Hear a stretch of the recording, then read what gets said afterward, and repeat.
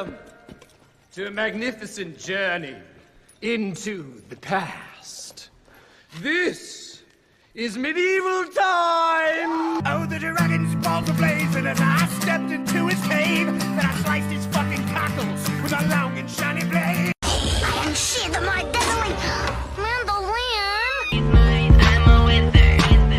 When we play, we go all night eating Twizzlers. Got my spellbook piled high. Learning new tricks. Shooting lightning to the sky. Roll a d6. Her gold-spun blonde hair spills past her alabaster shoulders like springs of honey mead. Her full, ample breasts are barely covered by a sheen of magical elven chainmail. Leather leggings hug her butter-supple loins. I want to have sex with her.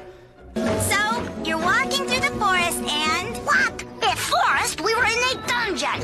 And what about the evil wizard who was zapping everyone? He's done. What? He's done zapping. Now move along. So, you're walking through the forest. Dungeon. Okay, dungeon forest. Whatever. You're walking along. And you're walking...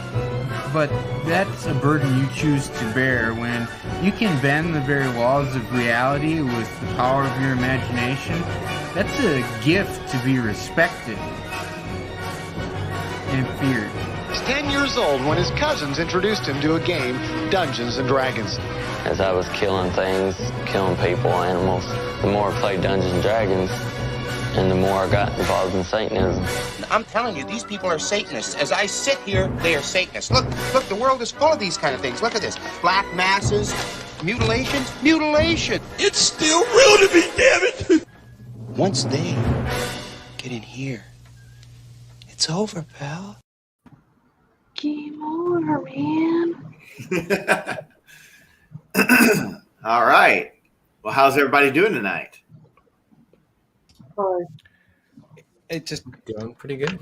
it just occurred to me that girl mentions red Twizzlers, for which I am a large fan. So I will have to bring a 5-pound bag for our next episode. Good Lord. No Twizzlers. Be sure to pass them over Sure. through the screen. Absolutely not. Cool. So We're gonna have to practice that so we can actually pretend to pass them. Yes. And all of them. Bring you Twizzlers next week. Hi, audience. Yeah, for everyone tuning in, Lewis will be with us momentarily. He has some issues holding him back, which is fine because Lewis we're has welcoming issues. Phil back, who missed last session. Hey, Dad. Everything's all right in the world of Michigan, right? Yes. Okay. That's good to know. The furniture has been moved. The carpets have been cleaned. Oh, okay. All right. It's a story for backstage. Okay. I was going to say, that sounds like a police thing that they'd be interested in. The police tape has been strung. All right, so Phil has caught our rewind, and he kind of knows what's going on, but we're going to do a brief recap here. Let's start with everybody just explaining who they are, their character, and what they're up to, and then we're going to do backstory. So we'll start with Phil. I am Phil, a.k.a. Bean Nolan. My friends call me Bean. Others call me Nolan. I am a level of thief that I have forgotten. I was raised a street urchin with Talia, and together we found ourselves in the adventuring school. What's going on, everybody? Team Rogels. Team Rogals. And I guess other than that, I would say that other than playing a recent stint at the Night Watch, I also enjoy hiding in shadows, walks on the beach, and small troglodytes. Excellent. I do like how you said you were a level thief. You're harking back to some old school classes there. Oh, that's right. We're not called thieves. Actually, though, I did choose thief now. You're a rogue thief. Yes. Yeah, as I'm a rogue background, thief. right? Yeah. Yes. Yeah. Yeah, but Caroline, what he's referring to is in the original game, there was an entire class just known as thief. I would have played that. All right, well, let's go over to Jeremy. What's up with you? Well, I am Wolfrian, level 4 high elf wizard. Finally got these nice cards for my spells in, so I'm a little bit more spell organized. That's super awesome, actually. I mean, I might still use my little book and just kind of put them in pages so it looks like I'm opening a spell book, but these are gonna be very helpful in keeping that organized as I add spells. Yeah, excited to see what's going to happen today with the storylines we've set up. Multiple, right? Yeah. Mhm. All right, let's drop it down to Nola. What's up? Hi, what's going on? So I am Alon. I am a dwarven cleric. I find joy in making and breaking things. More making things lately. Lately, But I have a feeling that there are things to be broken in the near future. I have high hopes for more breaking. So Things, full places. Lawn smash. Yeah. All right, let's cut over to Caroline. I am Talia Nivane. I am a high elf rogue. I have not given my physical description in a while, so I thought that I might do that. I am 5'2", 90 pounds. I have silver eyes, bluish white skin, and blue sapphire hair. And I have been deemed an 8.5 out of 10. Has been spoken. You know what's awesome? Like, you should make it a goal in the game to like find some kind of magic that just dulls you up to a 9. A little extra. Do you have your own trading card? Rookie card, yeah. Okay. The PSA 10. It's a fantasy PSA 10. That's hilarious. All right, guys. So the last session, this was more, dicking around Northridge, basically. You guys were fresh off this last journey that it took a few weeks, and now you've been back longer than you were gone at this point. Several weeks have gone by, and things have happened. You got Fancy Pants out, took him out, and took over his business. And Alon started a business, and he, not only is the school still highly respected in Northridge, but this group of students in particular is well known at this point. There's not a single person in Northridge that doesn't know all of you by name at this point. So your level of fame is starting to skyrocket, and I'm sure the local townspeople, as you know, Richard, the young human that recently came to the school from Merlion, he remembered when you were there and you fought the goblins, and that was inspiration of why he asked his parents to allow him to try out for the school, which he passed the initiation and survived against the rug. And now he's roommates with one of the heroes.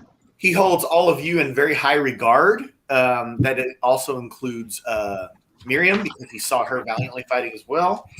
And he takes a special shine to Bean, because he is Bean's dorm mate, and they have been on town patrol together and on night watch together at this point. Can you tell me his name again? Richard.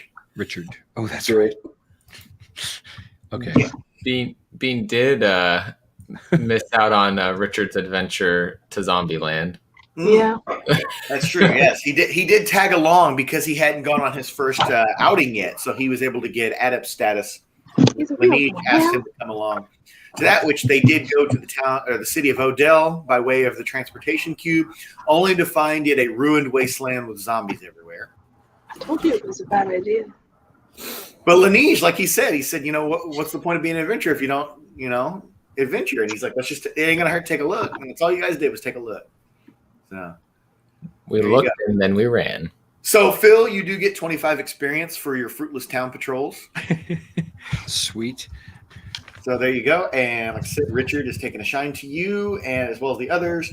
Richard will not be going on this current quest you've been assigned. But before we get to the quest that you've been assigned, something happened. And Bean was not present for this. So shortly after we kick off the game, it may be in your best interest for somebody to volunteer to, let him know. And you don't have to do like a big explanation, but we can just have someone who wants to volunteer to maybe on the road explain to Bean what happened. And basically a mysterious stranger appeared at the school with information regarding the commandant's past and a certain threat from his timeline involving vampires.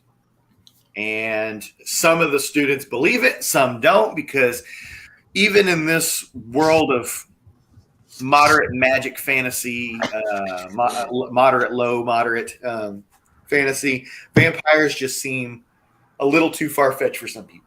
What do you mean by his timeline? Or do I not ask you that? Well, you can ask me, but Bean wouldn't know. But Okay. yeah, because he had mentioned that when he teleports, sometimes he skips timelines, and it could be minutes, it could be hours, never more than a day. He was there at Northridge for a little over an hour and went back to his time, but not before he was able to explain about the vampires in his timeline. He realized that it was midsummer, and in his timeline, almost an entire year had passed since he had fought the vampires with the Commandant. And so the timeline was different. So he was able to warn that by summer's end, vampires would attack, but he did not know the exact day because he himself was not present during the initial attack. So that has occurred.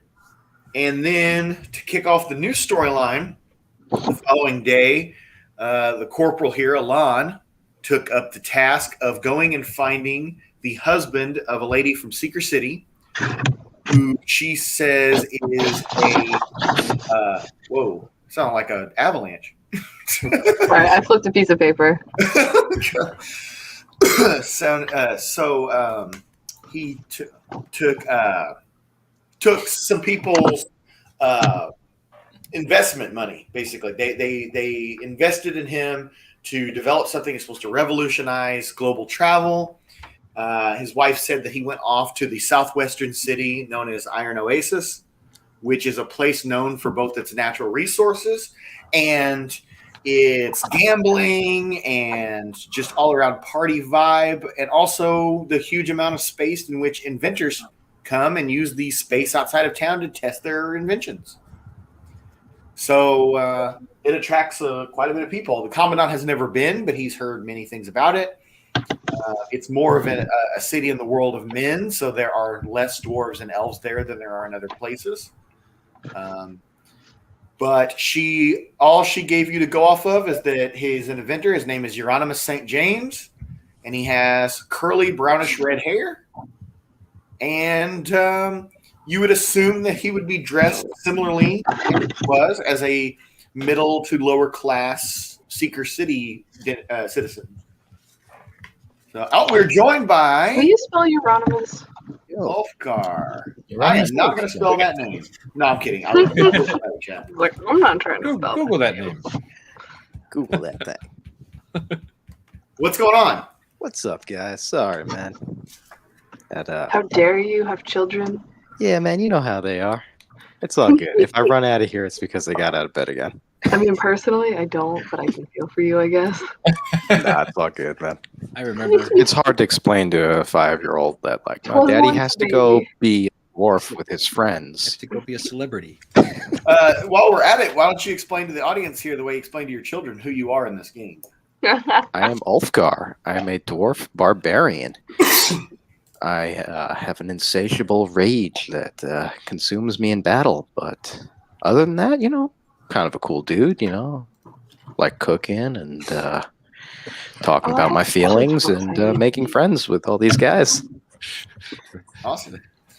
So you were present for all the events, so no need to recap for you. Yes, sir, and I was listening along a moment ago with the recap. Nice. Cool. So we'll go ahead and bring up the map here. Where we last left off. Everybody can see it, correct? Mm-hmm. Where we last left off, Lassard had a conversation with Alon there, and Alon assured the Commandant that his faith is stronger than it's ever been. And when Bean gets back from his town patrol with young Richard, that you're going to be going on an adventure. So it's adventure time. So they come back, and Richard is worn out and beat from a long day, and he's going to refrain from going on any journeys. Talia and Miriam, I assume you guys are upstairs, but about to come down. Sure. So does anybody, while you're waiting for Bean to get himself together to go, does anybody have anything they would like? Yeah, so Bean, I'm going to say that your time spent while waiting to go on this mission is going to be basically you just refreshing yourself and getting ready to go. All right. Because they were waiting on you. But does anybody have anything they'd like to do in preparation for this journey? I would like to grab an apple and grab some wooden arrows to just bring with me. Okay, so but on top of my regular ones, so you're just gonna chill in the cart. Okay. All right. So how many arrows do you have total? We'll say 40. So I'm bringing 10 wooden ones. Okay. How can you fit them? Because the quiver holds 30. Gonna grab one from the armory. It's just like spare, like backups to have in case I lose some or like can't get them back or something like that. Well, how would you? Like- yeah, but you still can't carry them. Could have 2 quick. Well, Grab I'd like an carry extra them, quiver. and then I would like put them in the cart, and then I would carry them and like put them in wherever we're staying, in like the house, the little. So you guys are taking a Cube. train for 2 straight days. Oh.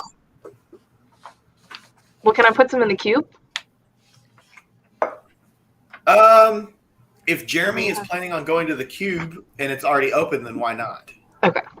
But let's see what he does. Probably was not planning on going to the cube. Okay, Okay, then well, go. I'm just gonna grab an apple and hang Yep. out. Okay. You go I was out gonna to say- arrows. This is something I figured you would have thought of before, but I did not think of it before, and I realized it last game at the end. I was gonna, since we've got quite a journey, I was gonna look for a book. Okay. Just to see if I can find anything else in my library. If I've exhausted my library. Go ahead and give me an investigation roll.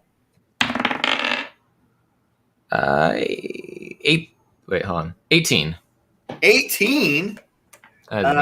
Yeah. So you don't find anything super amazing that you didn't already know, but you figured, hey, why the hell not just take, one of these fine books that you've had in your possession before and brush up on things, such as the herbalism book. See if I find anything else in it. Yeah. Learn something new. All right. I mean, I also have what was the cryptids book? Because Mhm, 'cause I gave that to you.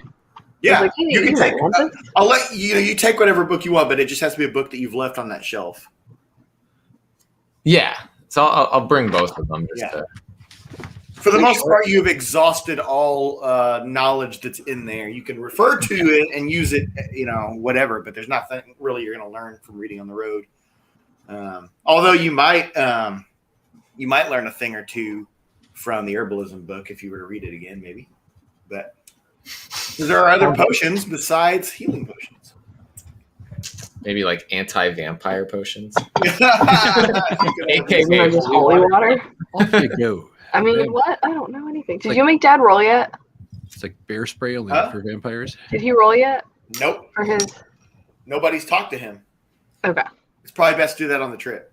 Well, it's not going to be me. So, Alon? I'm going to gather up some of our business ventures, some of my creations, as well as some of our honey / mead / berries, and take them with us just in case I can expand our businesses to this crazy town.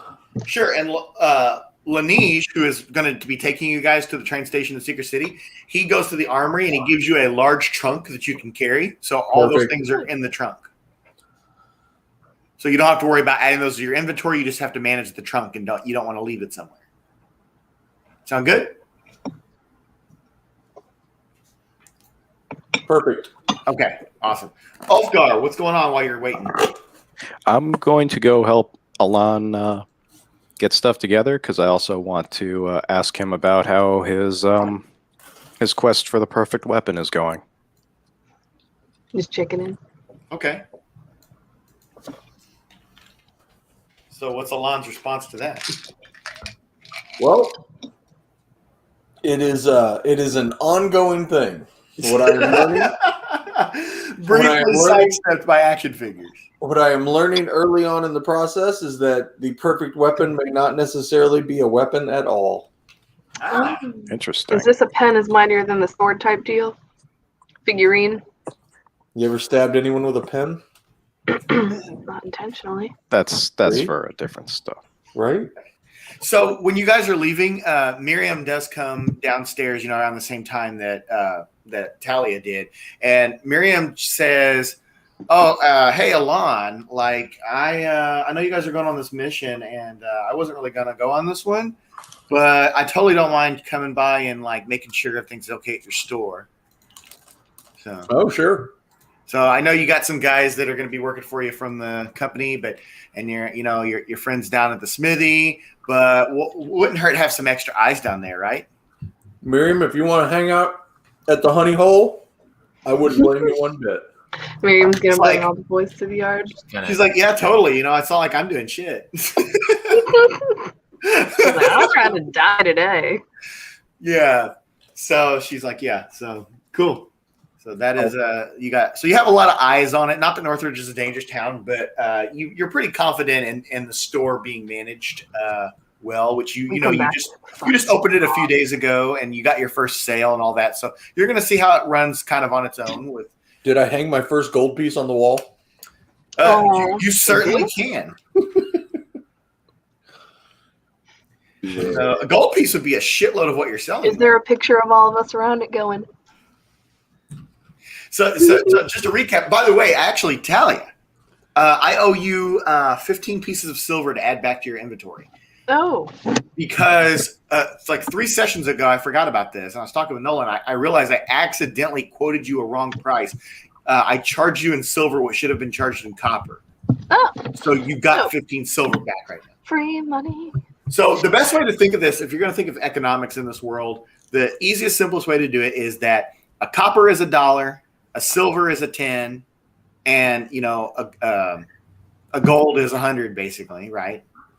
And then platinum is like 1,000, basically. I got me some platinum. So that's the best way to think of it. So like when you go down to an Alpine Tavern, the drinks are 2 copper. When you go to Hungry's, it's 6 copper for a meal. But if you were to go to a bigger city, the cost would be kind of more expensive, right? So then like worldly possessions, like weapons or like Alon's action figures, things like that, those are going to be charged like in the silver range, 10 pieces of silver, 15 pieces of silver, stuff like that, 50 for a sword, something like that, right? And then gold is, of course, more like a store of wealth, where a single gold would be a lot of those things, which you can break like change and everything. So that's just to keep it in perspective. So with that said, if everybody has their shit together, is everybody ready to go on this adventure? Let's go. It's adventure time. Let's go. I would just state that I would meet up with my group of friends and say, so, hey, how was life in the world without me? While I kept watch and give them the opportunity to fill me in. That's all. Nothing happened. Nothing did. No zombies, no vampires. Yeah. I will relay to Bean during the trip all of the events of the last couple of days regarding possible vampire invasions and weird timelines. Okay, so Laneige is going to be taking you guys via carriage to Secret City, where you'll take the train from there. And so I'm going to assume that, Nola, since you're volunteering to do this, between you being a cleric and the high roll you got on your religion with that story, you're kind of telling Bean with like a lot of fervor, right? Like you're intricately explaining it. So what I'm going to need Bean to do a religion check right now.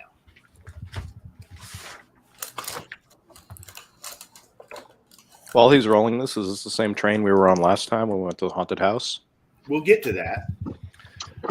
You're in the cart now. You're not even to the train station. Dirty 20. A dirty 20. Fucking told you. Okay. All right. So you have no problem believing this. You must really trust Alon. That you think that, there's, why would the commandant lie about this? Why would the mysterious stranger? Why would Alon be all hyped up over it? So why would a man who trusts me so try and stab me multiple times? I'm giving you the benefit of the doubt, man. You deserve it. Are you guys like that? You never told him for it is why he trusts you. I just realized something. I think you guys are the freaking what's their names from Lord of the Rings? Gimli and Legolas. Oh my god. You guys are kind of like them. He was also like my number one fan when I was Phil Collins in the other Star Wars. That's true. That is so true. They always find their way to each other. I'm really just a big fan of Phil. I am too, and I'm glad he's back. Yeah, got a cot for him down in my living room. All right. So with that said, you guys are all loaded up, and I'm gonna remove this. So Laneige is like, yeah, he's taking off, and he drops Miriam off at the store. She's gonna go in and acquaint herself with what's going on there. And, so you guys head out of town, and as you know, it's like, I think it was 5 or 6 hours to Seeker City. So you guys got a long journey going there, and tales of vampires on the way. And hey, this is a decent road. This isn't like the road to Blasingdale, so no need to go like that, Phil. Yeah, this is random like potholes. A slow rumble like that. No fantasy potholes. So it's more like. I don't know. I had a pretty bad trip going this way once. One time. Do you mean bad trip or bad trip?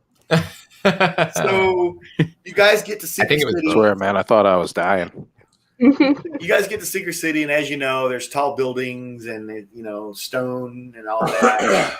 Things are running smoothly there. It seems like On the way, can I stop and pay respects to the spot where we all died? Sure. Say what? Would you? Okay. Yeah, actually. Where he died. The Warrens. Not us. Yeah. Not the we all current plural we. Okay. Will you give me a religion check? You're about to find God. He's over there. 20. Her ghost appears. I can't see it. Oh, 19. Okay. Plus, what do you got? Oh, -1. -1. 18. Oh.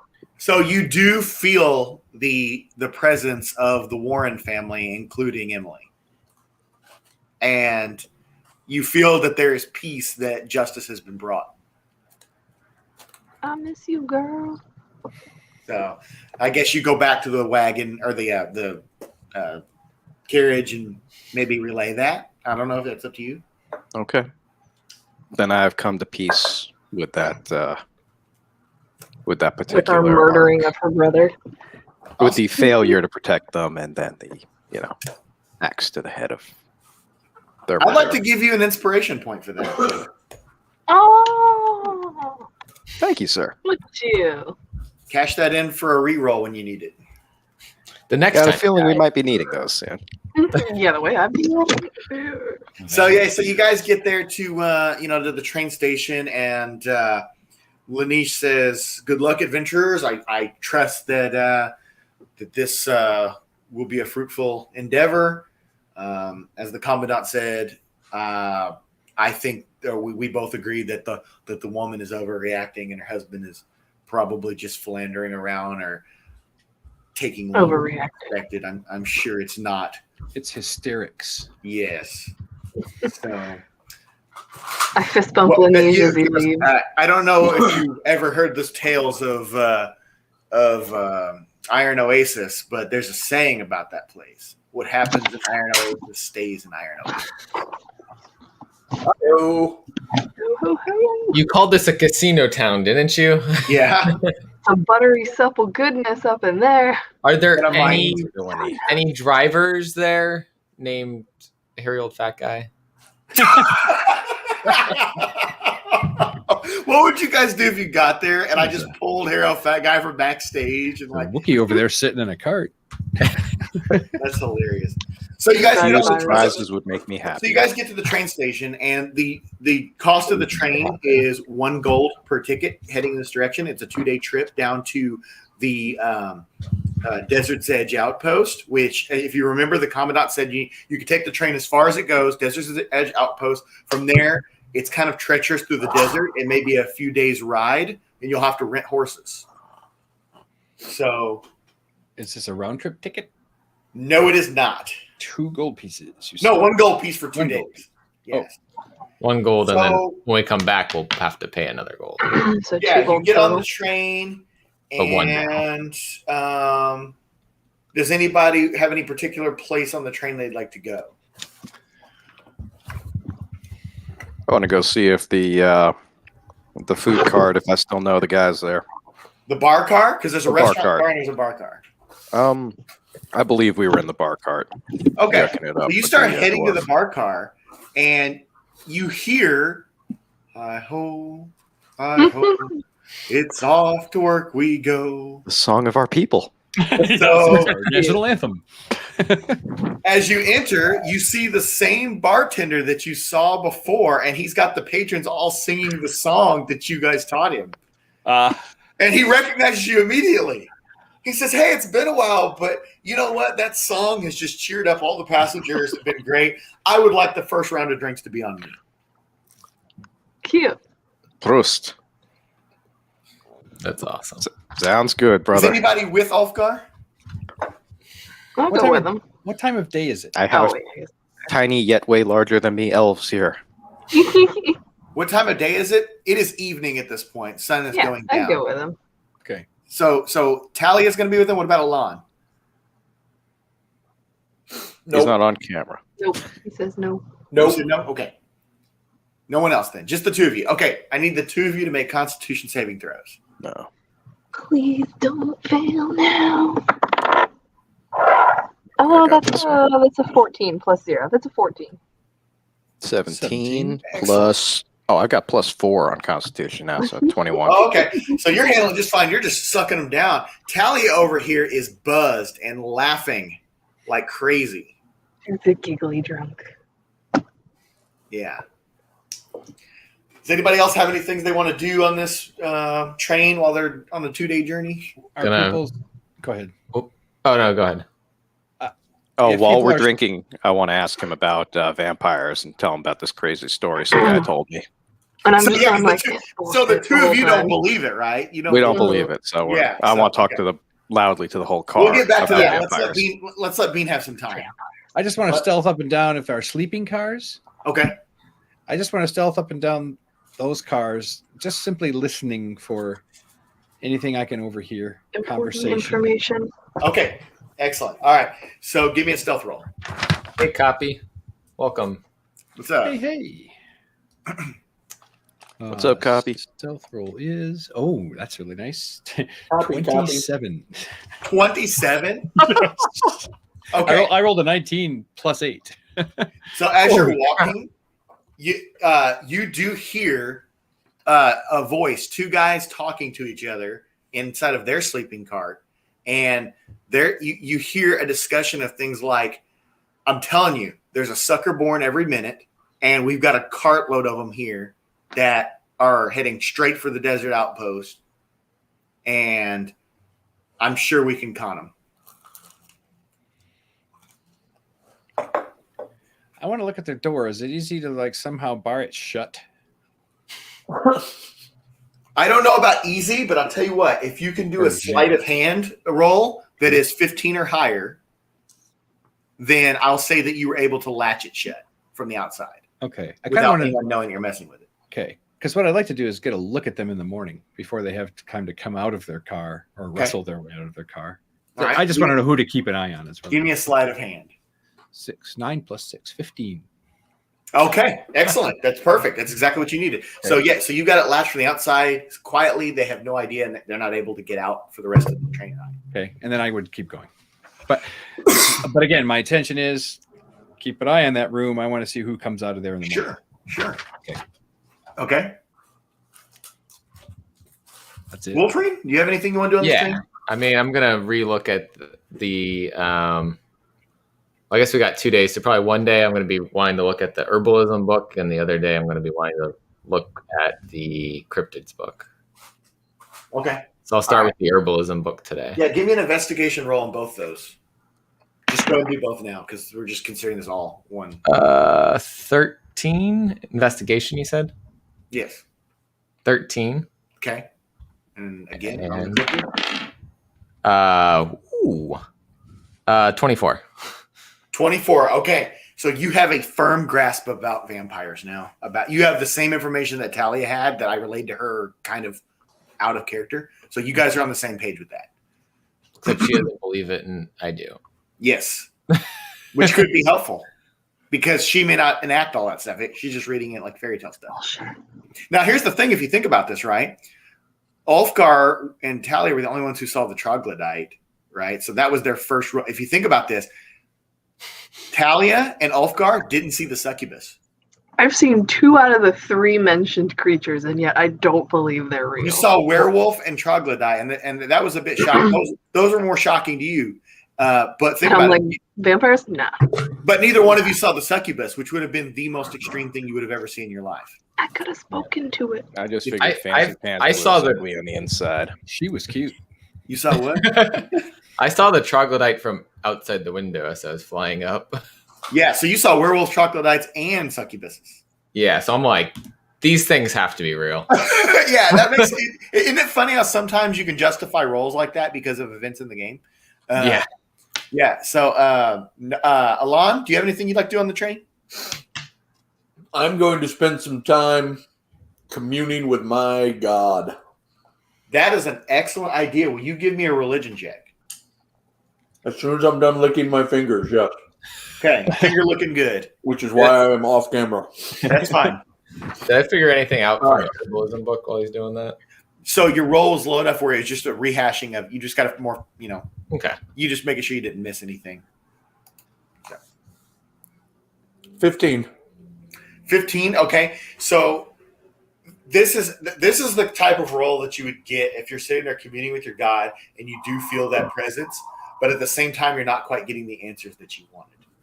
That's quite all right. Okay. For now. So anyhow, a couple days go by. We're arriving at the train station in the Desert's Edge outpost. Bean is hanging out, and he's watching for these guys who've been trying to get out. And the train conductors are coming by, and they realize that those guys are stuck in there, and so they let him out. So you see 2 elves with top hats on and suits come out. And they're like, Fancy hat. Fancy hat. The conductor's like, what happened? He's like, I don't know. We got stuck in our room. It's like, I demand a full reimbursement for my train ticket.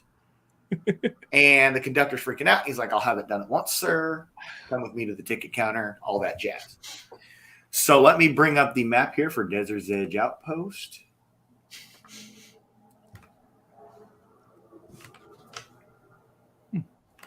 There you go. Would Bean have relayed that information to us at any point, what he heard about us being easy targets? Bean, did you? Well, was I like hanging out until morning to see who came out? This would have just been something you checked on. It's a multiple day trip. Well, as soon as I know what they look like, and now I know how, and I'm going to assume their car has a number, or their room maybe. Yeah. Then I would share it with the group. There's 2 elves on board. They're hanging out in room number XX. They're here to scam people. Yeah. Us specifically. Yeah. Okay. Well, I don't know if it's us specifically, but anyone on the train, sure. So when you do get to the train station, the conductor whisks them away and takes them to like an office at the train station. And that's, it's not like a place you can follow them there. But as you see, the train ends here. If you look on the map, that's just like the commandant said, it's as far as it goes. This gray line down here, if you want to imagine, that's kind of like a shin-high stone wall just to mark that this is the start of the desert. You're away from like the plains, and because everything that's west and southwest of Seeker City is like hills and plains, versus the forest that you're used to near Northridge. But this is like the edge of the plains where it starts turning into desert. And the Desert's Edge Outpost has this little. By the way, that's not water. That is that is water in the center. It's a fountain, but the gray is like stone. Yeah, basically like an uneven path that has been made just to get around the town. You got the Cacti Hotel. You have the stable where horses are rented, and you have a place there called the Steam Powered Stable. These little bright things here, those are kind of like the merchant carts that you saw in Blasingdale, like in the town square. So there's like everything from food to trinkets, stuff like that. And then everything else are just little houses. Very small outpost. But there's a dirt path that leads out of Desert's Edge into the desert. So where would you guys like to go in Desert's Edge? I want to look at the trinkets and stuff. Okay. Give me an investigation roll. Oh, God. Okay. 17 plus 5. That's not as bad as I thought it was going to be. Guess what you 22. found? You find the stones you're looking for sale. Fuck yeah. I buy all of them. Now, Not all of them. I will buy 4 of them. Okay, do you want to know the price first? How much are they? They're 50 silver each. 8 million platinum. Wow, really? Mm-hmm. These are rare, somewhat rare stones. If I find I'm only going to buy 2 of them because I don't bring that much silver. Well, you can break a gold. Buy 2, it's 1 gold, right? No. It's 10 gold. This is far away from where we live. Wait. I mean, No, it's not 10 gold. It's 2 you got gold? quick fingers. Wait, Am I is it? doing the math? No, because 10 pieces of silver is 1 gold, so she's right. It is 10 gold. Oh. Yeah, I'll Wait, do now, that then. hold on now, Ulfgar. What'd you say? Ulfgar? I was saying this is far away from home. You know, if there was someone who was completely invisible, they could probably get the 5-finger discount. Yeah, yeah, that's a good point. You know, we do have people forgetting their rogues here. Yeah, I'm not trying to steal from them. I'm going to get 2 more of them, and I'm going to give them 10 gold. Don't you have like 2,000 gold or something? Yeah, but I put a lot of it in my room because I'm not trying to carry that money. But you could turn it into platinum, and it's easier to carry. Yeah, I did, but I still don't want to be bringing platinum everywhere.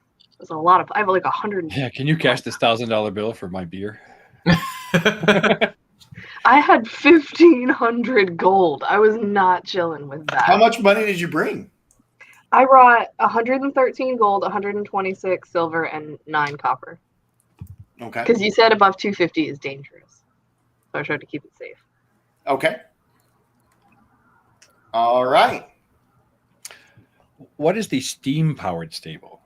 Well, if you want to go off on your own, or if you can convince the group to go, you can find out. Oh, okay. Well, I would actually like to see.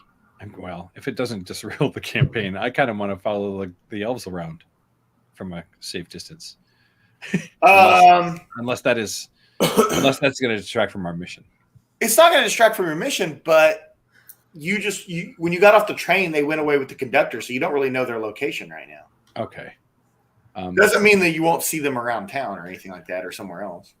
I guess I would have tagged along with my ilk or my kind then. So I'm hanging out with Talia, watching her get all fancy. You want to buy some things? I don't know if you have any money. I got money, but I have little needs. All right.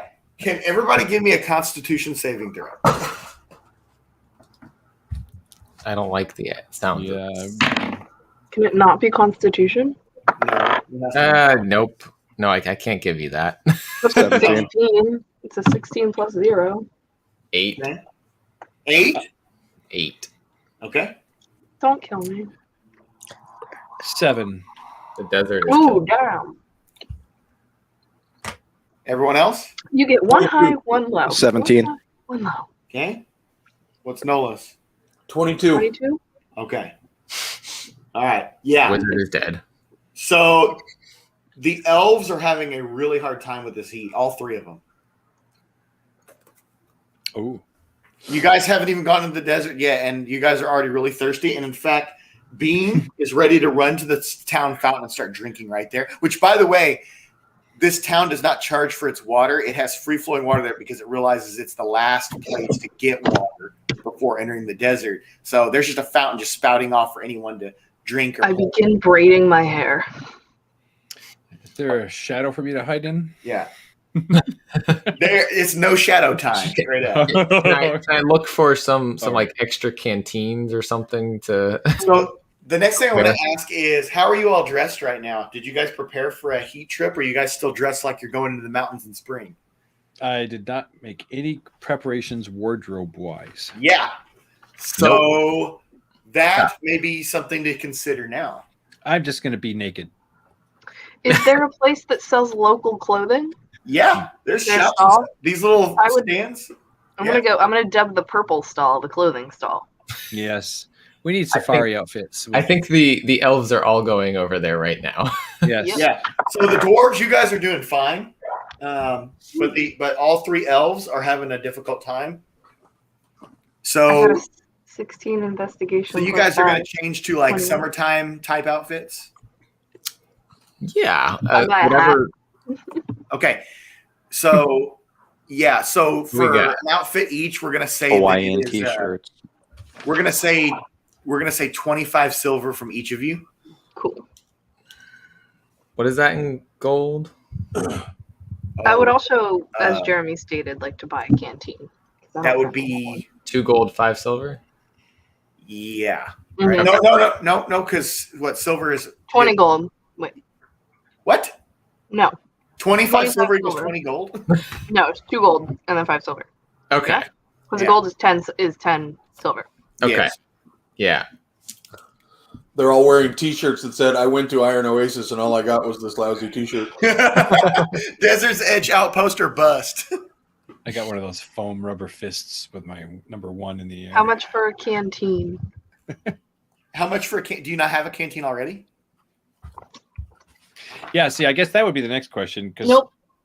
Well, I have a water skin, but would Yeah. I want multiple? I mean, like, we're going Yeah. deep. Okay, but we're this is where we're starting to think about weight. For the first time in this game, we're thinking about that because you tried taking 10 extra arrows and all that stuff. So you need to. I'm going to trust you guys. You need to look at your inventory and think about what it would be like to carry what you have right now. Well, I haven't been picking up and keeping stuff. And I so think a lot of heavy stuff. I have my 3 weapons that I'm proficient in the clothes on my back and a burglar's pack, pretty much. Okay. How dangerous an area is this? I mean, it's the desert, dude. Well, I mean, is it a nice place to set up a finely crafted wooden cube? You wouldn't want to do it in this town, but on this journey, first of all, you're going to need a map to figure out how to get there, and then you're going to have to get some kind of transportation because you're probably not going to make it walking through the desert. I don't even know if I have a canteen, to be honest. I'll tell you what. You guys can buy a I canteen. think we all have some sort of water type thing. Yeah, I've got a water skin. I have the Scholar's Pack, so I don't think I have that. Oh. Okay, we'll say that a canteen is 3 silver. I have a bag of sand. Oh, whoops! I have 50 Well, I feet don't of need rope. one. I have a water skin. It's that how was much? done. 3 silver, you said? 3 for a canteen, and you can fill that up for free right here. I was gonna say I would like to fill it. Well, I guess at the merchant, I would just say, "Hey, I'm about ready to take a long trip into the desert. What would you suggest?" And I'm kind of more thinking along the lines of something to keep my lips from getting chapped. I don't know, stuff for under my eyes, Can we like a bring in football a player cart? wears. Can we rent a cart? Yeah. And So Nola's dragging a suitcase. Yeah, so we definitely need some sort of cart type object. with propulsion in We- front of we that need cart food type as well. So the merchant that Bean is talking to is like, well, you seem dressed for the occasion. And he said, well, if you follow this road, by horse, it's a couple days ride to Iron Oasis, but there's a town called Tumbleweed halfway, and you could refill your canteens there. So if you're sparse with your water, shouldn't be too much of a problem for you to make it as long as you don't get sidetracked. I'm I'm gonna buy an extra canteen. I was just thinking that. Just You said 3 silver, 3 copper. I already forgot. 3 silver. You know what? 2. I would like to purchase Yeah, some it is. food I'm for fine. the family to eat as well. For the family to eat? Yes, for us. We are the family. What We're is gonna this, need the fucking something to Manson consume. Yeah, I was gonna say. It's probably gonna be like cacti and some bullshit, but Is there any we need food to eat on our way. playmates living around here? So I would just call it like provisions. Yeah, provisions. So like, let's see here. These would be. I'm going to say that like they do sell like desert friendly MRE type things here of the and you're going to buy I guess 5 of those. Yeah. Well, if you how much have are the they? Explorer pack, What? I do not. Oh yeah, some of them. I that have comes with some. 10 days of rations if you do. Well, I don't. Okay. Well, there you go. You could buy an explorer's pack, and that would have the exact things I was Yeah, but talking I've already about. got a burglar's pack, and I don't want to have 2 backpacks. Who does have an explorer's pack? In the burglar's pack are 5 days rations. Oh, are there really? Yeah. There are. Okay, well then So never mind. you guys have plenty of food for it. You'll just have to replenish it at some point. You guys haven't been in a situation where you've had to do that much because I don't have provisions. I was gonna say I would still like to try some of the local cuisine though. Sure. So I need to buy some, I guess, because my pack doesn't come with Swamp Lizard. Would you like to eat down at there's a place called the Cacti Lounge at the Cacti Hotel? Yeah, I will eat their food. Is I everybody want to going shower over? before we go out into this desert. That's good. That's an interesting thing here. You guys have been on a train for 2 days, and you're getting ready to go to the desert to sweat your ass off. And so people in Iron Oasis, they might think you're a bit rugged if you don't do something about it when you get there. Let's just go. So are you going to eat at the Cacti Lounge, all of you? Sure. Okay. Squad dinner. Would it behoove us to get a room and just dump all the stuff we don't need there? I'd say that, like, I have things I don't need. I don't, but are we going to be back here if our plans go as we hope? Is the security safe? Do you have things that would be worth dumping? Like, well, that's the thing. I don't think anyone has anything they can't carry on them except for his trunk, and he seems to be like, hell, I'm just fine right now. All right. All we gotta do is put wheels on his So trunk. Cacti Lounge, you're gonna go there, right?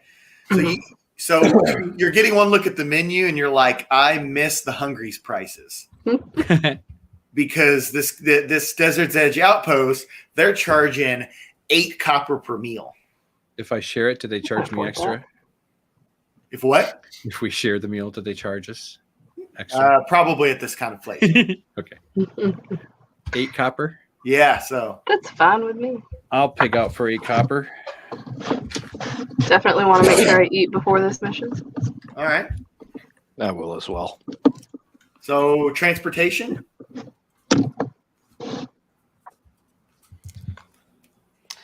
We need to find some.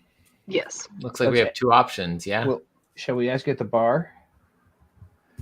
Yeah, you can ask it at the bar, at the little restaurant there. And they say, well, the Desert's Edge Outpost stable has been in business for, years now, but there's a bigger place down the road that just set up shop not too long ago. And we're not sure what these guys are up to, but we know that they came out of Iron Oasis with some of their crazy inventions. Ooh.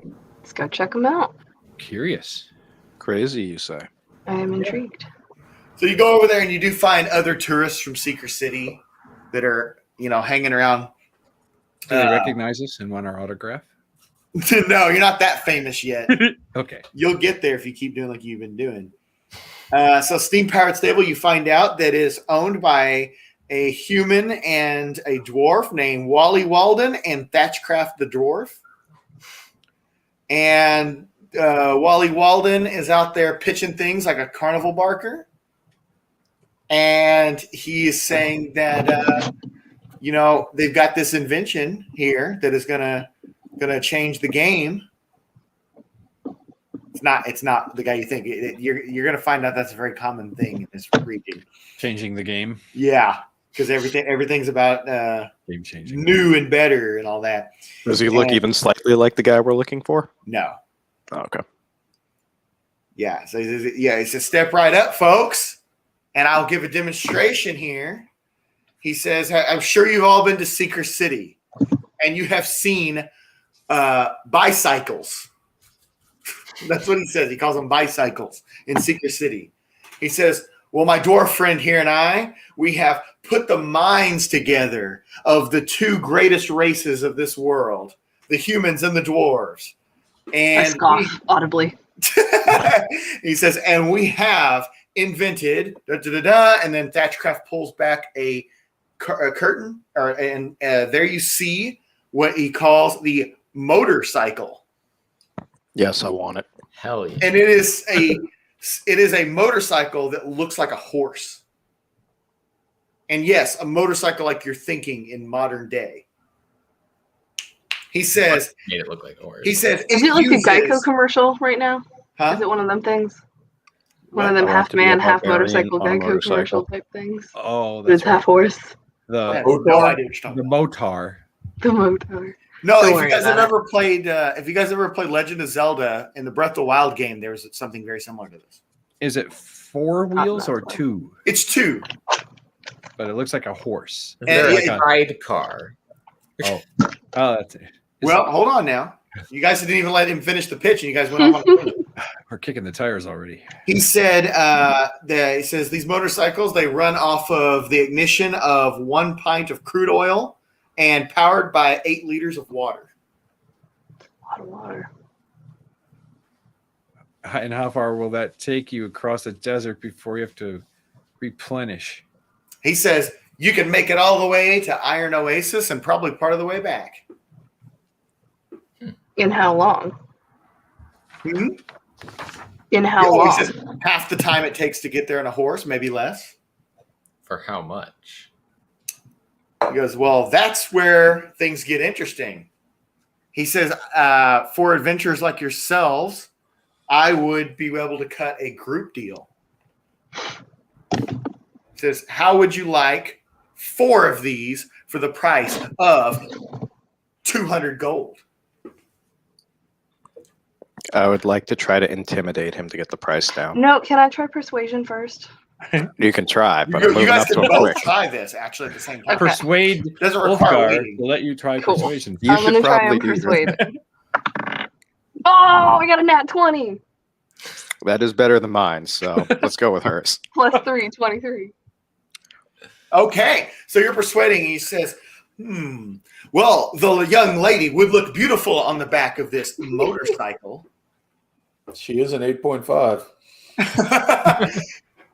He says, what In makes me a Northridge, 9. we're in the desert, man. It's like a 12 down here. says, let's see, I may be able to work out some kind of a deal then. If the 4, I know there's 5 of you, but he's offering 4, so keep this in mind. Mhm. He says, I'll fly. there are not very many elves out there in Iron Oasis, so if I could go on the honor system and you would agree to maybe show a little leg while driving on this motorcycle once you get to Iron Oasis, I could maybe drop the price to 150 gold. Now, do you want me to intimidate him? No, because if you roll a 1, we're fucked. I'll roll sleight of hand checks to steal them. I mean, that's not a bad deal. Alon, do you have anything to say about this? Because you gotta have some influence on this. Can someone check to see if we believe this guy? I was just thinking about that. Is there a trailer or something that we can attach to this so that I can carry my trunk? And he does say, yes, there is an optional sidecar for 30 gold. So we're at 30 30 gold gold. each right now. Can I roll an investigation check on one of them to see like if I can figure out if this is actually gonna run and You not mean an like, insight die on- check? I guess on the vehicle, not on the guy. You would probably still do an insight check because an investigation check isn't going to do anything. You're just going to be looking at it like for dust, basically. Well, insight's not as good as investigation, so. Well, that's tough because that's how you make assumptions about things. Yeah, I know nothing. I know nothing. It's a 6. Check Yeah, if they're- you do know nothing because this is strange technology that they clearly don't have where you come from. I don't trust it. I'm gonna fly on my broom. All right, well, Interesting. Okay. One of you is going to have to double back on anyway or get in a sidecar. Can we run like a perception not if to we see buy if there's 4. any more of these riding around? Like, Run a perception? yeah, to see if like, do we see anyone driving any of these? Like, Well, have they remember, run they a just recently demonstration? set up here, so they came from Iron Oasis, so this is an invention coming out of it. You know, this is like the furthest Okay. it's gone to this part of the world. I got a nat 20 persuasion. I want to take a test drive.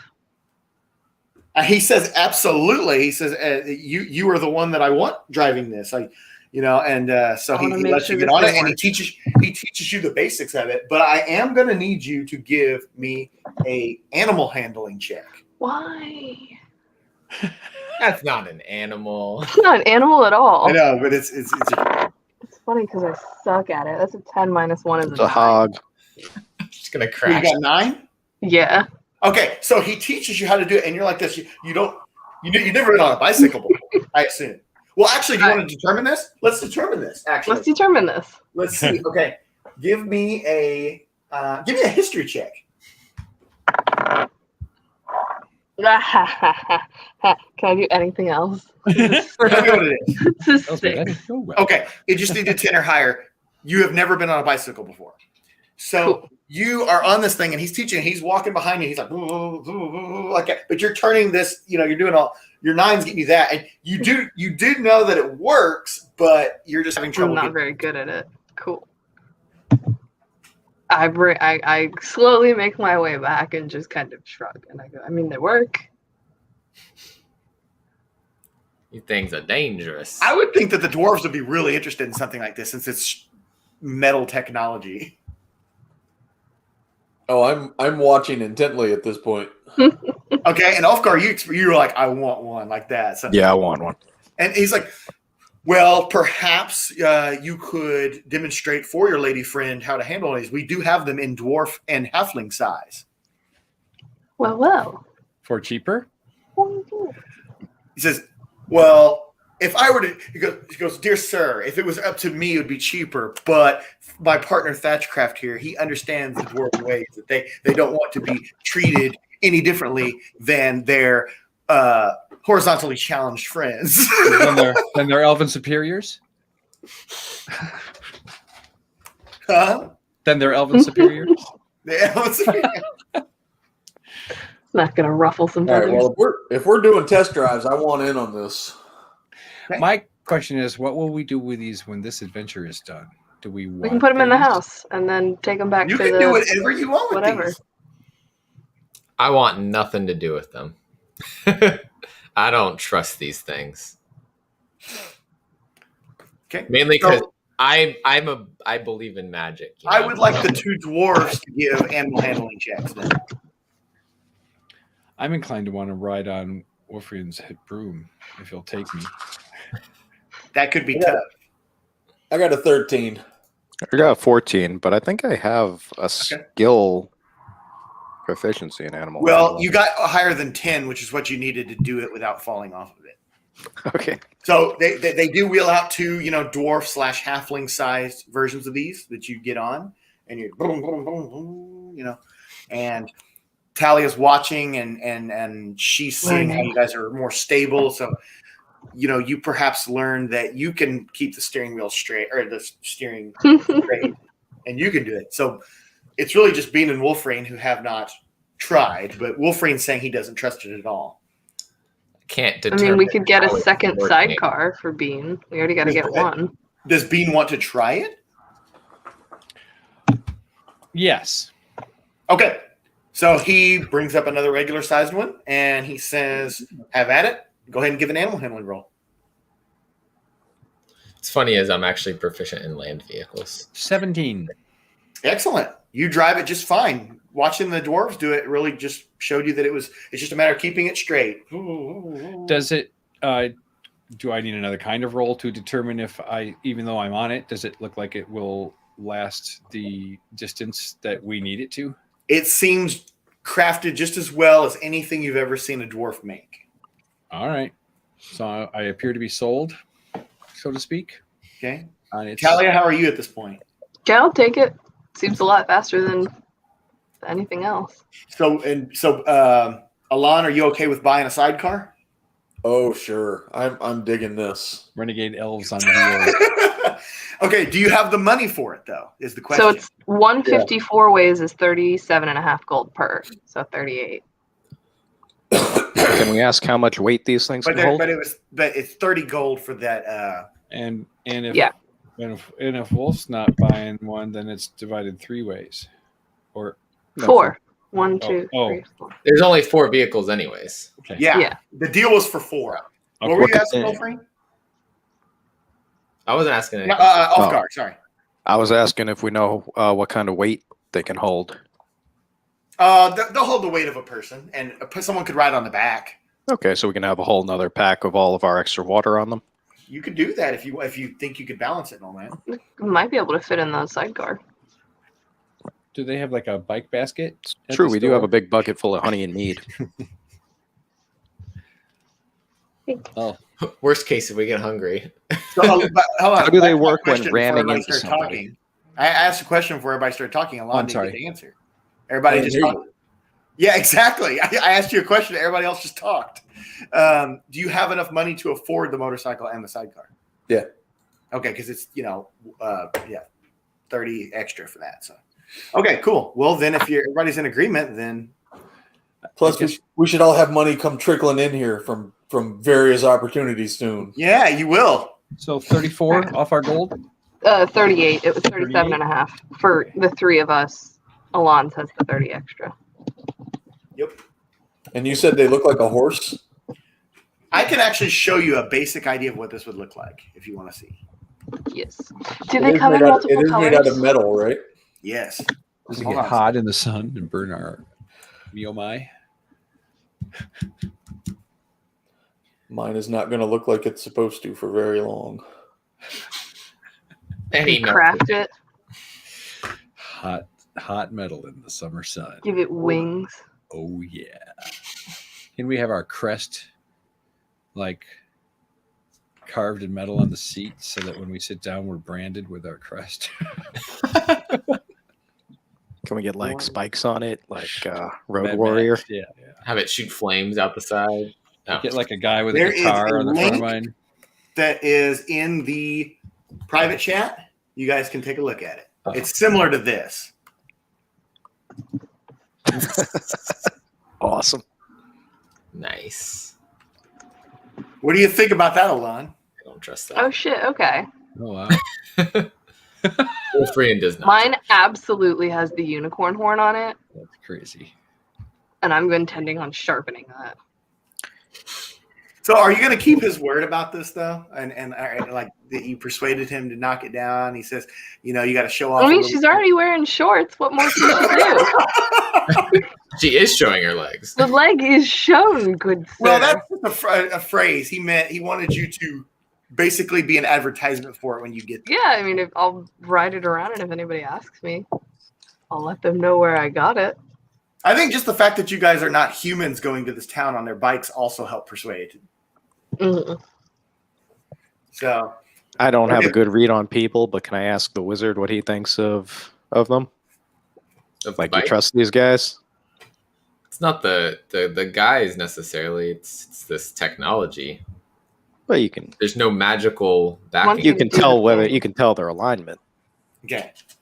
So I'm not even trying to check that. Okay. I just don't trust the technology. So there you go. So magic to it. Elves. You guys got all that took care of, and you guys are you guys ready to roll on out? I'm going to make my way to whichever little vendor here looks like they might have that might be interested in selling any of the stuff that we are currently on the market for selling. That is an excellent idea. And then I'm assuming you're going to negotiate arrangements to have new product brought in. Maybe exactly. Maybe using the Warren family merchant carts or the finely crafted wooden cube. But yeah. Well, yeah, that. But I'm just saying, like you could have that. Have those being brought in there. Yeah, so I'm gonna try and make some connections, some business connections here, and spread the word and pass out a couple figures and some honey. And could you give me an insight check followed by a persuasion check? What if I say no? Then you just wouldn't be able to do it. Do we need to buy extra oil for the things, or hold on, one thing at a time? Let him play. While he's rolling, I'm asking. Insight was 22, persuasion was 18. Oh, well, that seals the deal right there.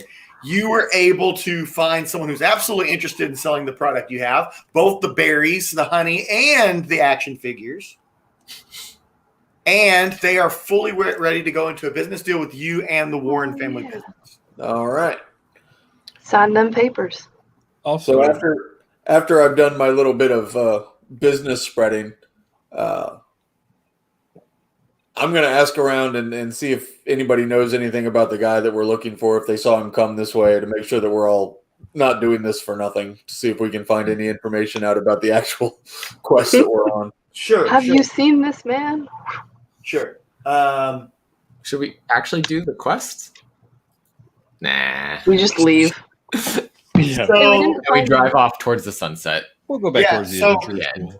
I'm just going to say that through casual conversation, you're finding a lot of shaking heads because that guy fits the description of a lot of people that come out this way. Fair enough. Now, Talia, what were you asking a minute ago?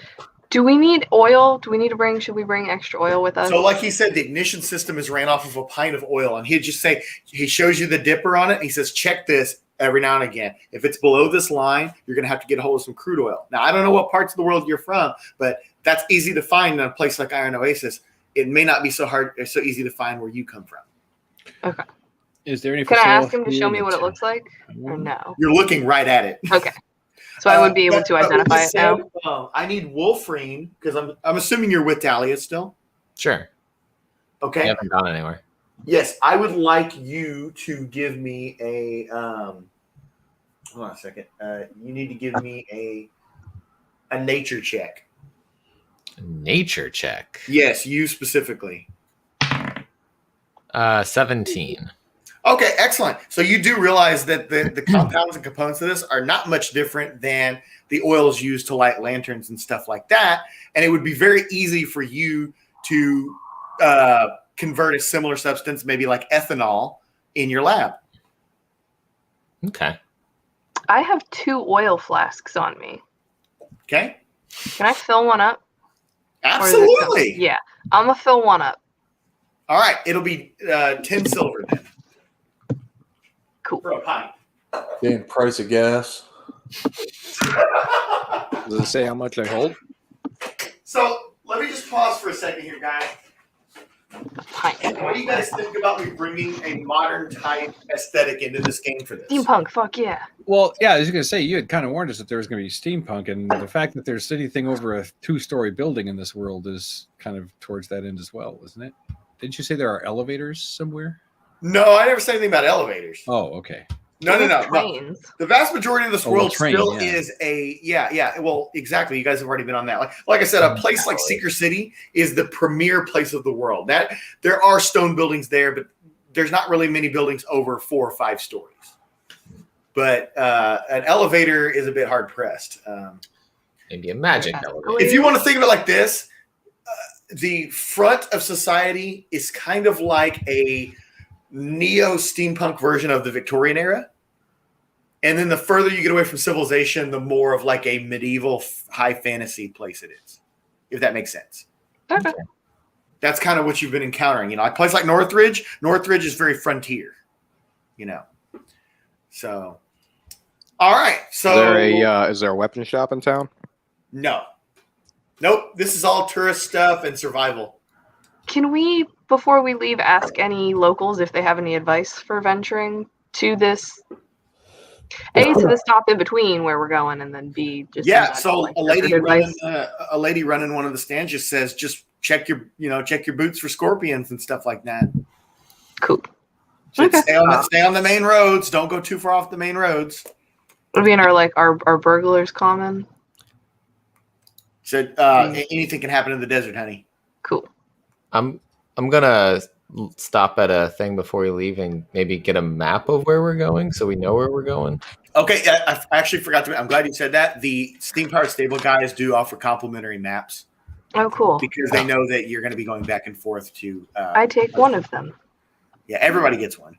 Well, so Bean and I have city secrets. Okay. So we know secret patterns and flows to cities and can find passages through urban sprawl. When we're not in combat, we can travel 2 times as fast between any 2 locations in the city. Okay. Just in general. Good to know. Okay. That could be helpful later. Once we get to the city. Yeah. It's an urchin thing. So you do have, roughly, even with this bike, you have a good part of a day till you even get to Tumbleweed. But it's not going to be like 2+ days by horse like you were thinking before, where you'd have to stop and camp and all that. You may I'm assuming we should wait and leave in the morning. It's up to you guys. What time of day? You guys are well rested because you were sleeping on the train and stuff like that. Yeah, but what time? Okay, so what time of day is it now? It's like around noon. Let's do it. It would take us. All right. How long does it take to get there? So it would. He said a day straight there, and Tumbleweed is the halfway point. So as long as you don't get too sidetracked, you can make it all in one go. But if we go to Tumbleweed, it would be like what, 6 hours, 8 hours? Tumbleweed's the halfway point, so that I would say that would be maybe 4 hours of bike riding. Well, okay. Let's go to Tumbleweed. What's that? Alon? I said the same thing Caroline said. Let's head for Tumbleweed. Okay. Adventure time. So you guys put on my biker goggles. Yeah, you go down. Oh yeah. You guys get goggles with these also. Well, I know a lot already has. She goggles. ready. I'm Right. gobbled up. I was gonna say, when we leave the city, I would like to, once we're like a little ways out where there's nobody, I would like to just find some flat ground and set up the house. Okay. Go ahead and do that if you want. It won't necessarily. 'Cause I know there's not going to be a good spot for water. I guess I could search. Yeah, that you could do that. Just keep that in mind. So I'm going to say you're going to fly ahead and scout ahead. Yeah. Okay. So you fly ahead and give me a perception check.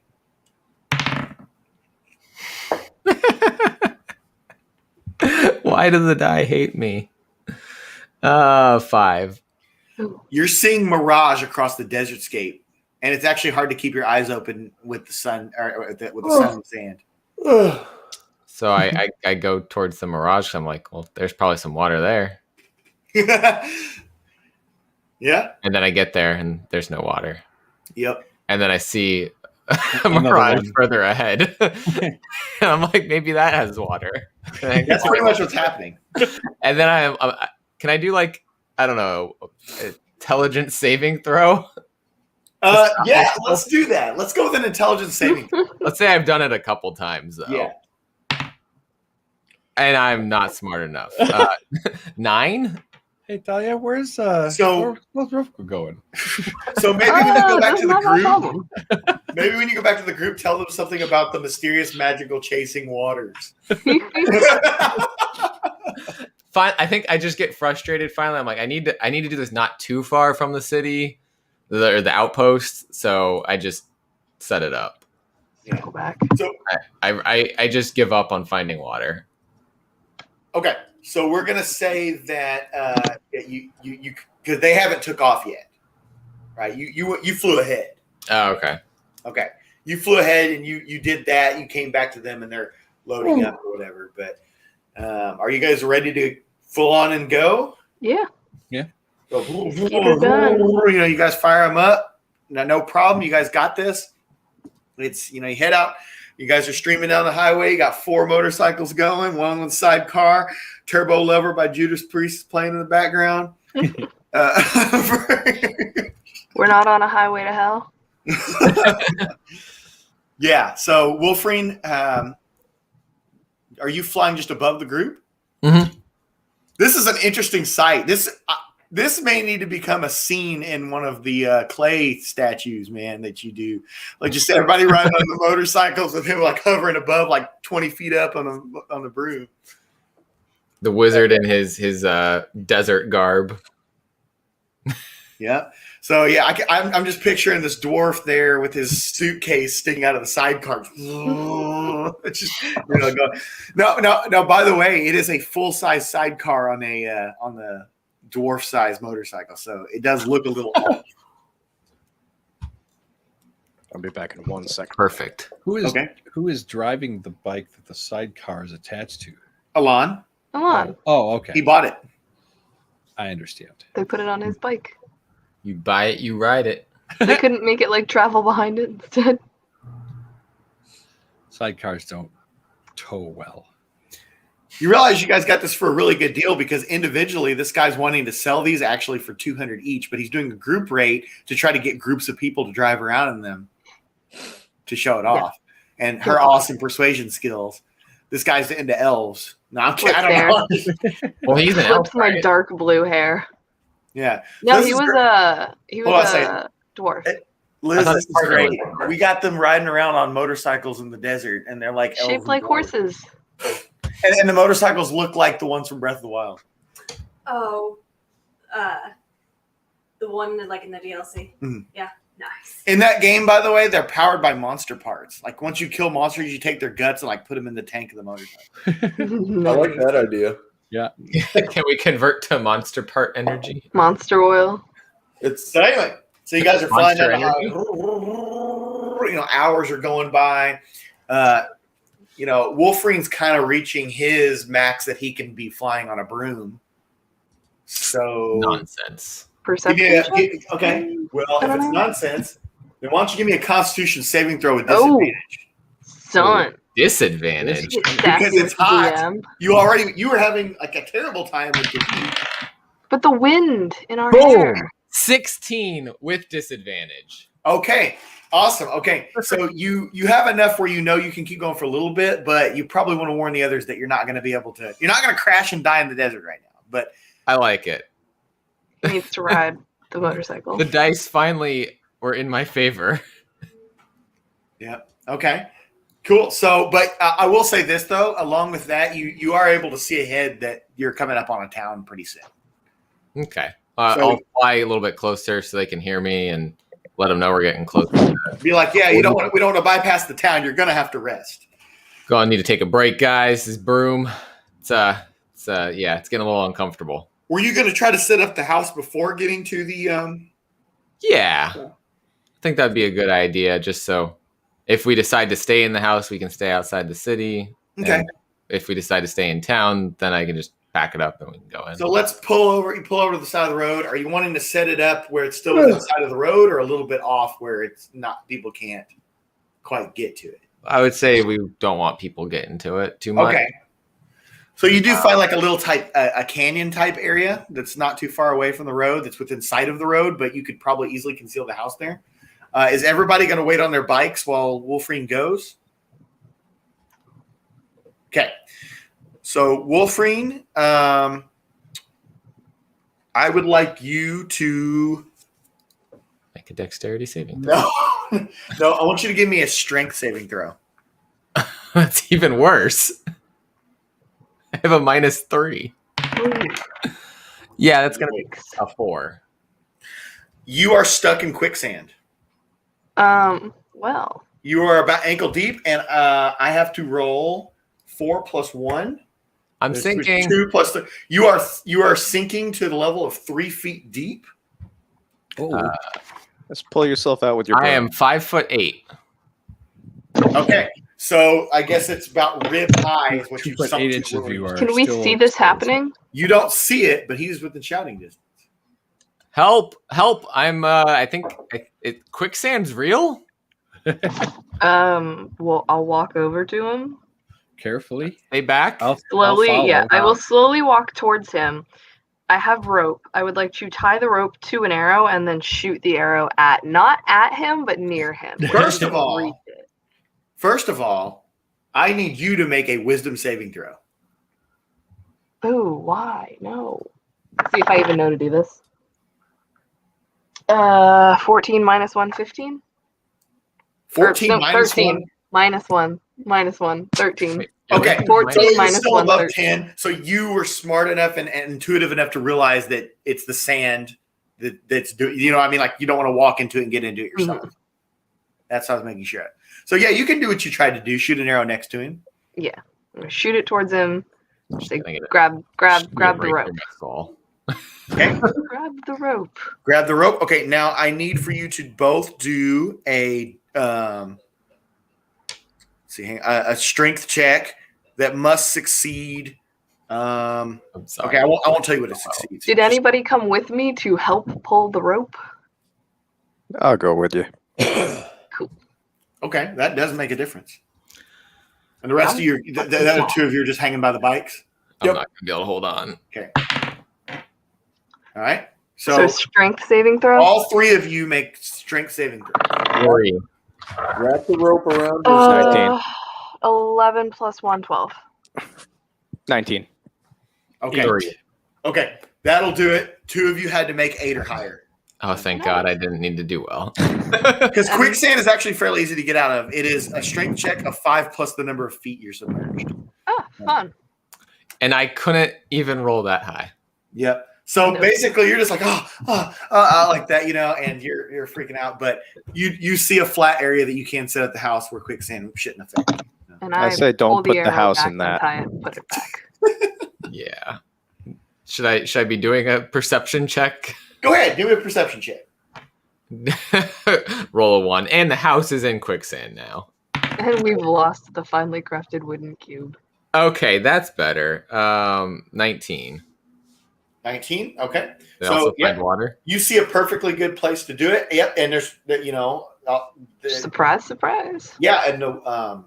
Yeah, you're not looking for water. That was just to determine whether there was sand or not. Oh, okay. Yeah. So you have the house set up. I assume you did your papa or whatever. Yeah. And okay. Do you want to see if there's running water? Sure. Go ahead. Go in and try. Which faucet do you try? I'll try the sink in the bathroom. Okay. Try the sink in the bathroom. What am I doing? Survival? No, no. You're just going in to try the sink in the bathroom. Like you're physically going in there. You don't have to do a survival check to turn the freaking. I thought we did that one time when we tried the. But there is a thing here that you're gonna have to do. 2 scorpions come out of the sink, and they're attacking you.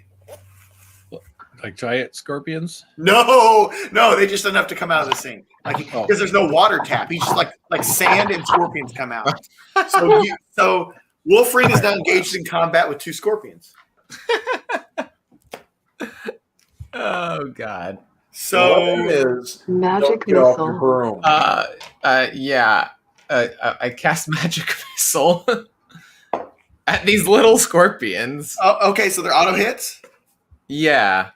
Give me some damage. 2 at one of them, 1 at another.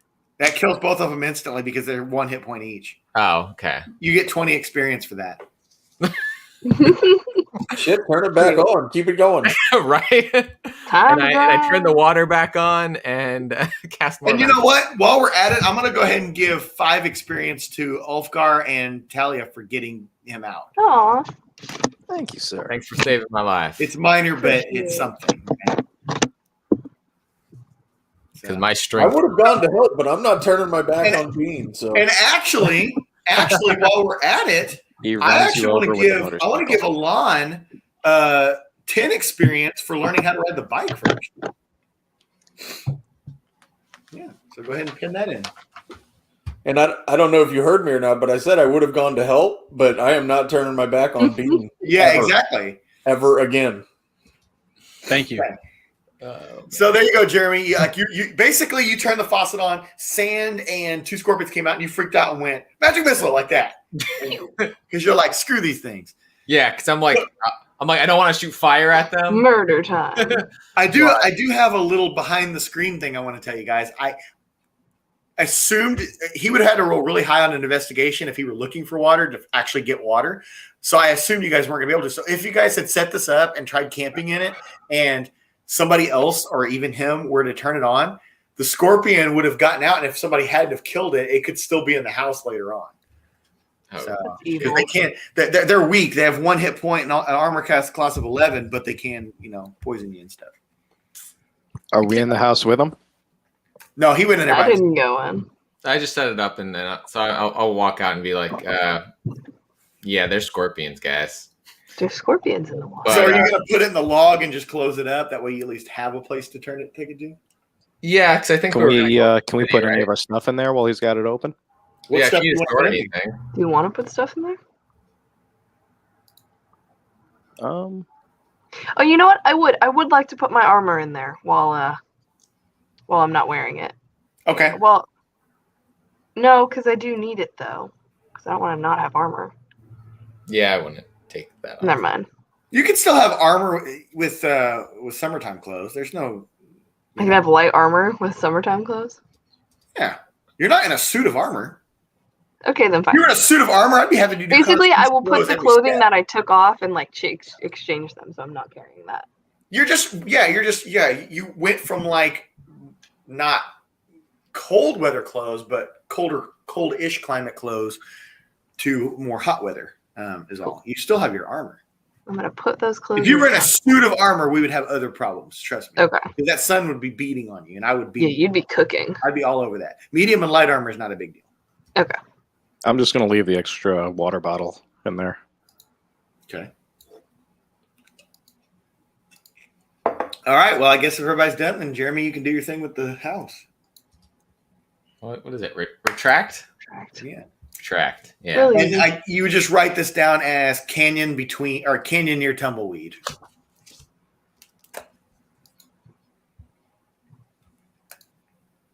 Okay. All right. So is everybody heading back on the bikes? I assume we're heading into tumbleweed. Is that what you- What's Straight that? into tumbleweed. So into the town of Tumbleweed. Okay. So this is what you would call a one-horse town. Almost literally. The tumbling saloon. Yep. So that's about how big it is. You see little houses off on the distance there, but there's horses tied up over there next to the saloon, and you see what a bunch of people walking around, and not a bunch of people, but a handful of people walking the streets, and they're kind of scurrying about and stuff. And there's the old saloon. So, is this where you're going to choose to do some rest and kind of refresh your water and all that? Absolutely. For sure. Yeah. All Is right. there like a local store? This is a very small town. And I just wanted to see if someone had like something to recommend or give in case you got stung by a venomous or poisonous creature in the desert. We'll say that building over there diagonal to the tumbling saloon is a small general store. Cool. I would like to see if they have cures and tinctures for both venomous and poisonous. I guess it's venomous. Venomous is the one that bites you, right? And as you're walking up the steps, the owner runs up and closes the door, locks it, and shuts all the shutters. Well, fuck you too, man. And I cast Fireball. Shit. I guess I turn around and go towards the saloon. All right. Which Alon is promptly heading toward because he wants a drink, right? Absolutely. All right. So you guys head into the saloon, and everyone's in your typical Western dress there, and there's a guy behind the piano,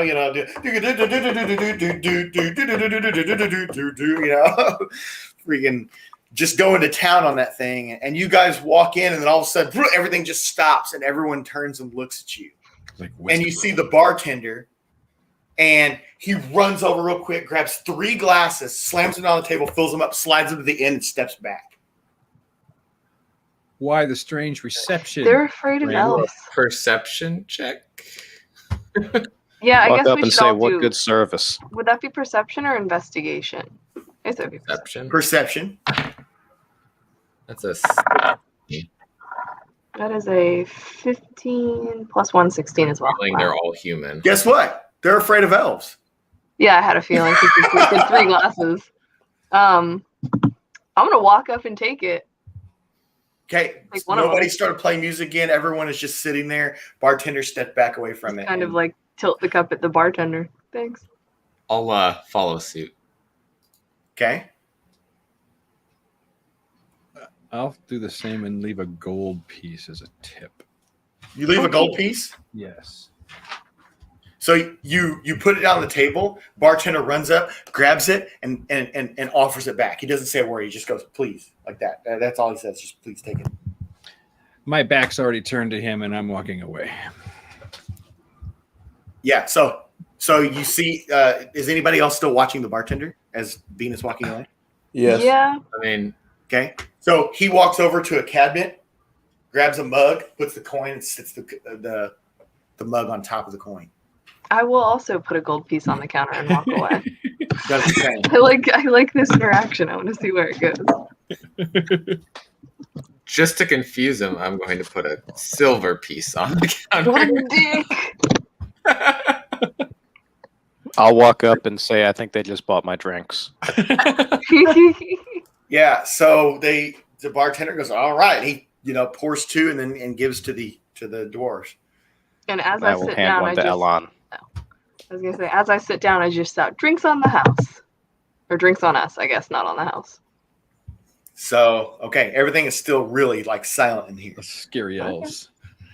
Way to be dicks about it. Is there a shadow I can blend into in a corner? Give me a stealth roll. Oh, that's a crit fail. Never mind. I don't A even critical fail? Yeah, I got a 1. Oh man. So you're actually the center of attention now. And all eyes are on you because you're the one who walked up and gave the money first, I guess, and everything. And then someone comes up to you, Bean, and says, "But you're not supposed to be here until later this evening. Why did you come into town already?" They were lying to you.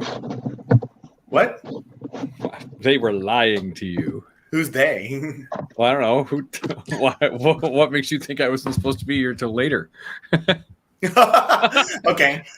So you're going to roll with this thing. Give a deception check. Ooh, that's nice. 19. Okay. So you said they're lying. He goes, why would they lie? They've done nothing but be honest so far. And honestly, I would prefer that they lie to us compared to what they normally do. Well, maybe we're not talking about the same people. Said it's not like Psycho Silver to hang with dwarves. When did you all join his gang?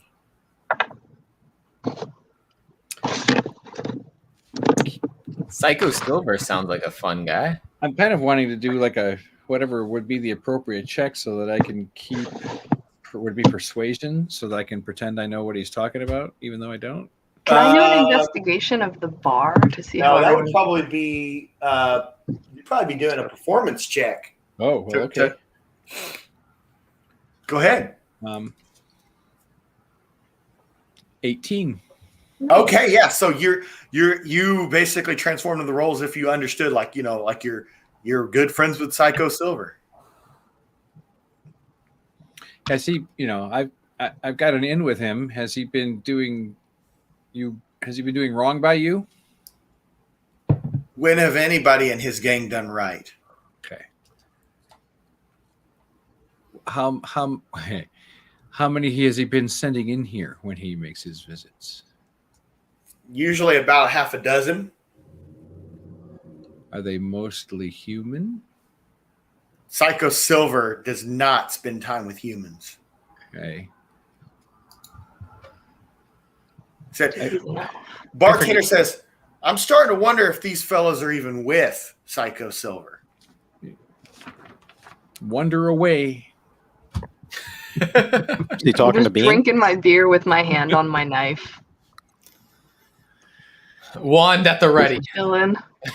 Just chilling. Like, I don't trust anybody in here right now.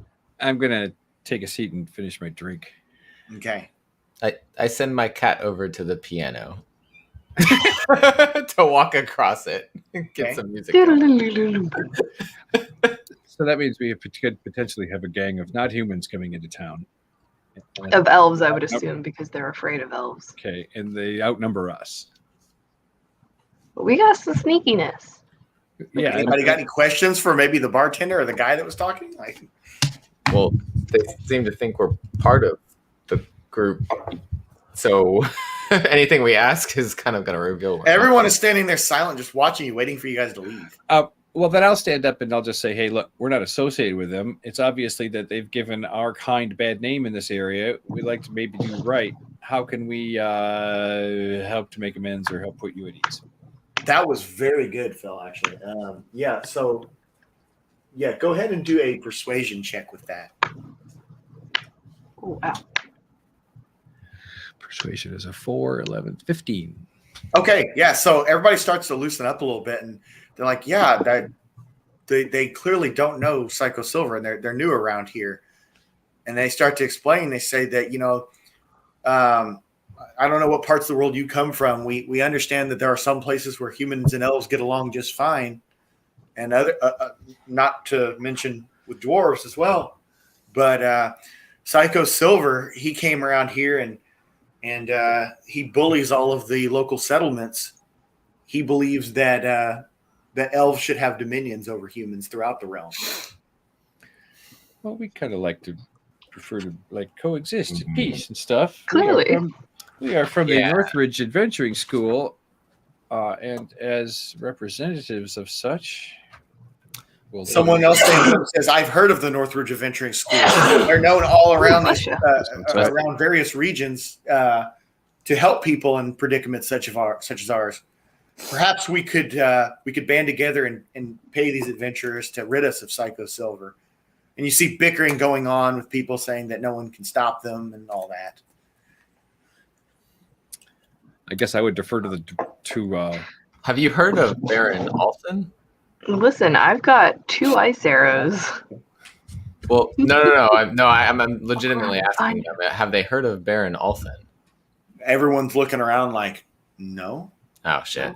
Well, we killed Well, we him. got rid of that guy. He was pretty bad. How about Euronymous St. James? No, that doesn't ring a bell. Okay. They say we've been cut off from us, and most of the other settlements have been cut off. You know, we tried to provide what we can for travelers coming through, but most people just pass right over us, especially when they find out that what the elves do. Psycho Silver sounds like a lady's drink. Is he any good at fighting? I was just gonna say. He is quite horrible, actually. So and they took all our choice. weapons. We have no way to even defend ourselves.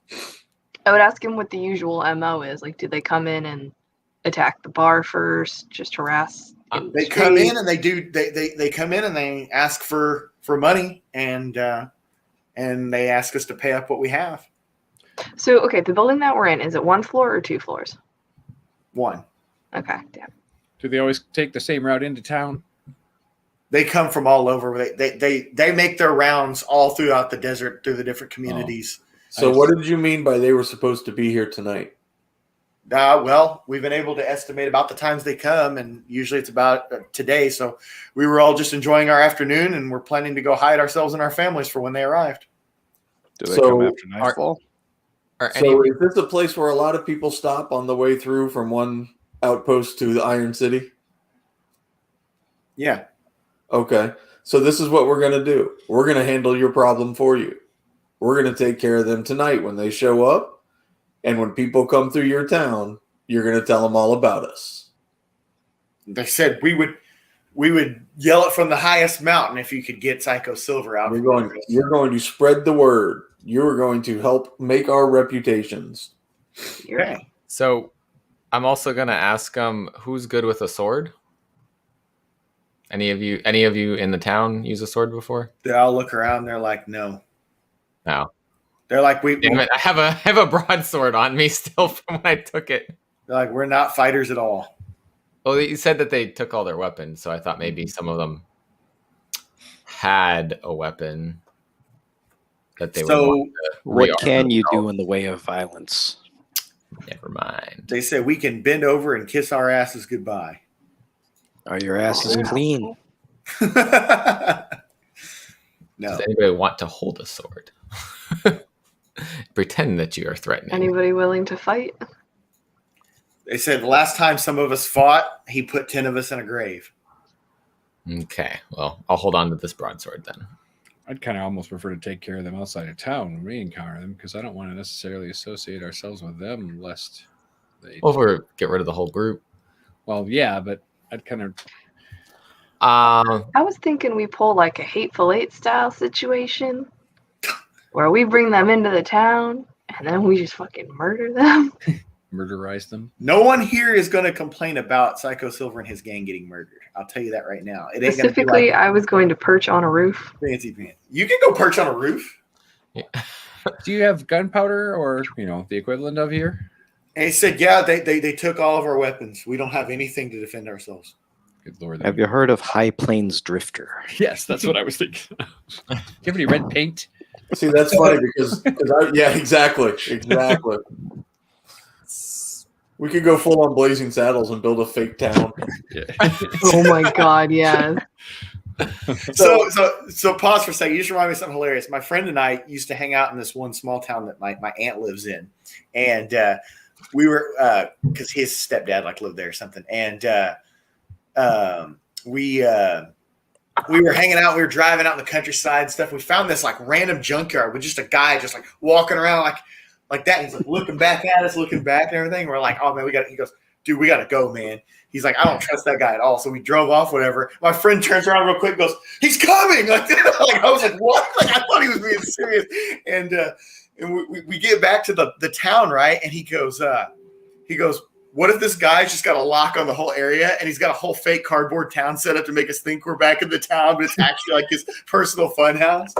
Cabin in the woods. He's just bullshitting. And we get back to his stepdad's house, whatever, and we go inside or whatever. And I long forgot about all this. He goes and fills up his water and he goes, oh my God. I go, what? He goes, cardboard! like the guy went through that much trouble to disguise it. There's cardboard water. I was just saying, I haven't thought about that in a long time. That's hilarious. I'm going to still leave the sword with them, so if any of them decide to pick it up, they're armed. They can protect themselves. And I'm going to walk outside, hop on my broom, and kind of fly above, high enough where I wouldn't be seen. Sean, I'm gonna what's up, man? grab on and have him bring me up to the roof of the building. Yeah. I'm taking off. You just grab onto the broom. I'm like, wait, hold So on. You do that, and we are getting closer to dark, but it's not quite sunset yet. But off in the distance, you do see the kicking up of dirt heading towards. And I just draw. Well, I don't know. It's probably a little too early to draw an arrow. Just No, point it you back don't out. see it. He sees it going up and scouting. I will I'll fly down. I'll tell Talia, and then I'll come in and tell people still down in the saloon, and then I'm gonna fly back up and prepare. I think we should come up with a plan of attack. My plan So is I think we should to run straight at them, head first. fire Which at way are they them. coming from? They're coming from the west. Okay. Can we So do we need the map for this? If not, no big You deal. could observe the map. I would definitely. I can bring it back up. So I'm assuming. I mean, I this area, figured. they're Yeah. coming Oh, that's where. so I'll be flying up here, I guess. I'll ask All the right. bartender, do they come into the saloon when they get in town? Or they That's go the house first to place house? they hit. all right. Then So I'd why love don't, to why don't we be- do this? Why don't we Jeremy? Why don't one of you and Tammy get up on a rooftop across the way? Oh shoot, my bad. Bean I'm can scrolling. go and do his Bean thing and hide somewhere. I'll hide right behind you and backstab you. You will not hide That wasn't behind me. working already. You will never be behind me again for the length of time that we ever are together. I'm going to tell the bartender, why don't you take the night off and walk behind the bar? He's Okay. like I'll hide out back here. It's fine. I'll go down with the ship if need be. I was going to say you and I should just get a drink and go sit on the front porch and wait. I was going to be waiting behind the bar Watch the- counter, but that sounds good too. Watch the entertainment. We'll go. Side We'll note, go. what shape is Ulfgar? We need to be careful. Let's not be square. overconfident. No, are you the fist? Yes. Cool, I thought so. What'd you say, Phil? I'm just warning the party. Let's not be overconfident. We don't Yeah, know I'm who not this that guy small. is, Okay. and they've obviously taken over this little town. So They said it sounds almost more like he's Overconfident is kind of my thing. bully. Okay. So they're going to be overconfident. That's Do for they sure. have anything in the bar other than ale? I'd like to pour whiskey? Silver Fist a glass of milk. What is this? Back to the Future? Give that boy a lesson. See, I don't know if he's even going to get into the bar because I'm liable to light him up. Yeah, I'm trying to If you, shoot him. if you let him walk into the bar and you start So blasting let him me from get this behind, straight. Hold on. Let me get this straight. Phil, where are you at? Well, they're coming from. Okay. Well, if they're going to be heading for the saloon, then I'm almost wondering if I'd like to be over here so that when they go in the door, I can come in from behind, or maybe Sure. there. And the two Yeah, let's dwarves are bottleneck going to them. sit on the steps and just sit there drinking. Okay. Yeah, I'll stay here. Okay. I'm This is a good idea. technically until they get close. I'm still up on my broom so I can see how many are coming in. Yes, you see 6 on horseback. Okay. As soon as I identify that, I fly down to the roof. Where did we leave our bikes? And I kind of try to flash 6 to them. The bikes would be over. Hold on, I don't have the laser on. They would be hitched up by the saloon. Are Over they here. out of the way so that they don't? They're over notice them? here. This is like where all the horses hitch. Well, shouldn't we probably move them somewhere so they're not seeing 4 I fancy don't think we're motorcycles? concerned about them seeing us if you guys are sitting right in front about to threaten them. No, they'll see the two. They'll see the two of us, but they won't see any of y'all. Is the plan? Yeah. Okay. Okay, well then we move them behind the saloon. Sure. All right. I mean, so are we before, out of character here for a second, are we trying to lure them in and kill them, or I don't feel think it's they should go bottleneck them. inside the house. If they go inside the saloon, then myself and Jeremy cannot attack. So here's a There's question. 6 of them. So They're What not if they- going inside the saloon. What if Right. the humans are all deceiving you and you're about to kill some innocent elves and then they're going to come out and kill you? Okay. You got because I'll you're kill not them gonna kill too. I'm on the first? roof. they're not good fighters. I mean, it's all good. We'll The just say fact- sorry. That We're they going to give them an option to go away. Oh, okay. I got you. Well, Leave or die. you are. the fact that they flinched when they, and like immediately were afraid of Yeah, I elves told us enough right there. Okay. All right. Fair enough. I mean, you're welcome to do that, Danny, but we'll kill them too. And what was the guy's name again? Silver. Psycho Silver. Psycho Silver. I mean, with a name like that, you can't be good. Hold on a second. He actually donates to charities in his free time. How dare you? He takes from all these cities, and he's actually like, he's got an orphanage. He is literally Robin Hood. I'm pretty sure that's not the case, but okay. We're creating a secondary story for him. Yes, poor Psycho Silver. Okay, so you guys are all in the position you want to be in, right? Yes. Yeah. Okay, so And then 20 more. dust is kicking up, coming from the west, and you see 6 horses, and you see elves dressed in Western attire, cowboy hats on, the ruffles, they got the spurs on, and the one in the front has silver skin, silver hair, and eyes with no pupil. Black? Cool. Silver. Yeah. Oh. Fuck that guy. I also have silver eyes. Fuck that guy. So they come Robot right looking in at here. mofo. As soon as he's in range, Wasn't even saying hi. I don't want to. I've heard what he's doing. I'm not a fan of tyrants. If you're going to do it, do it. And I want to cast Scorching Ray on him. I'm going to direct the first 2. Well, actually, technically, Well, before he gets into range of us, because then they're going to scatter throughout the town. yeah, I'm doing it. You two can walk into the street at the same time and announce your presence. He's right here. Right? That's where Danny Yeah, that's where they all 6 are. So, I At least mean, you can see them. Oh, do They're we gonna- have yeah. them on map or something? Hey, look. what I Weston might can actually take him do is out by I'm himself. gonna aim the first 2 at him, and then the last one at whoever's taking the rear. Okay. Can we add their avatar? I got What do we feel about a warning shot?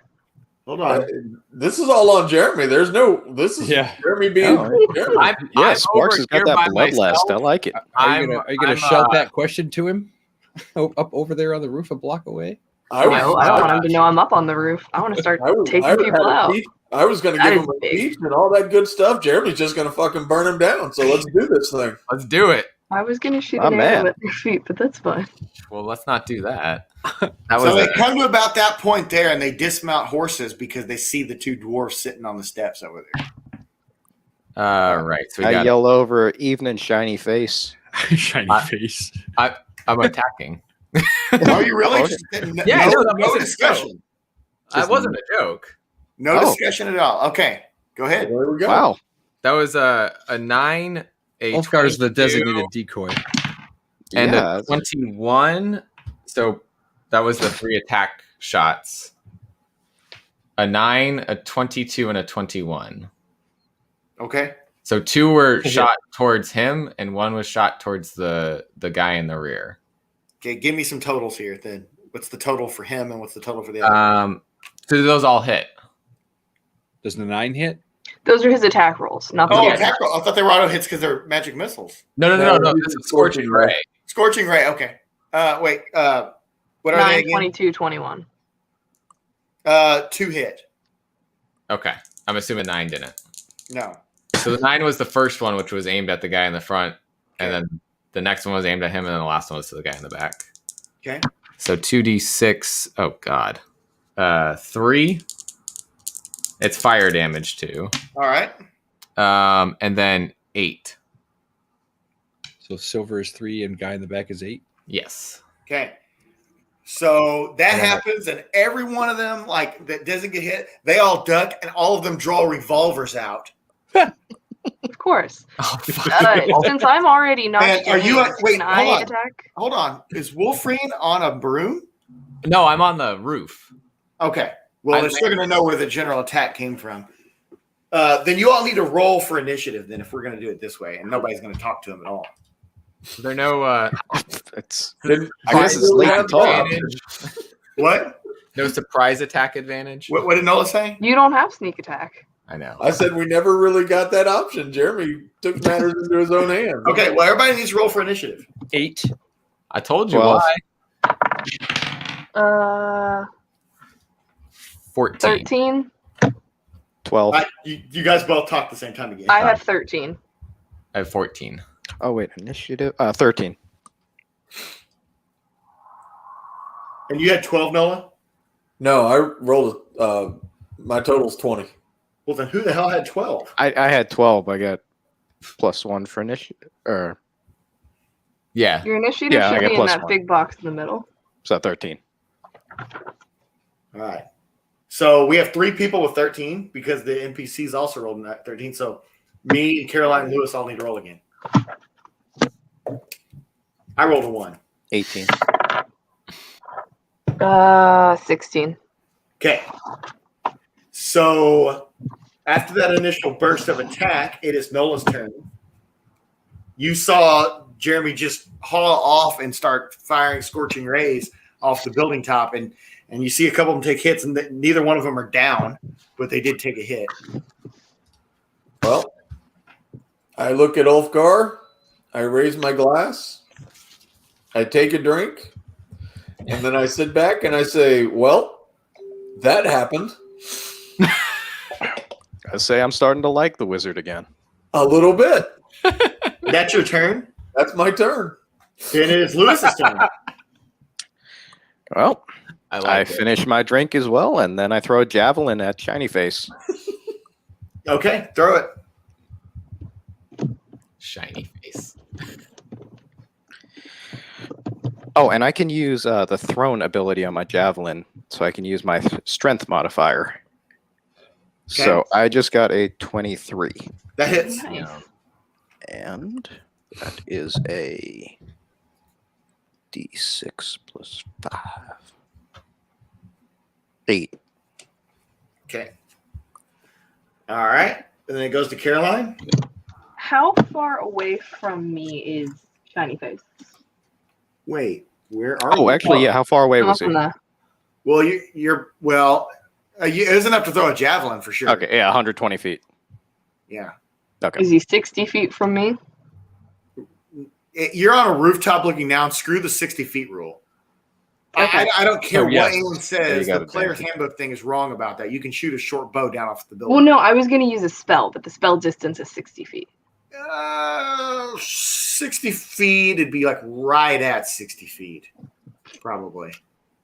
So I'm going to, because I don't want to give away my location yet, I'm going to cast Dissonant Whispers on Shiny Face. Wisdom saving throw. Okay. By you. By him. Oh, shit. You probably got mad by 6. wisdom. 6, 13. So he takes 3d6 psychic damage and immediately use its reaction if available. It is to move as far as its speed allows from me. Yeah. So 3d6, move as far away as it physically can get. So it's 2 plus 3 is 5. Nope. That fell off the table. Plus 2, that is 7. So 7 total? Yes. Okay. And he has to move away? As far as his distance allows, or his speed allows him to go. He signals to him and his gang. He's like, come on, boys, behind the building. So they all move as a group around this building over here. And they are now protected from attacks.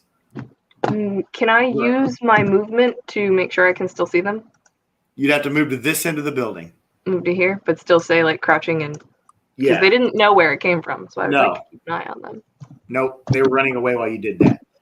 That is my turn. So then that goes to Jeremy. Well, only he has to run. He just yelled at his friends. He said, everyone Okay. back. he was convinced he had to run, so he just told everyone to follow him. Yeah. Wow. Might as well keep cooking them. I guess I'm gonna fly over to this roof. Okay, attack of opportunity because they see you flying across there. So as you're going across, let's see here. I'm curious how they can see that because it was a what? Talia wouldn't have been able to see them from here. You just flew on a broom from one building to another. Yeah, you took off, went into the sky, and then landed. Yeah, these buildings are 1 story high. So I just rolled a 5, so they missed. But gunfire from the revolvers are hailing around you as you land on that rooftop. Okay. Just. Okay. I'm assuming that's also my action then, since I got on the broom. Yes. Okay. So I'm just I landed there. So then that goes to Phil. Well, my intention is to do this. You tell me how far I can go in one move. Not anywhere close to that. Right. Yeah, I know. About where you just were. Right there? Yeah. Okay. You can do that in 1 turn. Okay. That's what I do. All right. So it's the NPC's turn. And they're back there kind of flanked, still within view of Talia, but everyone else just kind of knows where they are. And Psycho Silver yells out and goes, all right, everyone, hold on. Hold your fire. I don't know how many of you there are or who walked into my town, but I'm going to give you all a chance now to walk out of it. And he goes, I'm going to give you to the count of 10, and we'll just forget that all this happened. And he starts counting down, and it goes to Nola's turn. He gets to 9. I will use thaumaturgy and make my voice as loud as possible and just say 1. It's you just say 1. Okay. All right, cool. So Can you get an intimidation roll on that? That does intimidation. So I'm going to roll right now to see if that actually affects them. Oh, I rolled a nat 20. Ooh. So yeah, so they went quiet. Like your 1 interrupted his countdown and he stopped, but you don't hear any other sounds out of him. I will take another drink. Okay. Lewis. I'll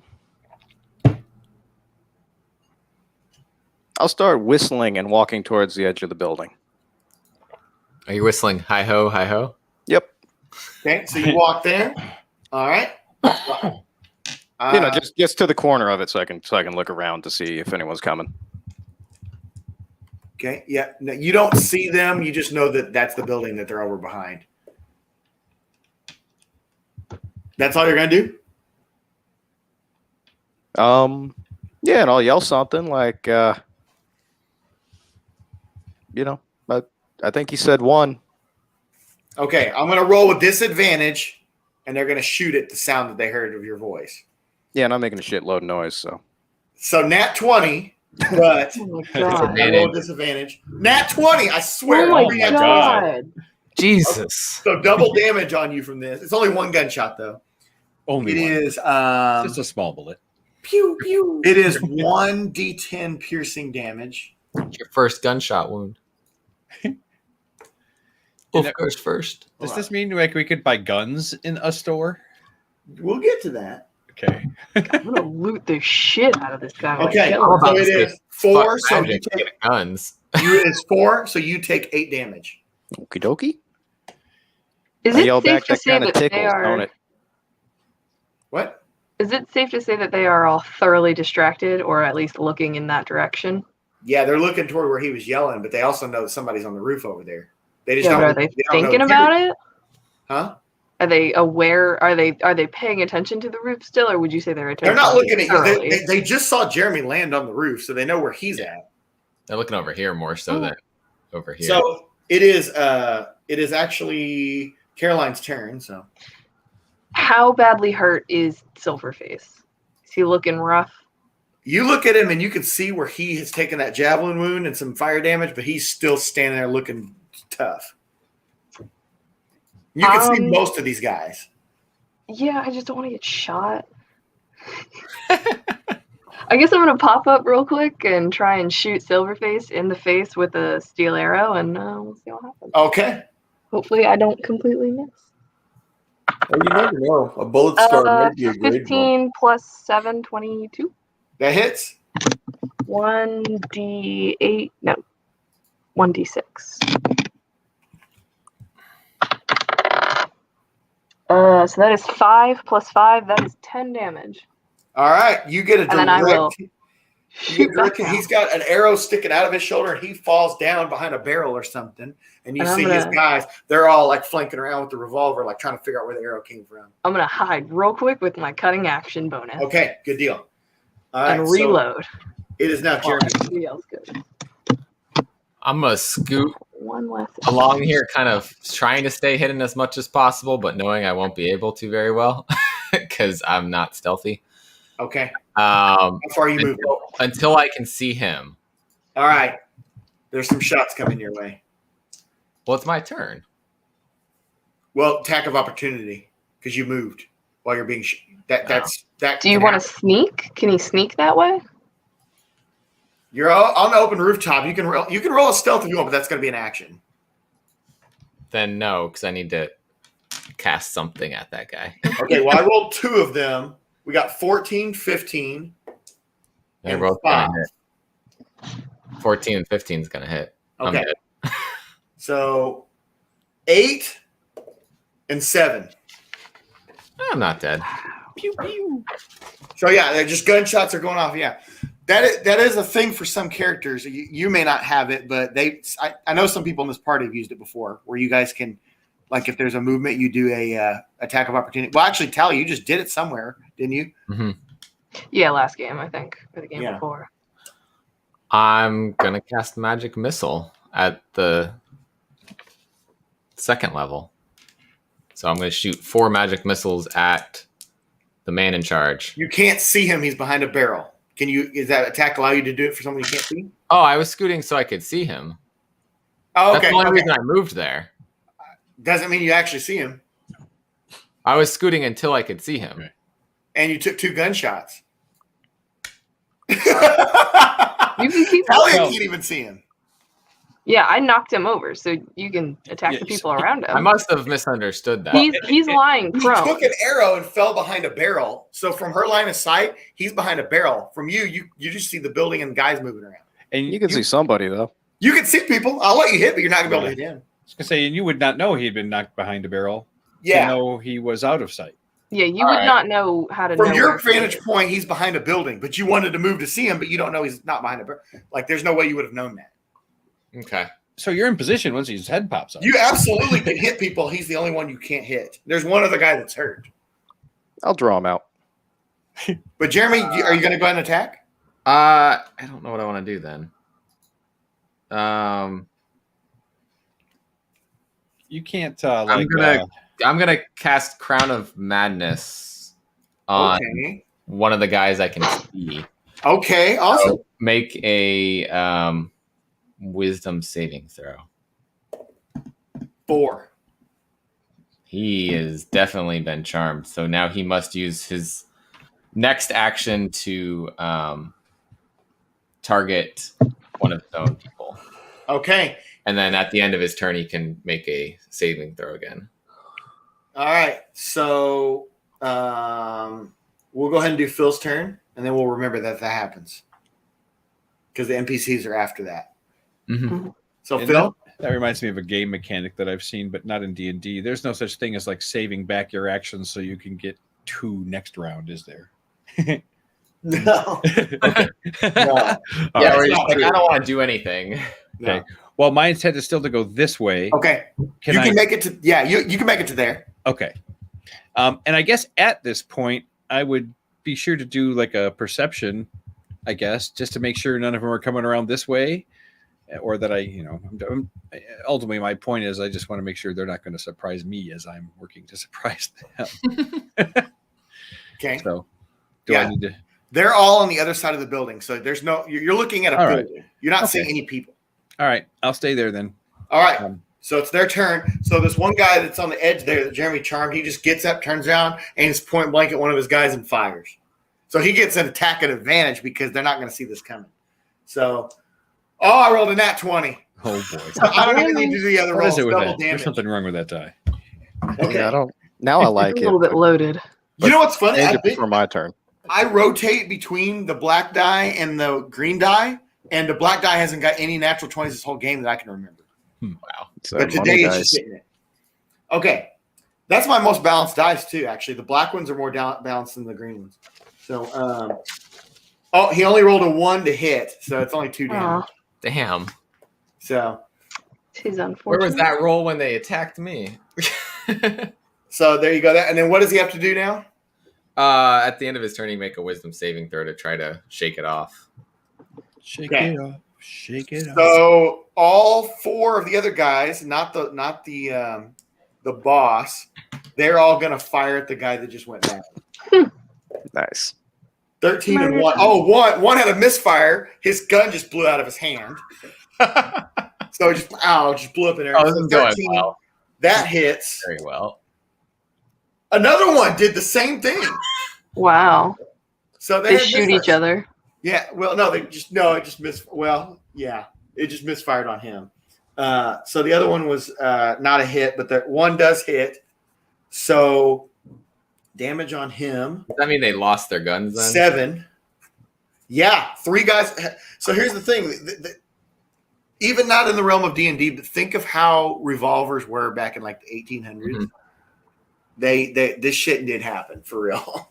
So I only own one revolver myself, and I wouldn't use it as my number one thing. That's for damn sure. Not a primary self-defense weapon. Hell no. It's a funsy weapon. Yeah, pretty much. Anyhow, so they started going to town on that guy there. Now he has to make a wisdom saving throw. Yeah.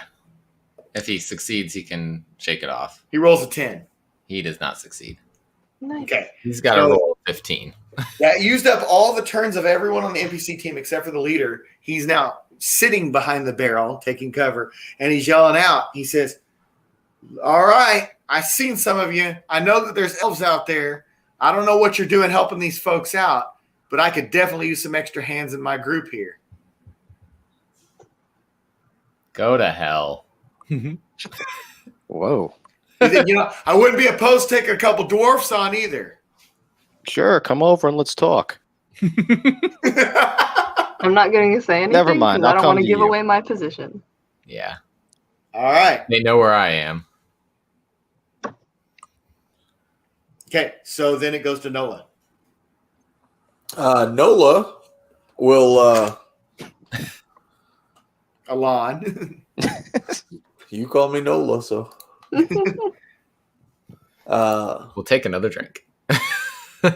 I will keep my drink with me. Okay. And I will just start walking up. Okay. As however far you think I should be. Right there. That'd be good. There we go. Hey, Uncle, you mind tapping my axe with your magic real quick? I can't. Okay. So none of them are firing at you for some reason, even though you're in a similar view that he was. But you do not receive any fire this round. Okay. Lewis? Beans cat? Was that an insult at them? It's not mine. How far away is that building? That's my cat. Oh, nice. I was like, it's definitely We're all not looking mine. around. That's I'm like, weird. it's not mine. Doesn't I thought have you a were. cat. Yeah, I thought you were making taunting them. How Not far talking away are about they that. from us? That's roughly 50 to 60 feet. Oh, okay.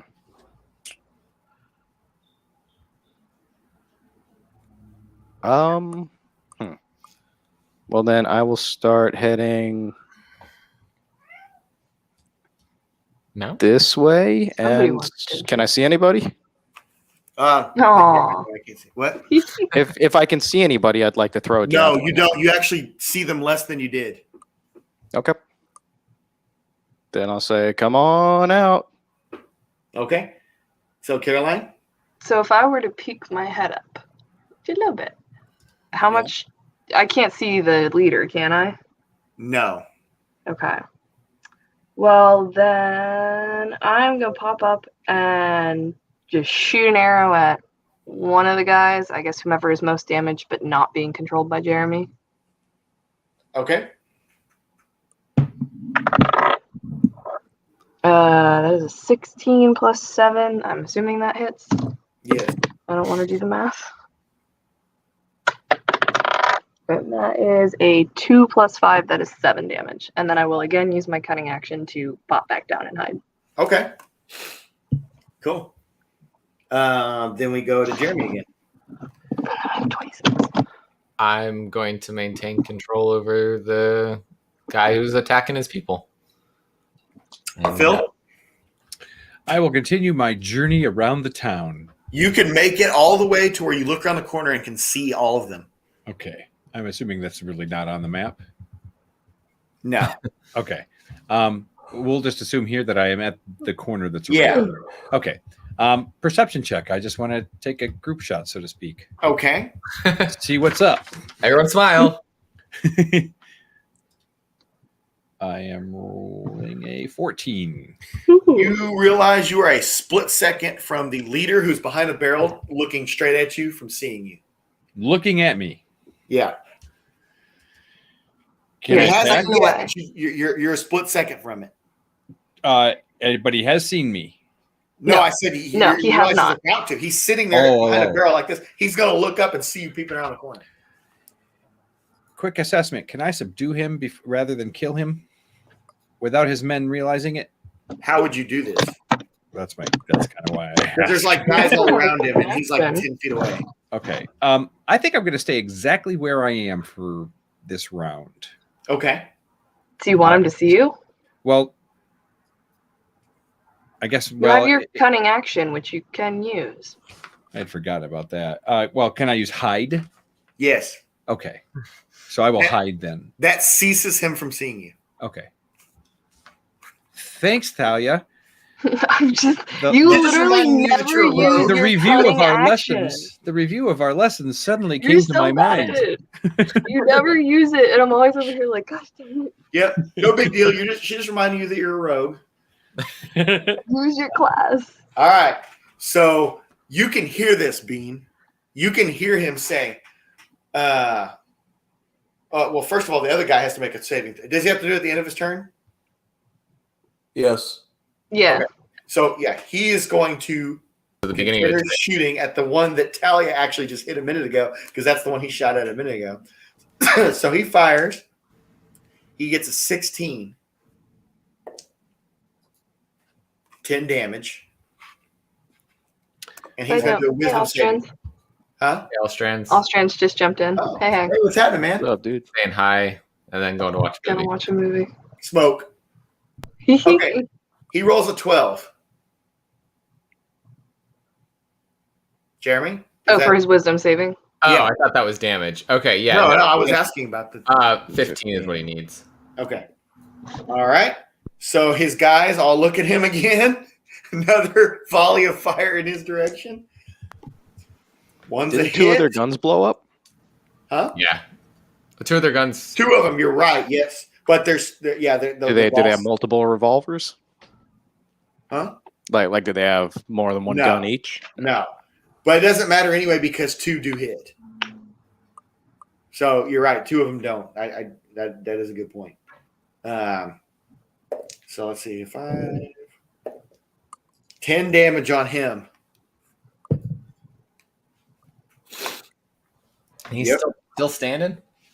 Oh, he only got 2 damage last time. That's right. Yeah. Yeah, so they're standing there point blank, just pow back and forth at each other. So Nola, it is your turn again. Have we killed any of them? Nope. No, but the one's very close. The leader must be pretty close. Well, I am going to continue moseying.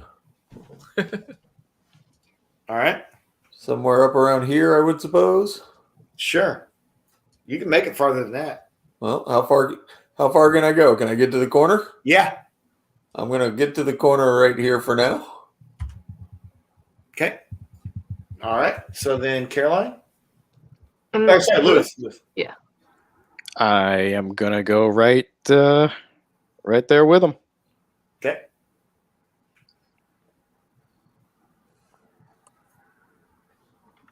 All right. Caroline? I am assuming I still cannot see Big Boss Man. No, he's behind a barrel just sitting there like this. Cool. Then I am going to, again, pop up, aim, and shoot at any one of the guys except for the one that Jeremy is controlling. Which is clear to you. You can see. Yeah, he's got that crown, which I've seen him use before. The guy that you hit is not in the line of sight of the guy that Jeremy's controlling. The guy that Jeremy's controlling is shooting at the other three guys, and the boss is hiding behind a barrel from him. Okay. Over that guy's shoulder is the guy that you've been hitting with arrows. Cool. So I'm going to try and kill him. Yeah, and he does have a crown of... Yeah, which we've seen you use before, so I feel like I would have recognized that the second I saw it show up. Sure. Yeah, that's fair. Like a visible crown of madness? Oh, nat 20. Yeah. Okay. Okay, so I get 2d6. Twisted crown of golden iron. So that is 3 plus 2, that is 5 plus 5, that is 10. That's overkill. You actually separated his head from his body with an arrow to the neck. I hope they're all fucking terrified. And I will use my cunning action to, again, hide. Okay. Just, God, just drop. Back down. So you hear one of them yell to the boss that so-and-so just got took down. And it is now Jeremy's turn. I'm gonna keep, since he's still standing. How long has it been? About a minute yet? Or Yeah, no? it's been a minute. So then that probably fades out. Because it only lasts for up to a minute. Okay. So is that it then? That you're... Well, no, it would fade out. So then I would take another action. Okay. What's your action? I'd see the crown dissolve on his head, and I'd say, "Oh, well, all right. I guess I should attack now." Okay. So then I would want to. Who can I see where I am? That guy. Just him. You can see him. Everyone else is kind of behind barrels and boxes. Then I'm just gonna cast a firebolt at him. The guy that you were under control. Awesome. Yeah. So it'll do 1d10 fire damage if I can find my d10, which is 6. Dead. Nice. Womp womp. I whisper under my breath. Nice. Okay. So Phil. Well, who's still standing, and how threatening do they appear? So there are 3 guys, and the boss is sitting behind the barrel. 3 guys are untouched. And you can see the big guy. Yeah. Do 2 of those guys not have guns? Yeah. No, one of them doesn't. Okay. Because Caroline's been shooting at a guy who didn't have one, who didn't have a good place to hide. Okay. Does the boss have a gun? Yeah, he's sitting. Well, he has. I think he fired at the beginning, but he's just sitting back there. If I spring from where I am, he's going to see me, right? Yeah, but you can do a stealth strike probably. Okay, that's what I'd like to do then. Is it a sneak attack? I guess it would be. He's like kind of like, like what's going on like that. So you've been. Okay. I'm assuming you've been kind of peeping. So you could get an attack on him, and his guys aren't right up on you. I will do that. Go ahead. So, am I doing a stealth roll or to a hit roll? To your stealth attack. You should have a stat for your stealth attack. Whatever sneak that is. attack is just sneak attack. If you're already hidden, you can use it. So you get damage plus it's level. Really, it's a damage thing, not a hit thing. Sure. Then okay, then to hit, I roll a 19 without even any modifiers. That definitely hits. Okay, Almost so 20. then damage is 1d8 plus 4 piercing. Here we go. You should be at 2 though at this level. Well, this is just the normal damage, and then I add the 2d6 for sneak attack. Okay. So 1d8 plus 4, so 12 is my normal amount of damage. But my you killed the leader. Oh well, okay. So you ran up. I'm gonna assume. Did you use the silver sword? Yeah. You just walk up, and while he's like, "What's going on back there?" He turns around to be met with the sword right to the barrel. Okay, I want to hide. Okay. Can I spring back into my hiding place? Sure. I'll do that.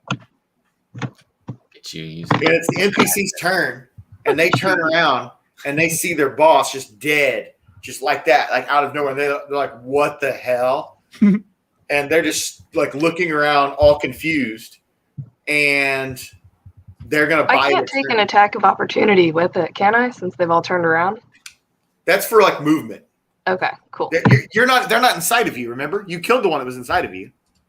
I could feel like I should be able to see all of. You can't hit someone that's behind something. Oh, I see what you're saying. They're all hiding together. Yeah, you don't get to just go, okay, attack of opportunity, fire through something. Like, you can't do that. This ain't Halo. They would have like had to look around. If he was behind a barrel and they're behind a barrel, I'm assuming that you have to look around that barrel to then see what's going on. So they would move out. No. They're looking. They're in the line of sight of him. They're not in the line of sight of you. They're all collectively behind the same barrels. Boxes and barrels, yeah. He's sitting behind a barrel like this. They're like standing behind stuff, like peering over, and then they turn around and realize he's dead. Okay. You killed the guy who was out in the open. I see what you're saying.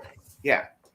You have to think about this in real terms. Like, somebody's I hiding was behind thinking a wall. of it as one individual barrel, and I was like, you can't fit that many people. There's just a behind bunch of stuff back here. Remember at the beginning, I told you they all went and hid behind stuff, and they were shooting. The giant keg. It's like that is physically not possible. Yeah, no, it ain't that big. It's big enough to hide a person. He's sitting down. He was sitting the whole time like that. Okay. Yeah. So, all right. So, what do you want to do then? Who? It's my turn. Caroline, yeah. She never did anything. Well, I wouldn't do anything. You said there was no attack of opportunity. So you're not gonna move or anything. Well, it's Lewis's turn before me. No. No. Oh yeah. Yeah. Why do I? Well, it's Nola and then mine. But Yeah, it's Nola and then me. Yeah. Okay, then how did we get Nola on you and doing Lisa. attacks? No way. I thought I asked about an attack of opportunity. Oh, Oh, that's that's why I right. was like, I That's thought it right. was your turn because you're talking about attacking. No attack of opportunity. Okay, I got you. So it is Nola's turn. We'll get it. Well, Nola is going to swagger around the corner and find the closest available henchman. So you just basically walk around the corner. You just stand around there, and these guys are like looking at their dead boss, and they turn to you, and the two that have guns just drop their guns and raise their hands. All three of them. Really? That's why I was trying to kill the boss, thinking the rest of them might surrender. Jeremy was on the right track. Remember how scared the people are? His gang members are just as scared of him. Huh? Unfortunately, had to take So out. Nola, what do you do to that? How do you react to that? I Freaking tyrants. lean on my hammer and take a drink from my mug. Okay. That's all I do. All righty. Well, they start to come out from behind there. Phil, we're going to go out of rotation combat here. I'm going to assume, Phil, you make yourself known at this point. Or? Yeah, I was almost going to say I reveal myself. Okay, If so they're you taking a knee. Yeah. So everybody just will go. I would like We'll go out of that. to disengage from this roof. Yeah, we. So Kinda everybody hop comes down. out from behind there, Oh, I got the broom too. and y'all are walking out to the street, and they got their hands up like this. And right out from the front door comes the bartender with the biggest fucking shotgun you've ever seen in your life, and he just starts blowing away the bad elves. Oh shit! He does. He just annihilates them right there. Just boom, boom, boom, like that. I just turn and shout, "Good for you!" And as he I says, pick "You my don't know arrows what they've up out of their done." bodies. He's like, he says that just because they surrender doesn't mean they won't come back and do something bad again or go somewhere else. I could have Fair. protected Good. their. Good for him. Good for you. Take your revenge. And he says, I've had this underneath the bar for a long time. I was just waiting for their opportune time to use it. And their numbers were too dense for me to take that chance. I had a family to think about. Good for you. Cool. Anybody else besides Dahlia have anything to say about that?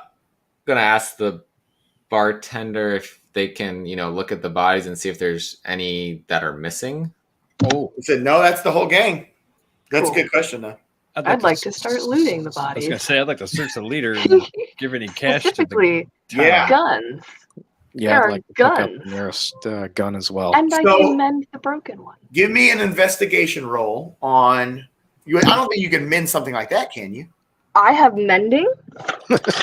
No, but does it mean I something may like that? repair a single break or tear in an object that I touch no larger than 1 foot in any dimension. Break or Does it- tear or nick or Well, does that count toward a functioning object? yeah, it can be an arrow, it could be a crossbow, it could be a piece of paper. All right. Okay, so Phil, you get the first Yeah, dibs, though. human neck. I Oh, get the yeah, first Phil what? go first. Phil gets the first dibs because he Somebody wants asked to- specifically to who did you want to investigate? The leader. Okay, go ahead. I'm okay. You just want to roll an You investigation? roll For investigation. investigation. Yeah. That's how It you is lose body. 17. Okay, 17. Okay, you find a bag of 15 gold, Okay. and you find one revolver with 3 bullets. I will say I've got a revolver with 3 bullets to my party. If anybody wants one. Which you don't know what that is. Oh, I have this thing. This I have this boomstick. boomer. Boomstick. Yes. The gold goes to the bartender for the good of the town. Aw. Oh, wow. Excellent. Okay. So, Jeremy, what do you want to do? I would like to find a boomstick. So I'll search the guy that I was controlling. Okay. And see what else I find also. Give me an investigation on that. That is a 21. Okay, excellent. All right, so you find 10 pieces of silver and you find a bag of those bullets with his gun also empty. And you've deduced that that's what it was. That like Bean wouldn't have necessarily known that it had 3 in there or whatever, but you found the bag of the bullets and you've deduced that that's what he's shooting out at people. The reason I wanted is to kind of research it and maybe bring that back to the school. Yeah. The commandant. So Alon. Alon is going to take one of the broken guns. Okay. And It's just right there on the ground. No need for investigation. It's not. yeah, working. you know, I'm assuming that they still have some bullets in them. So Yeah. yep, that's it. Okay. Talia. I'm gonna search the other guys that had guns and bullets and see, I guess. Okay. That is 12 plus 5, 17. Okay. No need for mend. You do find one of the intact guns. Cool. Any bullets? Yep, it's full. No. What 6 is? shooter. Okay, cool. Ulfgar. Revolver. Everyone been looted? You can go ahead and roll for investigation if you want to loot these people. There's still one broken one. Meh. I'll just walk over and take my javelin out of the leader then. It's not in him right now, but yeah, it's over there where he's at. Yeah. Say, damn it, Elf! Wait till they get closer next time. Oh. Yep. Can I So collect then my arrows? you shot a steel arrow.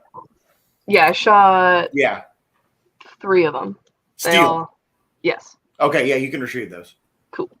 Okay, so you see one of the townspeople that was hiding out in the saloon. He comes out and he's got that sword that Jeremy left, and he says, "We're putting this up on a flagpole, and this will represent the brave adventurers who came and saved Tumbleweed."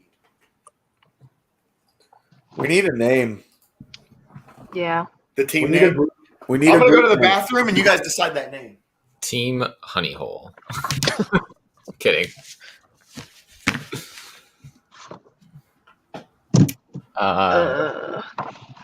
Phil, are you talking? You are Sorry. muted, sir. Yeah, I'm muted. I said the F Oatsies. Yeah, Oatsies. Oats and honey. You might say the the Fockers Meet the Fockers to make it a little more PG.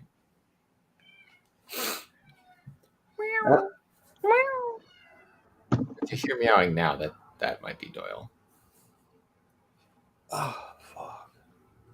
He came in the room. He started destroying stuff. I put him outside the room. He wants back. Just can't make up his mind. Nope. Do you gain back health All right. when you take a nap, or do you have to specifically heal? What's that name you decided on? When you We sleep, didn't. you get health back, like full rest. So if you short rest, you use a hit die that you have. All right. Or you can use as many hit die as you want. But once Do they're hit gone, die regenerate? Huh? Do they regenerate They regenerate after a long rest. Okay. So if you long rest, you get everything back without using a hit die. Cool. Unless you get some kind of mortal wound or a sickness or something like that. How long is a long rest? 8 hours. Oh, I mean, or roughly, you can do 7 or 8. I mean, it's not super particular. It tries to be, but a short rest is anything from 1 hour to 4 hours. Well, since we're on these guys' good side, I assume they'd be happy to put us up for a night. Yeah, they're going to put you up for the night, and it's going to be drinks all around and all that. Can rest it up and finish our second leg tomorrow. Go ahead. I would like to take another shower. Yeah, they'll give you. Let's take a shower and all that. Talia does not like the sweat. I'm gonna take a shower too. And Are there apples here? Apples are hard to come by in the desert. But do they have them? No. So I'm gonna get songs and dance happen, and they buried the elves, and morning comes, and you guys are probably ready to set out to Iron Oasis, right? Unless you had anything else you wanted to say or do to the town. I want to refill my canteen before we go. Well, that's a given. You're replenishing. Yeah. Cool. I want to ask the bartender about that big boomstick. Oh yeah, he's like this right here. He's like, he goes, this is relatively new technology that comes out of places like Iron Oasis. Is what this is. How do we use it? Sort of witchcraft, non-magical witchcraft we got going on here. Well, it's from what I understand, it's an alchemical substance known as gunpowder. I could figure that kind of thing out. Okay. Those easy to come by in Iron Oasis? Not easy to come by, but they're available. Can you recommend a place? I said you'll find people all over whenever you get there that could probably point you toward it. The Gunpowder Emporium. Do we get any experience for? Yeah, you do. The murder. The murder. Yeah. He was a tyrant. Murder is murder. I don't care if it's bad or good murder. It's just murder. You all get 150 experience. I gotta use a calculator right now. 180. Yay. Broke 4K. Okay. God, I'm not even close. So everybody else is good? Ready to head out? Yeah. All right. Dominoes. Everybody, let's go. Jeremy, did you want to go out and scout ahead? Yeah, I'll fly ahead. Scouting. So you fly up out of Tumbleweed and head off in the direction that the road goes out, and you do see mountain range, which is like the commandant described, that the town is near a very small mountain range out in the desert. So you know that you got to be within a few hours of getting there. Nice. We took a full rest there. Yeah, everything's restored. It's a whole your health should be back. It's a brand new day. Yes, and check. I'm I got not shot. dying anymore. Yeah, if you actually stay the night somewhere, that's just an automatic given that it's replenished. Like, Get your spell slots back. You get your health back. Mm-hmm. You don't have to wait for me to explicitly state that unless I explicitly state otherwise. I like having spell slots back. Favorite thing about resting. So you guys are heading out on the highway. You go out there, flying down the highway, and it doesn't take too long, several hours down the road, and you find this town. It's got an overlook as you're coming down over it, and it's this big circular shaped town between two small mountains. These are very brown mountains. They're not like the mountains that you saw where the dwarves lived. Those are kind of like snowy, mountains. These are clearly, metal rich mountains. And this town's it's a city. It's about the size of like Blasingdale, We're talking 20,000 people or more. And there's a lot there, a lot of, but the whole town is built like a circle. I don't have a map for this place, so you guys are gonna have to visualize this. So it's like a giant circular town with crossing roads in between like that make X shapes all around it. And you do see quite a bit of people out, but not as many as you'd expect out in a town this size. And You come into town, and what is it you guys are wanting to do? I want to find a library. You want to find a library? Well, I feel like we Need should more probably books. find like the inn or something first, somewhere to like park our horses, Sure. And our giant trunk. Our iron horse. Yeah. and then from there we can ask the concierge if there's somewhere they can recommend us to. Okay. Okay. Cool. So offload the goods. how does the Iron Oasis Hotel sound? I dig it. Yeah. Sounds Well, nice. you go there and they let you know how it sounds. It sounds like it is 50 gold a night for all of you to stay there. Total. Okay, so 10 each. Or wait, Yeah, it's not exactly cheap. Sounds expensive. Yeah. What if we fly back out of the city or ride back out of the city and set up our house outside of the city? That might be a cheaper option. Everyone on board with this? okay, well then I would still like to ask them if they have somewhere that we could recommend us to sell our wares. Sell your wares? Yeah, the stuff that Alon brought from the shop. Is this Iron Oasis? Yeah. But can we ask them if they've seen the guy we're looking for? Who are you going to ask?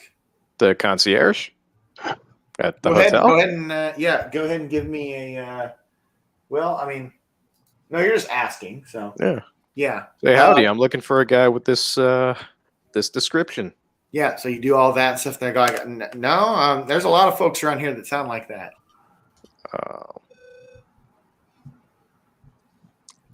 I try to intimidate him to jog his memory. Go ahead and roll for intimidation.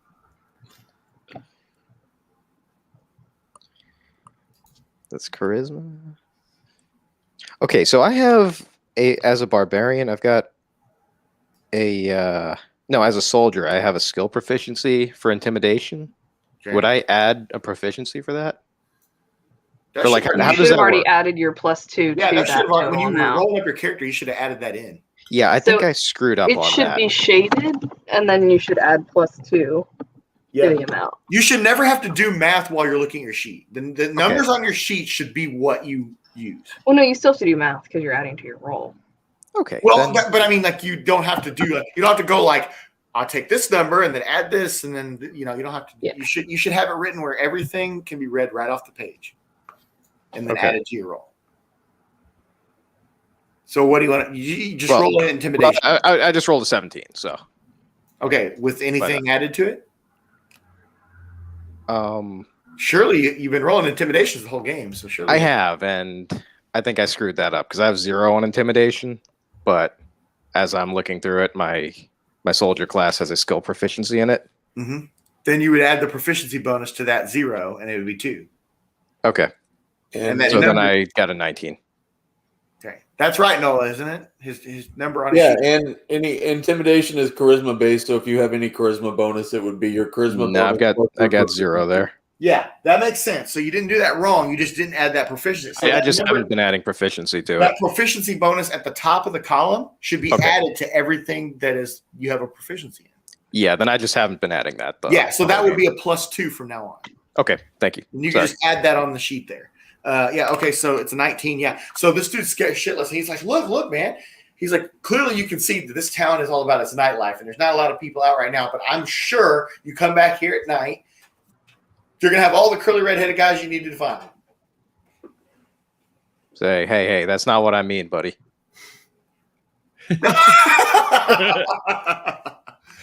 Hooves.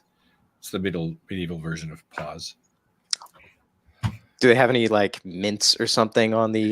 Yeah, so you're talking to the Okay. guy, and there's just a little podium there with like a bowl of mints. Right there. And I just take a big handful of them, and eat them, and then walk Okay. away.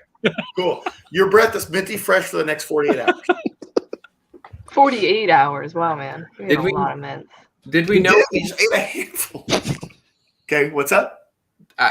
Not asking to the people in game, but did we know who exactly he was supposed to meet with here? Meet with? I thought he was meeting somebody in the city. He was paid by a bunch of investors to go build to build this thing that they wanted built, and he came to the city because of its resources and the testing grounds to test. Okay, so it wasn't any one in particular here. No, this is just a place that you go to. This is a place somebody like him would go to invent something. Okay. It's a hub for inventing. We don't have any coming into the city. We didn't have any leads really as to where we would start looking. No, you just know that he's here and roughly what he looks like and what he would be here for. Which So- is unfortunately what a lot of people here are for. I'm blanking on what he was trying to build. They didn't say. Yeah, he's trying to build something. She only told you that he was told that it would be something that would revolutionize world travel. Well, Motorcycles. yeah.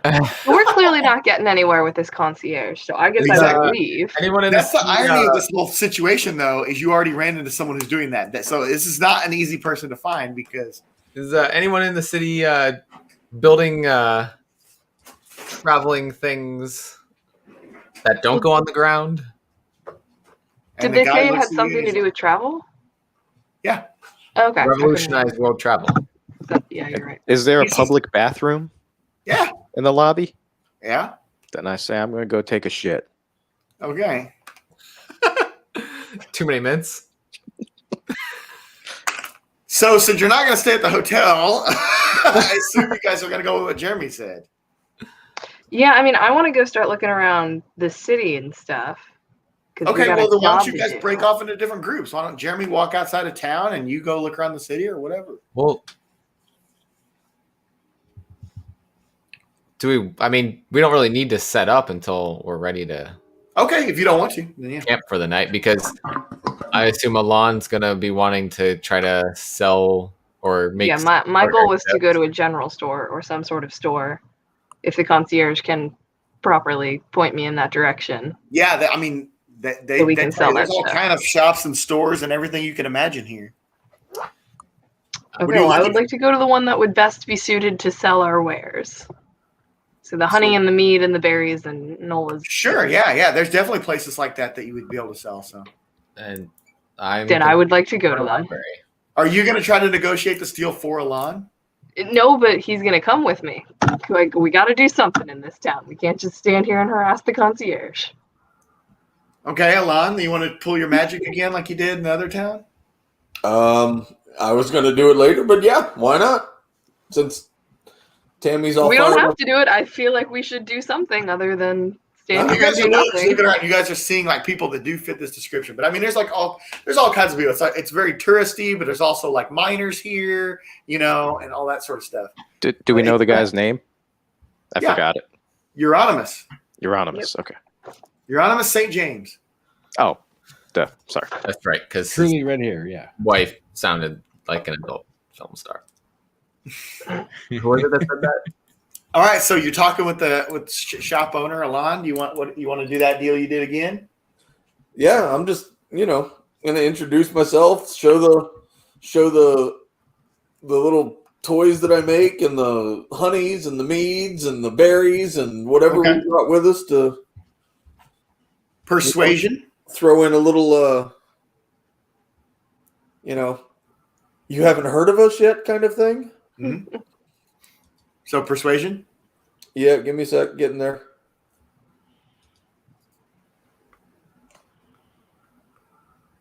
Only a 12 this time.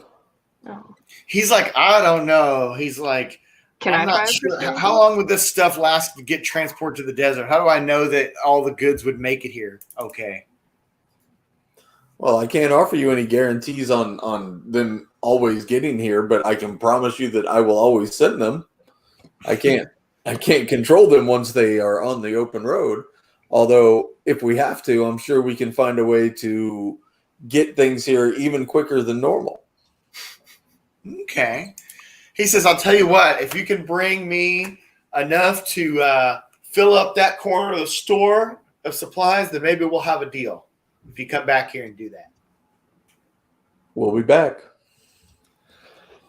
All right. Excuse me. So, Phil, you have anything you want to go do? Is there clergy or an orphanage here? Look, okay, it's interesting. There is clergy. I would like to discriminately check them out. Okay. Or indiscriminately. You go to this priest who likes to dress up as different characters in history to marry people. And he says, look here, he goes, I can be the god Thor. He said, I can be the ancient lich named Vecna. You know, I can do all these characters to marry people. He's like, what can I do for you, traveler? Well, I'm just curious about the local homeless children situation. Okay, the local homeless children. He goes, well, if you end up homeless in the Iron Oasis, then you probably end up working at the mines. Oh, and where can those be found? Those two mountains that are on either side of the city. That's where everything is mined from. But there's a mining colony on the other side of town. That's where everybody lodges. And you said the kids would be sent there? Yeah, if you end up a kid, that's your best bet. Okay. Not a lot of kids here. It's not exactly a kid-friendly town, but No, any of them that are not here with their parents end up there. Okay. Do you help facilitate that? Facilitate it? I facilitate the locking of matrimony. All right. Thanks for your time, good sir. That's it. I'm just going to leave. He does give you a blessing on the way out. Okay. That's all I got. All right. What does everybody else want to do? I'd like to find an armory. An Or like armory? a Okay. weapons seller. You're not going to find a full-on armory, but you are going to find, a weapon seller. People selling fancy weapons. Okay. And I want to see if they have any bows or arrows that are worth my time. Nothing different than what you already encountered. Okay, well, You that's find not more iron exciting. arrows and all that sort of thing. Do I see anybody selling guns? Or revolvers? You don't see them for sale, but the shopkeeper might be interested in what you have. Oh, I don't know that I want to sell it. I want to hold on to that. I guess ask him if he knows anybody under the name of a Euronymous. Okay. Give Yeah. him the description, see if he's seen or heard.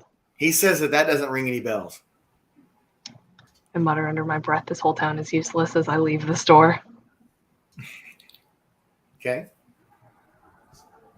Do I a would like- perception check outside. Ulfgar. Walking around. Oh, I'd like to just start walking down the streets, yelling his name, Euronymous, and So- looking to see if I see anybody with the boomsticks for sale.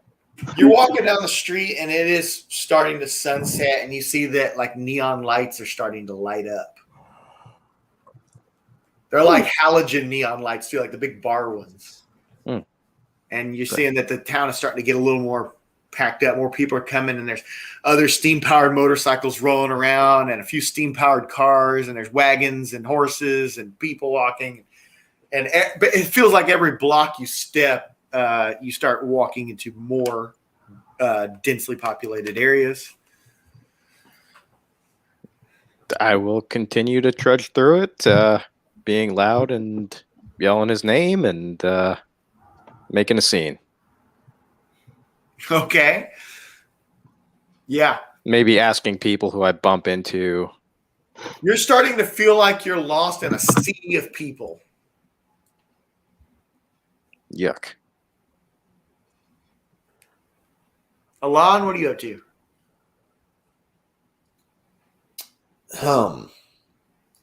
Well, we need to figure out where to find this guy. So Let's say y'all are roughly together, like you're on the same street where like you see Ulfgar, he walked down a little way, so you can gather everybody rather quickly. I wasn't planning on going with them to the store. Okay. But you're all like on the same block is what I'm saying. Yeah. Oh, I was looking for a library. Give me a roll for investigation.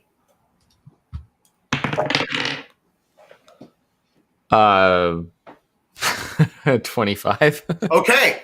So there's a guy you stop on the street who's like, yeah, there's a library. It's 2 blocks that way around the corner. So if they're within shouting distance, I'm just going to say, I'm going around the corner. 2 blocks down. There's a library. I'll be back. Okay. So you walk down there. So you guys can try to find the guy while I go looking for books. Yep. Okay. You found a store that sells a lot of porn. Medieval porn. Not Yep. the library I was looking for. Porn books, porn scrolls, pinup scrolls, all that stuff. Books are books. Are there regular books too? That's Any an books interesting with question. words? So the shop owner literally laughs just like I did there. That's exactly his reaction. Is there another shop around here that's got books with words and? So clearly you've never been to Iron Oasis. Well, clearly, sir. This is my first time here. He says, and here's a freebie for you, and he hands you a scroll, but you don't see what's on it. Does it have like a number that says "call me"? It's kind of like what? Is it like you know the? So since I know this is like a fantasy Vegas, right? Is it like one of those like cards that the girls on the streets are like handing out to everybody? It's like So it's just a little scroll. It's like a little one that you can just unroll like that. So Never know what you can learn from. You open it up. I'll unroll it just to see what it says. Okay, so it opens this way. So you open it up, and it has a female drow naked with a witch hat on. I drop it. That is not what I was looking for. So I walked out. These are not the dragons you're looking for. What is a drow? A drow is like a dark elf. Dark elf. Oh. I mean, I guess maybe the wizard might be into that. I don't know. It was a scroll of halfling porn. So No. forbidden. He would not. He's like, no. I'm looking for knowledge, not that. And he walks out. Okay. And he goes to try to find the guy that sent him to that store. You Instead, have a feather in his hat. the party. Okay. So everybody's kind of gathered. You guys are coming out of the clergy. You're coming out of the. Phil, did you want to run by the mining colony and see what was going on? Or Well, no, but it alarms me a little bit that they're like been doing child labor there. So if we encounter that place, I'd like to maybe see if those kids could have a better life. But in the meantime, I was going to say, would a general perception check or investigation check maybe point that guy out in a crowd to me, since he's got curly red hair? How Go ahead. common is that? Okay. Is this perception roll? Yeah. 15 plus 8. Or no, I'm sorry. 15 plus 2. 17. Okay, so you do see a guy walking around that looks like he could be somewhat fitting that description. Reddish Like hair. he's dressed about like you think, and he's got curly, brownish red hair. Is he within earshot? Yeah. I'll just shout his name. Euronymous. No one turns around. Okay. I don't know if I want to follow that guy. I mean, most people, when they hear their name called out, Believe it or not, there is a rhyme to all of this. Like, it's funny, but go ahead. Okay. Well, I'll just point out to the rest of my party then. Hey, look, there's a curly red-haired guy, but he didn't answer to the name we're looking for. So make note of that. Yeah. And that's all I got. I guess. Tell me again, time of day. It's sun's starting to set. Like the neon lights are coming up and all that. And do we Would we want to head out and set up camp? Or find lodging? I don't know which. Cool. Well, lodging is going to be 10 gold if we decide. Well, remember the concierge said the best way to find the guy would be at night when everyone comes out. Oh, that's right. Oh, then never mind. You guys have been walking around the last couple hours shouting, this would be the worst time to give up. All right. And we give up anyways. You know what then? Could, like the elves or the thieves strategically perch themselves on rooftops for better vantage points with agents down on the ground?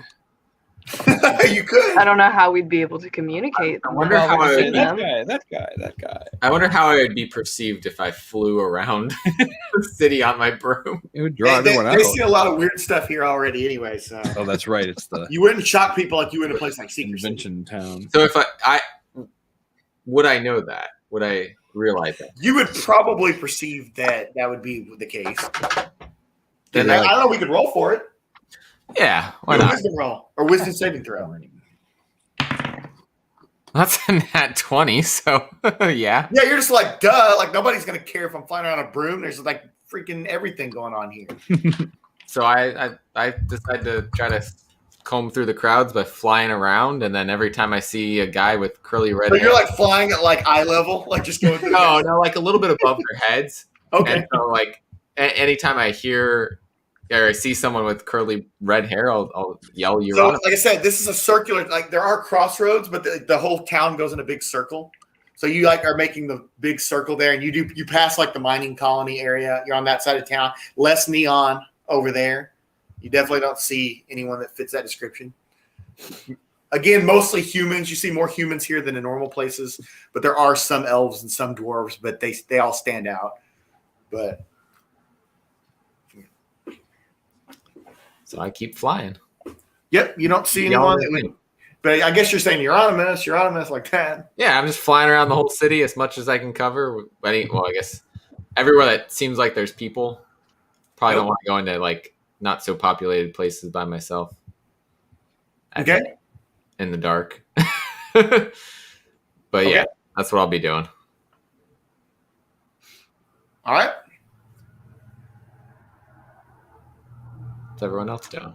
I feel like we would just be looking for people that also have red hair and stopping them and asking them if they're your Yeah, own. right. I mean, I don't. That's the only clue. I mean, I can't do anything else. You're at the point now where it's like an ocean of people in and out, coming in and out of the restaurants and the shops and the casinos and all that stuff.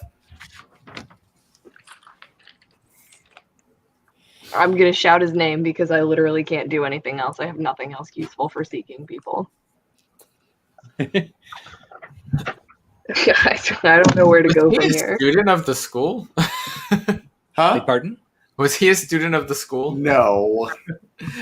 Take me to Euronymous. I'm really surprised Nola hasn't called out the obvious thing to do here. Do we want to make some posters? Well, we don't actually know what he looks like. We have a vague description of Nola? what he looks like, but no physical I papers. want Nola to give me an intelligence saving throw. Okay, give me 1 sec. Because I might be able to give him a hint if he rolls good on this.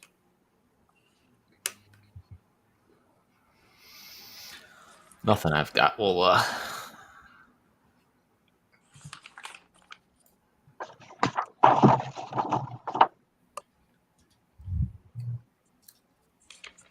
16. That'll do it. So as you're walking around amongst the crowd, you realize this is a fruitless endeavor looking for these people or looking for this guy. Your mind harkens back to your conversation with the commandant. He says, I don't think this is anywhere near as serious as what his wife thinks. I think that he's just off wasting his time in the casino and philandering with women and all that stuff. we haven't gone into a casino. Nobody. You guys have been on the street the whole time. You haven't went into a single building. Except for Phil. It occurs to me that if there are rumors of vampires swirling around, right? Not here. Not here. All right. Actually, there's no rumors of vampires. There's no rumors of vampires. all right. Okay. I was just going to there's say. a singular rumor of from another vampires timeline from tell one you- person. Oh, You had a that's guy right. from another timeline tell you about vampires. You've never heard about that anywhere. Okay. All right. Never mind. I guess I want to maintain, kind of stay in visual range of Thalia, but I want to stay at the rooftop level. Okay, so you're like striding through rooftops. Yep. Looking for curly red hair, I guess. And if I see it, calling out the name to see if they reply or if they look would be my tactic. Okay. I can't think of anything else to do shy of. Except for that big spellcasting. hint that I just gave you. Well, you didn't give it to us. You gave it to Nola. Nola hasn't shared that with us. Alon. Alon would need to recognize that and then share it. So Talia's just going to sit down and go, all right, I'm done. Let's leave. No, I'm just having fun flying. She doesn't around. know to go to the casino. I'm going to make my way towards the most popular brothel in the city. Okay. Just don't go to the library. It's not a library. So you go to a brothel and you do find like there like there's a bunch of women there that are dressed in like the 1800s like furry, dress outfits with the frizzles and everything. There's some humans and there's some elves there. And they're like, dwarf, you're rare around here. Maybe we could charge you half price for half size. Wow. I'm going to let that go. Huggers. I'm going to let that go. Because you're a bigger man than them. I'm going to offer some cash for information for anyone that may have seen someone that responds to that name or looks like that guy. Mm-hmm. And if I get no response, then I'll go to a casino and start. How much cash? And can you give me a persuasion roll with advantage?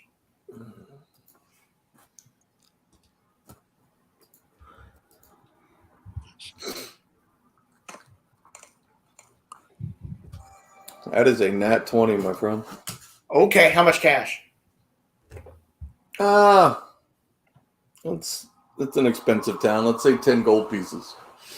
Okay, yeah. So this one girl, human girl, is like, yeah, okay. Well, what do you need? I'll tell you everything I know. Obviously, I know a lot of people around here.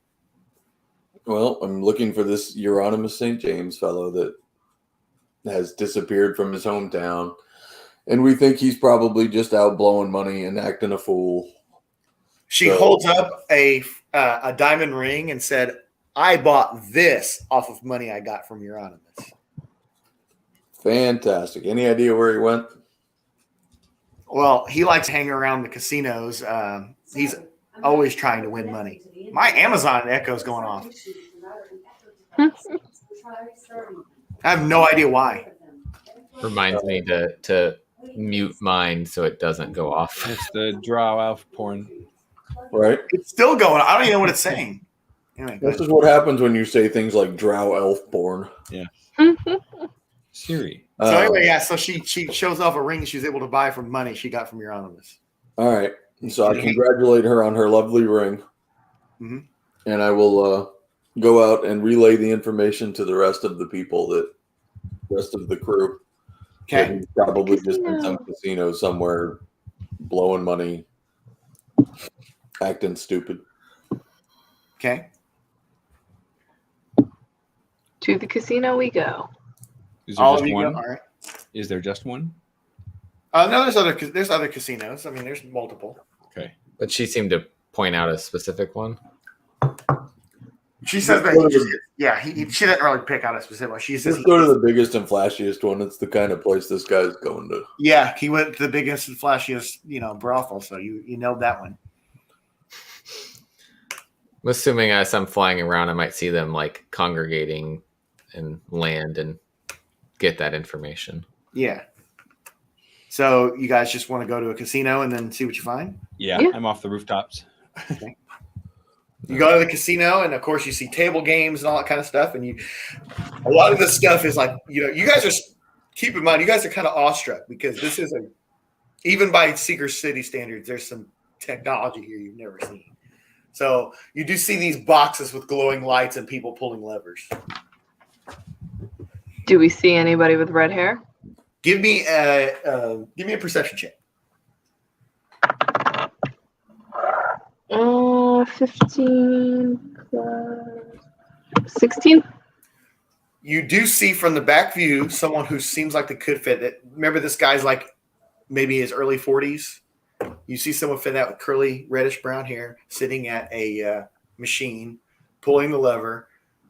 And this blonde elf girl comes over in a outfit, and she has a drink. She hands him a drink. He takes it, puts it straight down, sits it down, and he's pulling the lever.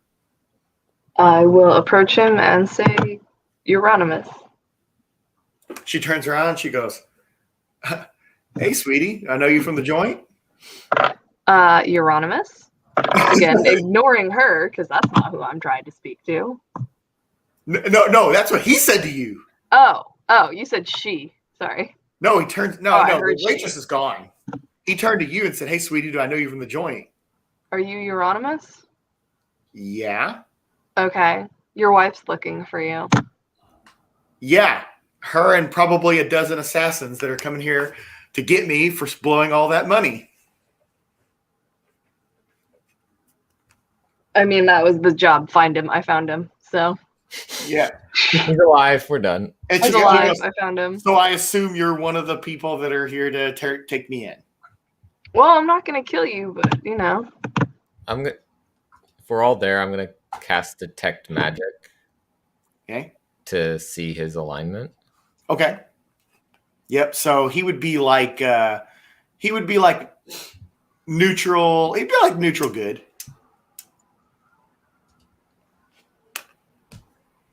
Okay.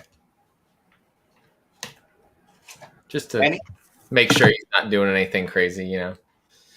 We're supposed to bring him back home or just find out what he's up to? You're supposed to take him back to her in Secret City. She's going to wait by the window, remember? Then can I put my arm around him and say, come on, buddy, time to head back home? He says, there is no home back to wait for me. I will be leading the assassins right back there, and I'd rather them come kill me here than kill my wife. What assassin? I'm gonna ask him. What assassins do you think are coming after you, and why? He says, I know the people that I borrowed money from, and I came here to build my invention, and it blew up in my face about a month ago. And so I've been taking the remainder of my money here and trying to win the money back to pay them off since I can't complete my invention. Oh, if you didn't spend so much money on whores, you might be done. And I just toss my head and blink my eyes at him. He goes, the horse came later, but your point stands. How much do you have saved or paid off? In other words, Paid off? How much does he owe? How much do you owe? It doesn't matter how much he's paid off. Oh, yeah. Something like 20,000 gold. Still. Okay. And you see, he says that, and you just see him. He just drops more money in the machine. And it's just like you know, you saw him down a drink. Obviously, Alon talked to the prostitutes. He's spending money on them. You know, so there is a lot of money going out. Who do you owe money to? Who are these people? He says they're just, you know, noble investors of Secret City that wanted this invention, and I thought I had it down pat, and I came out here. And my assistant got injured in a test, and he went back to Secret City. So I was assistantless, and I am just in this dilemma now where I don't know where to go next. And I know that the assassins would. So it's not that his project failed; it's that he just doesn't have help, and he's too lazy to do it himself. It's that it blew up in his face and it injured his assistant. So it actually literally blew up, not figuratively blew up. Yeah, both. Because I took it as figuratively, like not an actual genuine explosion. Something actually did blow up, and it injured his assistant. But his plan blew up too because there went all the money for what he'd invested in, or what the investors put in. What was the invention? You gonna ask him that? Yeah. He says this is wonderful, wonderful idea. He says, "Tell me." You guys are gonna do a roll on this. He says, "Tell me." He goes, "Have you ever seen a hot air balloon?" And he has you guys trained to fly. You guys will all do a wisdom saving throw. Ooh, that's a 20, dirty 20. I failed mine. Minus 1, 15. 18. Nola is off charts. Well, I think standing in for Nola is Ripley. Can you roll the die? Ripley, we're going to Ripley, need you to boot the go phone. over there, and we're going to need you to do a wisdom saving throw for him. We tried to get Ripley to roll. Yeah, she's bad at that. 14. Okay, so Jeremy, you did have the highest no matter what, right? I had a dirty 20.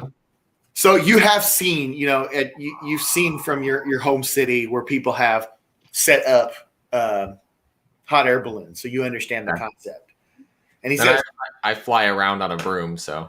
Yeah, well, they do exist. They're not common by any stretch. They're about as common as that shotgun that you saw. And he says,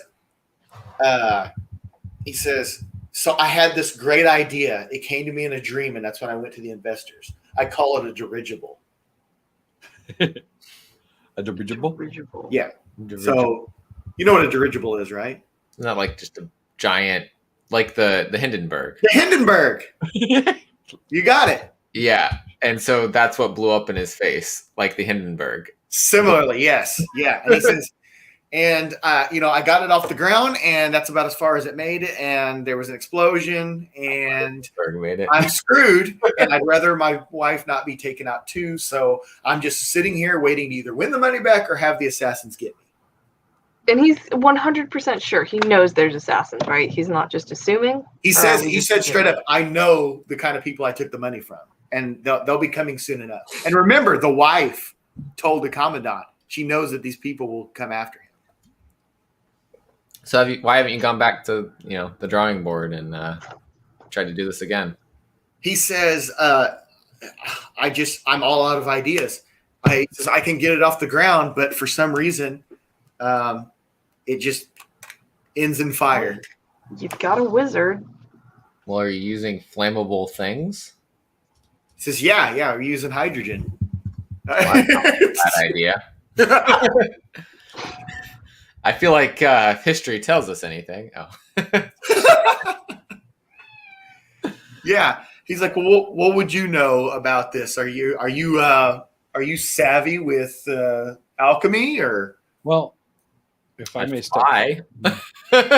Well, I know you need to reheat the air, and that you can do that with the burner position under an open balloon envelope.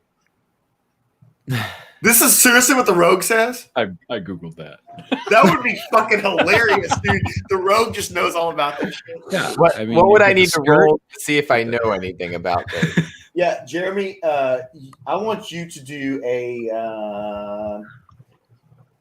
an Arcana check, actually. Okay. Because this is relative to the alchemy that you know. It's another dirty 20.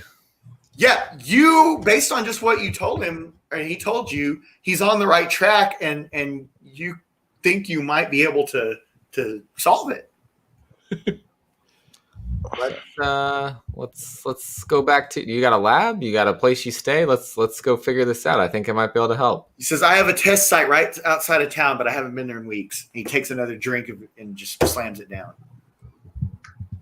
And he does a Constitution saving throw. He fails a Constitution saving throw. Would I have been able to grab the hand with the drink before he drank it as an attack of opportunity? Okay, sure. Okay. Then, do I roll for that or? No, I'll let you do it. Okay.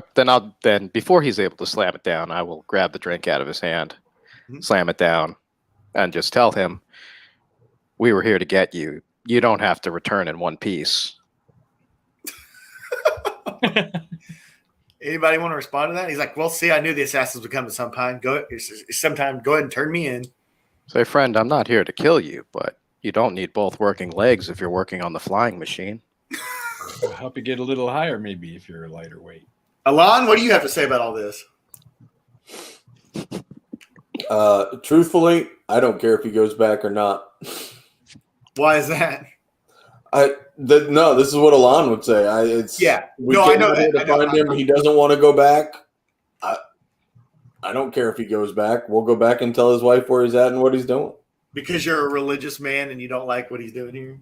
No, not that. It just, he's made his choice. I'm not here to force him. I want to build a dirigible. I like the idea that it would be that you're a religious man because clerics aren't down with that shit. Oh, okay. Well, then, that's how I would see the reason why you'd even come up with that. I would expect that actually out of you. But okay. Jeremy, what about you? Because you I want to build this thing. I want to see if we can do it. Because okay, if we can do it, if I take you out there, and we can't get this thing going, will you just take the money that I have, and that can be the money that my wife was going to pay this, the people that you sent you here, and then you can just let the assassins come kill me in the desert? If that's what you wish, then we'll do what we can there. Why won't you just let us take you back?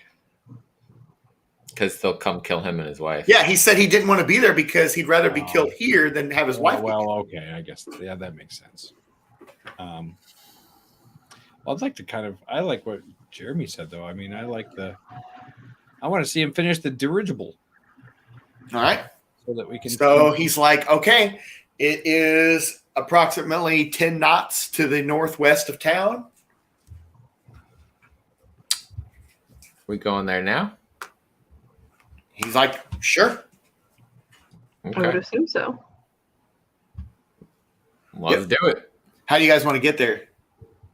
Where did we leave our bikes? At the hotel that you didn't check into. By bike. We just left them there. No, I mean, they're just parked up there like where everybody else would park, like horses or carriages and all that. I mean, I think we should take the fastest. He could ride on the back of somebody's motorcycle, right? Yeah, or in the sidecar and just hold the suitcase on his lap. Trunk on top. Yeah, I think let's take the quickest way possible. All right. So it's dark outside now, right? But you're going out there. You guys go outside. Huh? I was going to say I was going to fly out ahead, set up the house because we've never done that yet, just to kind of. Okay. In case we end up flying off in the dirigible somehow, I want to make sure I've set it up in the city area. Okay, so maybe out by the testing site. Yeah, I'd fly out towards it ahead of. So you go out there and you do find a flat plain, next to the mountainside that you can see the lights of the city off in the distance, and you find that all his stuff, his equipment, his instruments, and just sitting there in the desert, and the damaged dirigible. I'll find somewhere to set up the house. Give me an investigation roll. Yeah. Investigation is 16. Okay. Yeah. And it has water and everything if you wanted to use that. Okay. Papa. All right. So you're doing all that, and they're heading out on the motorcycle. They get there to find you kind of finishing up setting and everything and putting the cube up. So they know what you're doing. And he's like, my God, what was all that? My goal was for him not to see. Don't worry about it. We'll just pretend he's like, hey, you're just drunk. You don't know what's going on. He's like, dude, you've been staring at too many shiny lights. I don't understand magic, but hopefully you can work it on this machine so I can get these people off my family's back. And I walk up to the machine and I cast Cure Wounds. Cure Wounds? No. I cast Mending. Okay. So it Can I does do that? mend the damage that was done to it, but that doesn't mean that it won't recreate the damage. But it's physically fixed. So what would I need to do? This seems like a job for both Alon and Wolfrine to do together because of Alon's metalworking and Wolfrine's knowledge. I've done all I can do here. Alon, what do you think about this thing? Think we can fix it? Yeah, if you want to give it a shot, we can try and work on it. Okay. What is the thing that you use, Alon, to make metalworkings and stuff like that? What is that? I forget. It's just it's called the Artisan's Blessing. It's a once a day skill that I can use. And you haven't used that today yet? Nope. So Jeremy, basically, if you can figure out the, So if he's got some blueprints or something, I can kind of manufacture and manipulate it. Yeah, sure, he does. He definitely has all that. He has all the components are there. It can work, but Jeremy is the one that has to figure out how this, from a chemical perspective, I guess, of getting the right. What was it, Phil? What did you quote a minute ago? Because that's exactly the problem. Oh. Because, here's a fun fact, right? The problem that happened with the Hindenburg was actually solved that day. Like they fixed from that point on, but so many people were scared of it that it destroyed the industry, and it would be no problem for us to have those now. We could have those flying all over the place, but the fear just stopped everyone from wanting to use It was really a lack of grounding. They weren't grounded. His dark artifices could totally be real life. Then they were using hydrogen instead of helium. Well, yeah. Yeah.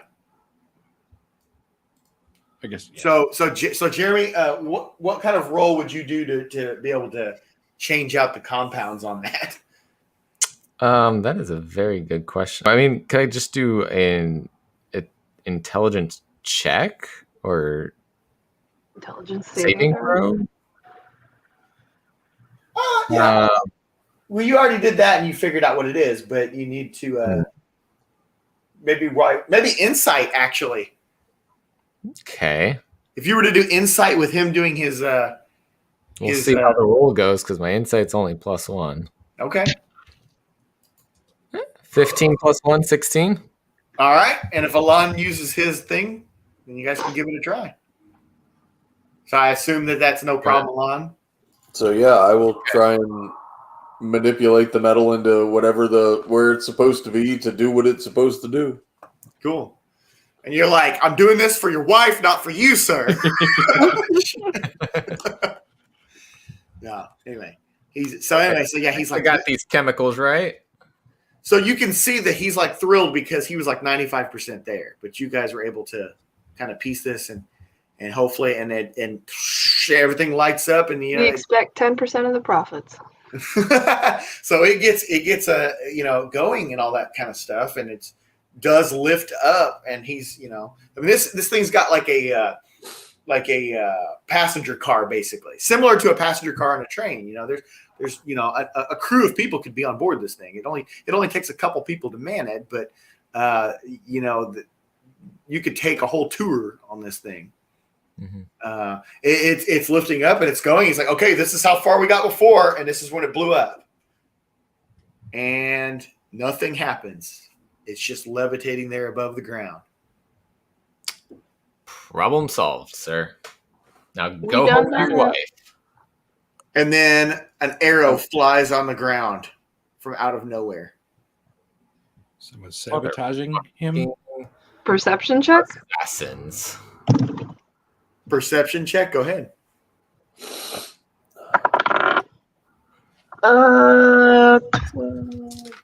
It didn't hit. 13. What is it? 13. Yeah, you can't tell where it came from. It came out of the darkness. You just saw it like that, just right there in the sand. I will also roll perception. People, not at the balloon. What? It was aimed at the people, us, the group, not at the balloon. Yeah. Okay. I'm gonna hide. Get behind something. Can anyone else roll perception on it? I asked you if you wanted to. Yeah. Oh yeah, I do. 17. Okay, yeah, you can see dark figures moving around like on the mountain's edge, like kind of off to the side there. You can't see who they are, but you do see figures moving around like that. You know what? I am gonna cast dancing lights. Okay. Blah blah blah blah blah. Up to 120 feet away from me, so I want this to create far enough away from us where we can see them. And I will do 4 torch-sized lights. Okay. And but you're saying you're trying to emit light on them? Well, I'm trying to just light up. We're outside. It's dark. I want lights so we can see them. We can see what's going on. I can make 4 torches up to 120 feet away from me. Okay, excellent. So the whole grounds are lit up now. And you do see that these 3 guys are carrying heavy crossbows, and they are heavily armored. Like we're talking full suits of armor. Cool. I will hide. Okay. It's concentration or up to a minute, just PSA. What are you doing, Alon? Wolverine? I'll let Alon go. I'm going to call out to them and just ask them why they're here and what they're doing. And they say, we're here to get him. Say, we got no quarry with you. Agreed, but you're here because he hasn't paid somebody, right? Yes. Do you think killing him is going to get your money back or your boss's money back? Or destroying the invention? Boss said to kill him. Just fixed. Ask your boss if he'd prefer the invention. Said boss is back in Secret City. Don't have time to ask him. We found him here. Hop on my broom. I'm kidding. I just take 3 guys in armor to Secret City. Hang on. You could teleport that back there in a jiffy. I don't want them to know that. Well, we're going to kill them before they ever get there, but they don't need to know that.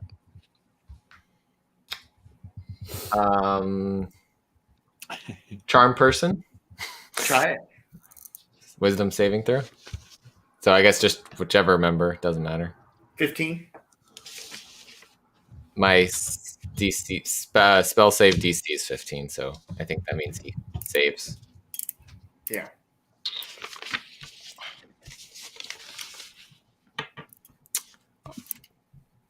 Well then.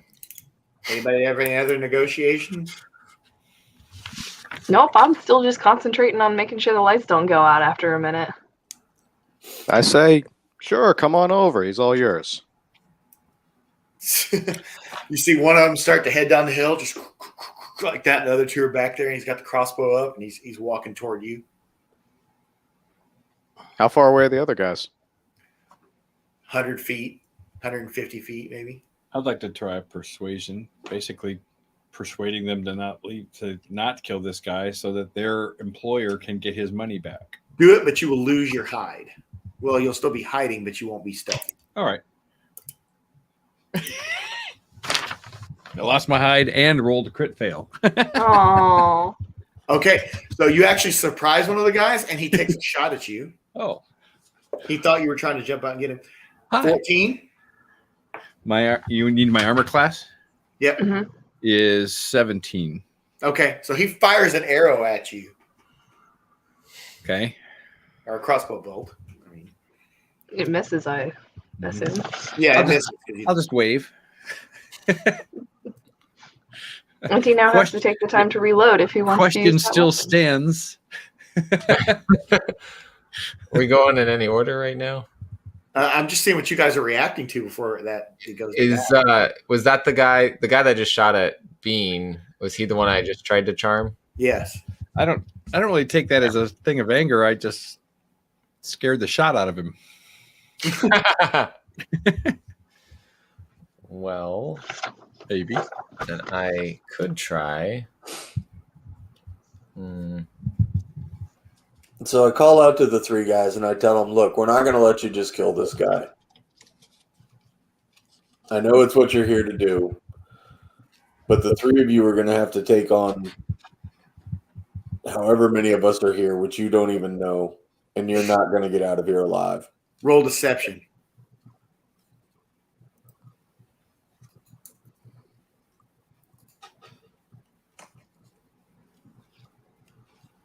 Nine.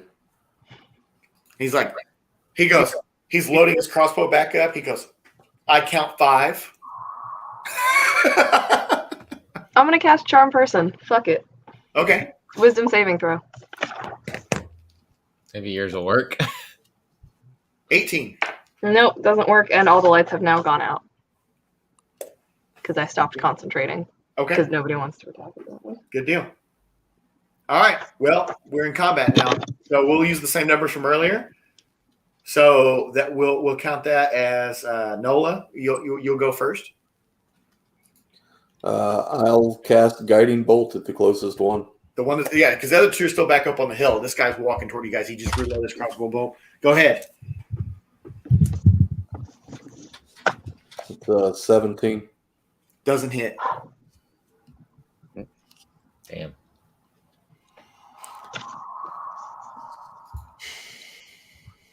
So then that goes to Lewis then. I would like to charge at the guy who's closest to me. Same guy. He's walking toward you guys. He's like walking like a machine, like to go get the guy that's in the dirigible, which is hovering off the ground. I got a 19. Hits. Okay, and I'm swinging down with my great axe. Okay. Which is D12. So that is 11. Awesome. All right. Caroline. How close is he to me? Really close. Like too close to use an arrow close? Yeah. There's no way. All right, I'm going to cast Dissonant Whispers. Wisdom saving throw. Ooh. Oh, 17. Fuck you. Okay, that's it. That's my move. All right. Jeremy. How far away are the other two guys? back up on the hill, maybe 150 feet. Okay. Well, since I can't try to charm them yet, and this guy is kind of barreling in at us, I guess I will. You can't charm people when you're in combat either. Oh, yeah, that might be another thing. I haven't tried to charm anybody in combat, so I never looked. The werewolves, but you guys weren't engaged with them at the time. Yeah, if you're fighting their friends, they're considered. It doesn't work. Don't want to do that. Let's do.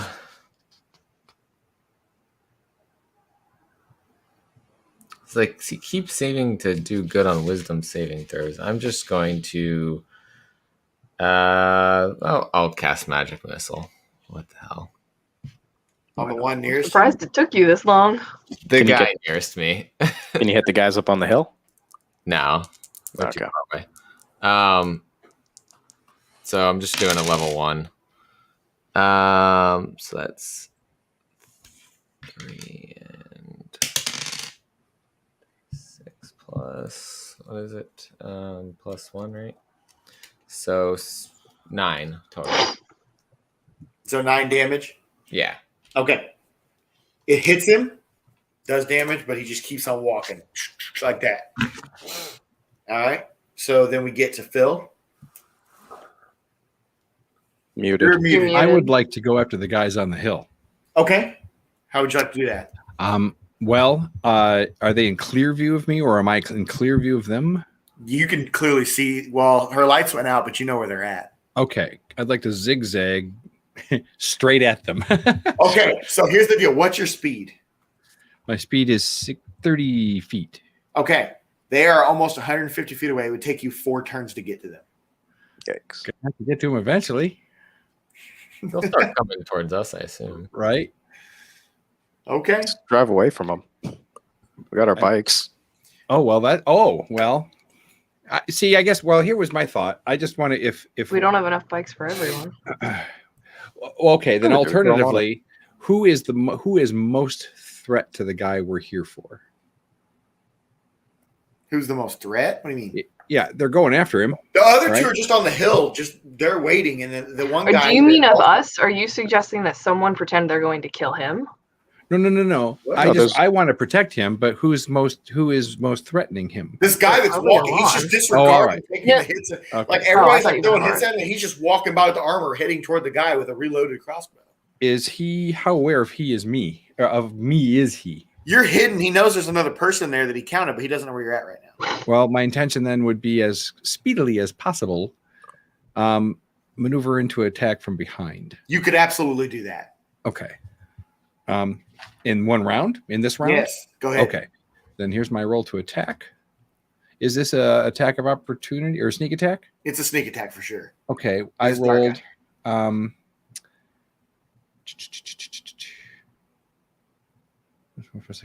I rolled 21 to hit. Hits. So damage is going to be, that is 8-sided. 8 plus 4. I did 12 plus. Ooh. Damn. 2d6. For a grand total Dang. of. This is devastating. 12 plus 11. Oh my God. 22. Oh my God. Okay, he's really hurt, but he's just like, what the hell? Like, he's swinging that freaking crossbow around. Gonna hide now. Yeah, and it's actually his turn now. Okay.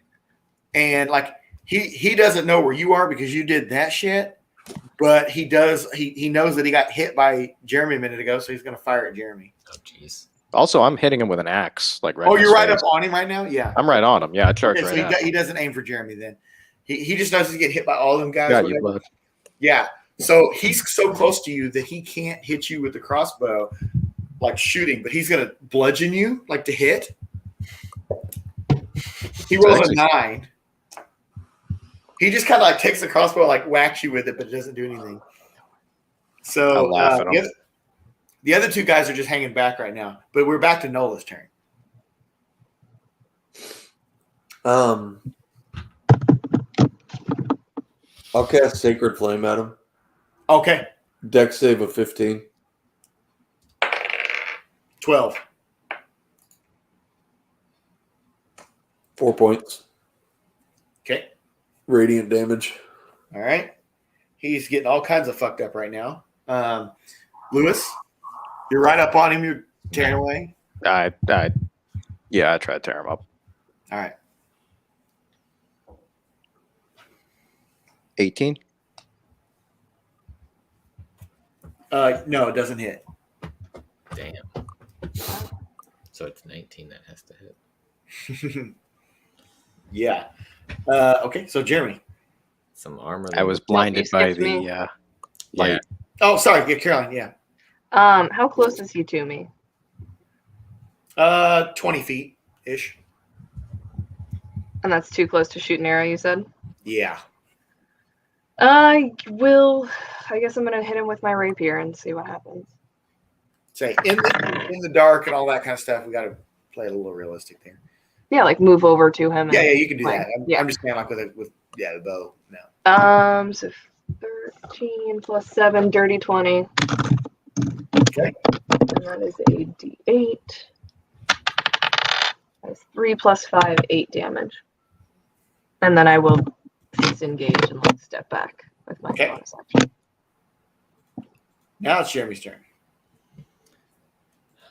Well, he's probably not too happy that he's about to die. He's in bad shape, yeah. So And yet he's I'm still going to standing. try to persuade him that his boss would prefer to have the intended invention rather than the guy's head. Okay. Interesting. Go for it. So, well, I'm going to roll first, see how... Yeah, roll for persuasion on that. Oh, my God. It's a 5. You're lucky it wasn't a 1. I'd give him an attack of opportunity to just shut you up with a crossbow bolt. Like, hey, you're about to die. You Or you could have just don't killed want him. this guy. You should, do the thing, and that's all that came out. All right. Well, we're back to Phil now. Where is his attention? On Lewis. Then I will attack. You can do it.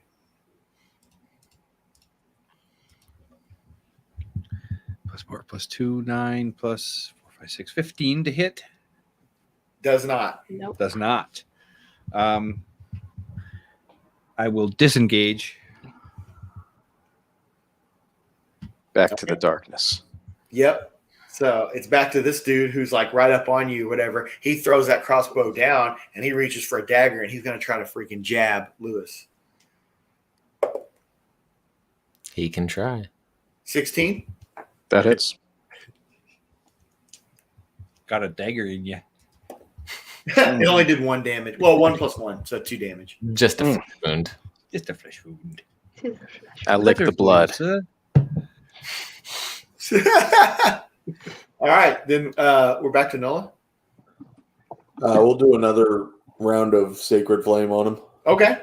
So 15 dex save. I rolled a 1. Nice. Oh boy. So what does that do if you're doing a dex save on a Sacred Flame like that? Double It just damage? hits. I think so. Up to you. You're the Yeah, boss. I'll take it. I'll do that. Well, then that's going to be 14 points of damage. He's dead.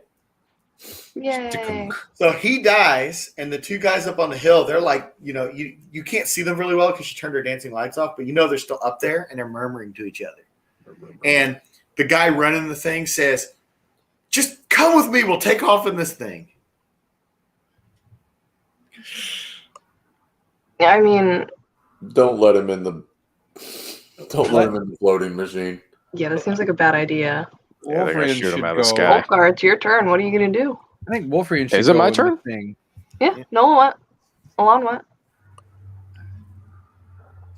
I'm gonna pick up that dude's big ass crossbow Okay.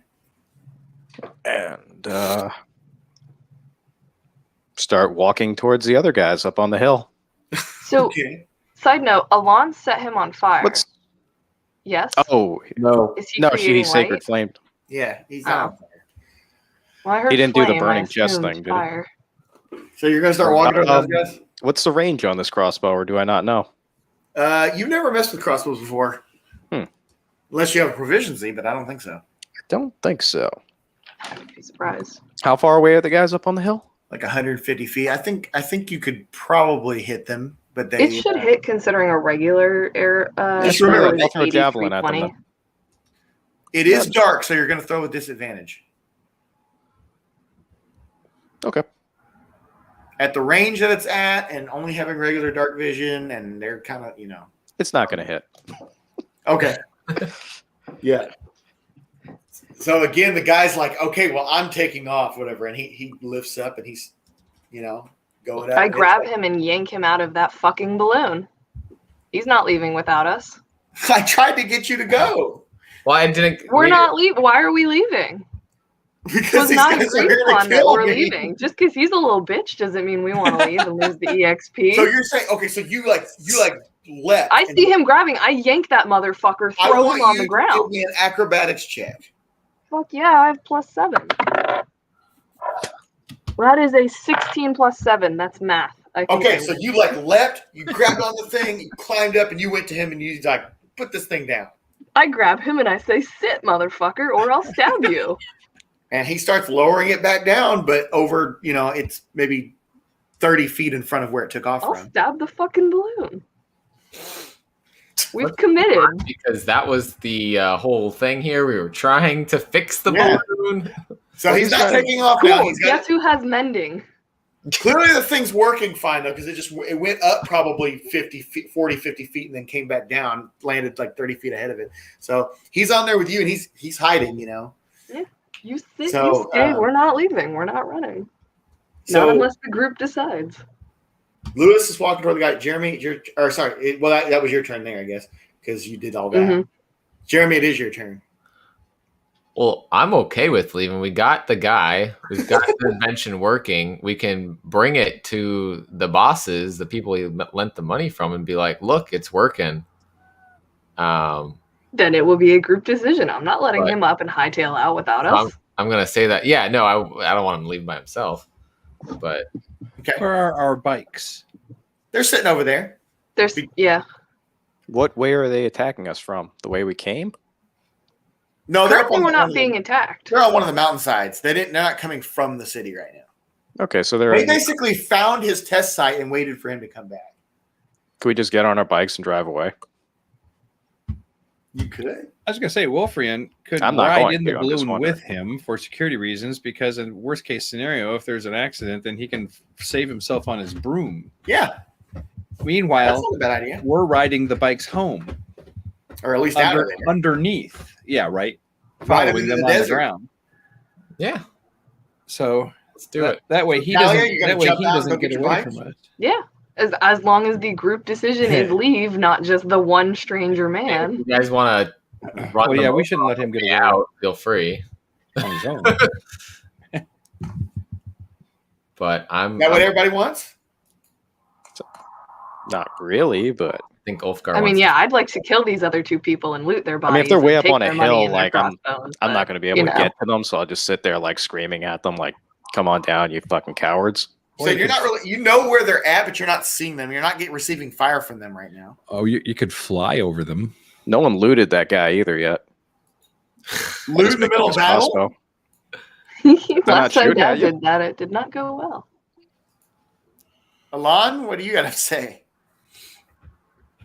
I don't want to run. Okay. I would 3 rather for not fight. run, 2 for run. Let's fight. Well, we're not being attacked, right? No, there's no more fire. Ever since you guys took that guy out, that you're not hearing So- anything out of so- the other two. Are we We still may in not combat? even need to run. They may be No, you're not chilling even. and say, hey, we'll go I was back. only using the number system to give you guys a chance to make a turn. Okay. There's nobody attacking. Well, we're not in combat, so someone ought to loot that dude. I'm just walking towards the darkness, screaming at them, trying to get someone to come down and fight me. Roll an Oh, intimidation, Lewis.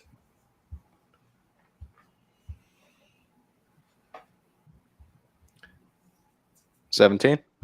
They flee. Yeah, I was gonna say they're technically the ones running. Then I'm They were super already on pissed, and edge I'm still there yelling anyway. after them.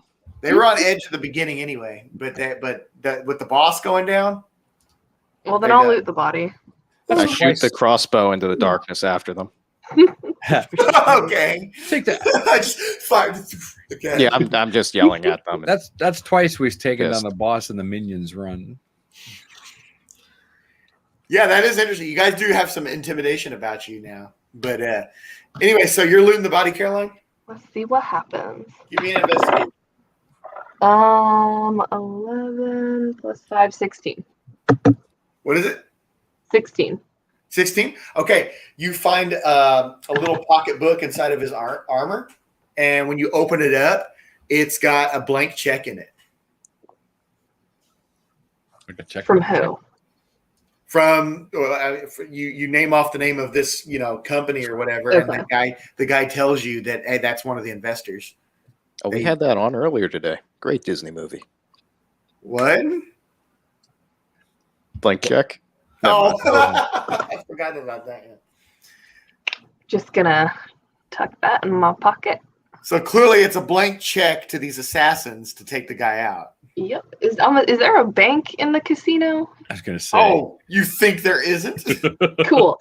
Wait, I'm but gonna will put they that in my cash little a shady pocket, check? and we're gonna take that back to the casino. Well, here's the thing: if it's a realistic check, they're not going to argue it. It's a real check. Yeah. But if I take it to the bank to the casino, I can immediately get money for that. Okay. I'm assuming I wouldn't be able to cash this check anywhere that is smaller than Seeker City. Because I'm intending on getting platinum from this. Well, it's a blank check. I guess it depends A on how blank much you check. write it for. We are bankrupting them. You could write it for, Yeah, two if you silver did pieces. it in Iron Oasis, then you could probably go a higher number. But you're going to want to roll, deception to get it to work. That's fine. So hold on, we're not just magically back there. I know we got to get back there, but I want to make sure that I'm perceiving this as what I can do with it. I don't want to not be able to do anything with it. So the guy is basically okay, so you guys were right. It just needed a little more, elbow grease to get this thing going. I was almost there. You tipped it over the edge. He's like, can I give you guys a ride somewhere? Well, I'm going to go Could back you to the please- city and cash. Could you get the assassins back here? Once everybody's ready to go, then yeah, we could use a ride back. Well, least we want to take our bikes. Well, as far as you know, Preferably the not leaving. assassins aren't coming back. I mean, as far as you know, and you did take out the leader and you got the blank check, so they're not even getting paid. I still don't want to leave the bikes, so I would like to take my bike back. Yeah, if you want to run into town to go cash the check, that's fine. But everybody else, I assume, is going to stay here, unless Bean wants to run with you or something. Well, okay. So my question is: are we taking the balloon home and leaving the bikes in the desert? He's like, "There's plenty of room. Yeah, I can take the bikes on the airship." Oh, here." okay. That is what I was not getting. Like I Well, said, I'm gonna run into it's like How a big big are the rail bikes? car on a train, basically. Wait. How big are the bikes? They're Can they fit through motorcycles. a standard sized door? It's a motorcycle. Yeah, Did you see the link I sent you? Yeah, but I don't know how tall. Can they fit into a door of a small house? Are we talking like an Avatar war balloon? Is that how big this thing is? Oh, what? Avatar, the war balloon, is it that big on the I inside? don't know Avatar that well. Okay, well, that's not helpful. Look up a dirigible. You'll see they're freaking huge. So it's like the Hindenburg. Yeah, yeah. Yeah, but how those much of things the can Hindenburg move. was balloon versus actual cabin? Dude, those things Dude, had there was biplanes on 150 them. people on that thing. Okay, cool. Yeah, So- they had detachable biplanes. The Thing was war gigantic. balloons are a lot smaller. It was like a well, city then block. I'm going to go into the city and I'm going to cash the check for literally as much money as I can. Well, you're going to find that out because you're going to roll a deception. It's going to be so bad. I'm gonna go into the city too because I still want one of those boomsticks. Good luck. Only a 15. Okay, so you wrote the check, but you got nervous there at the end and you didn't want to go all out for it, so you wrote it for 1,000 gold and it cashed. Cool. So I'm assuming the rest of you stayed there and then Ulfgar went with her. Just sitting meditating. Ulfgar, I'll let you do an investigation roll. Okay. See if you can find your boomstick.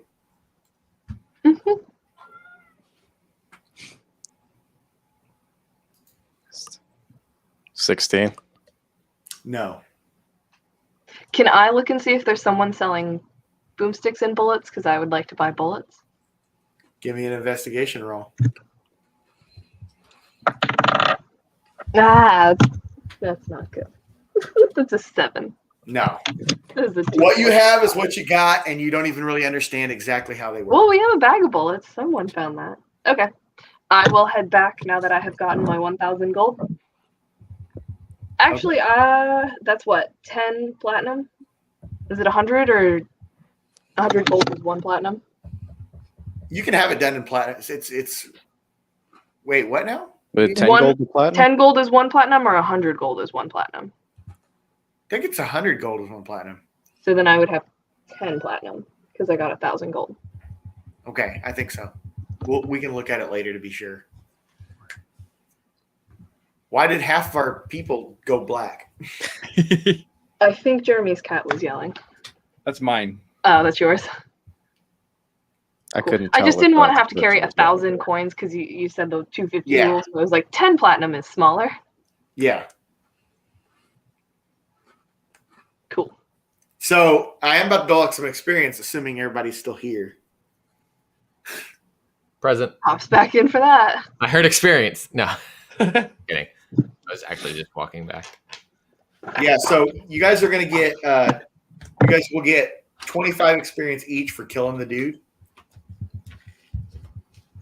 Okay, and then Jeremy and Nola, you guys are going to both get 300 experience for solving the guy's dilemma. Oh, we lost Caroline. Uh-oh. Nola, are you still Money here? and ran. Yeah, I'm here. You all right? Yeah, I'm okay. You're awfully convincing. Yeah. You just failed your You failed your persuasion throw. Yeah, you failed your persuasion check. Gotta figure out what's going on with She might have lost the internet. Yeah. Wait till she gets back. When she gets back, I'll give Caroline the big crossbow. Is that what the kids are calling it these days? Jesus. Unless I can mount it to the motorcycle. Oh, come on. Oh, wow. That'd be good. That'd be nice. Actually, probably Alon could do that. That'd be like a ballista. I have no idea what just happened. So did you get the experience I gave you? The 25, yes. Yes. Okay. Yeah. I don't get any for mending the balloon. I'll give you some, but not as much of them because they solved like the issue. I'll give you 50 experience for doing the mend. Woo! I'm still nowhere near close. Yeah, because I had it written that it would be 300 to solve it. So since you guys both had something the way of solving it, so I know we're not done here yet, but here's an awesome thing. If you guys had like tried to go after this guy, I thought it was going to happen when Lewis went up and put his arm around the guy, or whatever.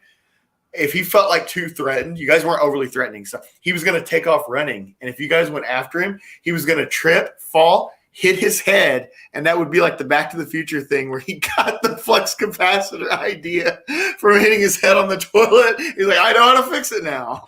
Oh, I've learned everything. So everyone's back at the test site? Yes. Okay. And you load the bikes up, and he takes off, and it goes off, and the sun is about to start Did coming up. Wolfram get back his house? Yeah. I set it up Oh, okay. away. Remember the guy saw him do that? Oh, that's right. He put it away immediately. So, yeah, you're flying. The sun is starting to come up, and you guys are above the level, and this is the highest any of you guys have ever been, even compared to mountains. So you're probably in awe. And he's like, so I'm going back to Seeker City, but where all did you want to go to? I mean, I guess drop us at the school. In Northridge? Do we want to go way back there? Or do we want to go to? Yeah, it's. I mean, the only other option is go back to the desert, take the train back, then Do we get have a another reason 2-day not to trip go back. back? You could teleport back right now. Yeah, you can get back now in a matter of hours. Why not? Or Okay. Like No, I don't seconds, think the right? bikes would the bikes fit in the house. the bikes will not fit in the house. Yeah. Take That us would be to the school. ridiculous. You guys teleport everyone and just launch the bikes out from wherever. Everyone rolled up. That's what I wanted to do. Was like whenever we teleport, someone just blow through the door on a I mean, bike. he needs That's to get not- back to the school anyway, doesn't he? Because that's where his, I guess his wife is in Seeker City. Yeah, bring us back to school. I'll with take you bikes. back to Northridge. He's taking back, and he goes, okay, so which one of you is considered the leader? I guess Alon, because he's got the title. Yep, he wants to give you something, Alon. Okay. Hang on a second. Ah, shucks. It's a Yikes. It's a big hug. Okay. He gives you this small little like suitcase like that, and he opens it up. He says, see this? This is called a flare gun. He said, if you ever see me in the air somewhere and you want me to take you somewhere, you can signal me with this by shooting one of these up in the air. And it has 4 flares in it. So you might want to write this down on your sheet. I will. Okay. So it's got 4 flares on it. Now, it does have another stat. If it is used as a weapon, it has to be within 10 feet for it to be effective. And it does 1d4 plus 2 damage. So, yeah. But, yeah, if you ever see me out flying around and you need me for anything, just aim it up in the air, fire it, and I'll come get you. Sound good? That feels like a Tammy kind of thing. I give it to her. Okay. He just asked for the leader. I'll be there. So, Talia, do you want that thing? I'll hold on to it. I mean, I'm the ranged weapons. All right, but you're gonna. It's not meant to be a weapon, but it can be used as a last resort weapon. But it has to be within 10 feet to be effective on anyone. I have kind of an obscure question about it. How much light does it create, and for how long? I have no idea. We'd have to. I would like those stats to be created. It's not important at all. It's going to be important. No, your magic would be better than this thing. Okay, but I only It get to literally use that fires a red spell stream in the air. That's what it does. occasionally. It doesn't do anything else. I only wrote stats in it for a weapon because it could be used as a weapon. Yeah, but then okay, that's fine. Hey, Johnny. Johnny's back. Flare guns. Make Like if you fire into a dark room, it's going to set off a stream of light, and you're going to have a few seconds to see stuff. Yeah. That's I want to it. know what that is. Okay. Like 3 seconds. That's fine. Also, It will inherently create light, and so I wanted to know if it was going to be reasonable enough to. Not sunlight, though. No. Well, also, with that said, here's the crossbow. Oh, do you have that too? Cool. With that said, he is. You guys are flying, and look, you can see Northridge down there, and you can see the school and all that. And he's like, "I'll take you down, in this grassy field over here that's next to the forest." And he lowers it down, and it drops, and he's like, "Hey, I'm sorry that you guys had to come get me, and I made a lot of mistakes during this, but I think I learned something from it, and I'm gonna go pick up my wife, and we're gonna try to work things out." Be better, dude. Don't go to any more brothels. Yeah, well, the ones in Secret City aren't so great anyway. There's a reason why I went to Iron Oasis. Stay out of the casinos. That's what your wife said you'd say. Stop taking money from people that are going to kill you. So with that said, we went a little over time what we normally do, but it was worth it because you guys were right there at the end of being able to solve something. So we'll leave it off with that, where you guys got back to the school. Commandant and students are coming out like, what the hell is all this? So it's a balloon. We will do our nightly parting. We go backstage and yuck it up a little bit. We'll start with Phil. What did you think about tonight's session? Well, I really liked it, but the thing that sticks in my mind, because you've used this now a couple times, is that I like that there's trains to places. Yeah. I like that. I think a lot of the playing you did was pre-Eberron. Eberron added steampunk trains and stuff like that to the Yeah. See, I've never gotten, yes. That's totally new for me, and it's kind of, it's interesting. Having the firearms also is kind of interesting. So that's a really, really rare thing, and I'll go ahead and tell you this now. It's not out of the question that you could get more or make more bullets.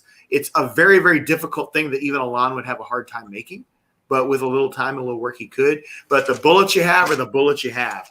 Can we go back and grind in the desert? And here's the thing. You have to even learn how to use these things. You don't know anything about them. You just know guys are holding metal things at you and things are firing out. All you know, it's magic and some kind of alchemy, which it is. Gunpowder is technically alchemy, I guess. Because think about it, it's turning a powder into an explosive, basically. It's metalsmithing and alchemy. Right. Quick question. What's I have up? a bag of bullets. How many are in the bag? We'll get to that. Okay. We'll get to that. We'll talk about all that stuff backstage. But I just want to hear Phil's thoughts on all this, and then we'll go to you. Well, I enjoyed the adventure. I think there were a lot of interesting, two certainly interesting battle scenarios.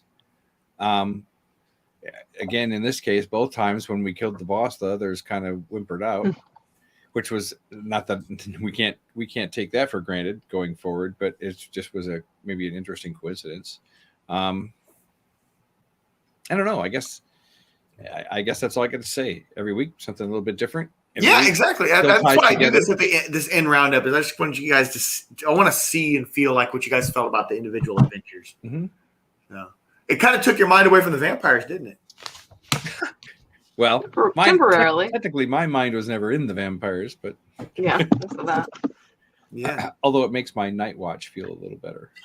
So what's interesting about this? You guys never saw the elves again that we're talking about conning people. Oh, that's right. And you know what? Do you want to say what you had planned? Had we decided to actually talk to the silver face guy, elf? It wasn't much different than what you already knew. He was just going to do some more things to try to coax you and all that. Okay. So he really was a jerk and deserved to die. Oh, yeah. Okay. He was a tyrant. Death to all tyrants. Yes. Yeah. That's Wolverine. So we'll go over to Wolverine then, or Jeremy, as you may know him. What did you think about tonight and how different it was? Like we got some different technology and stuff going on in the world. Thought that was a cool addition. And the guns was like, oh crap. They all pulled out the revolvers. I was like, maybe I shouldn't have been shooting flames at them. So that was good. Lots of different things going on, and I think that keeps it interesting when you got all those different elements. And there's probably other things that happened during this that you've probably already got planned that were like coinciding events that could have taken place in that city too that we completely passed. Yeah. So and created your own things too. Again, library. That was not a library. I did want to find that guy and tell him how wrong he was, but anyway. Cool. It's technically a library of porn. All right, so Nola, if you're still with us, what's your thoughts on tonight? I'll pass on recap tonight. Please. You all right, man? Yeah, I'm good. Okay. All right. Well, I'll speak for Nola. You influenced this a lot because you told me things you were interested in seeing in a setting like this. And after that conversation we had like a month or so ago, I think within 48 hours of us talking about that, I created this entire scenario. Everything except for the maps themselves. The maps I made a week or two ago. But that entire situation and the technology and the storyline with the wife looking for that was all created right after the conversation you and I had. That's awesome.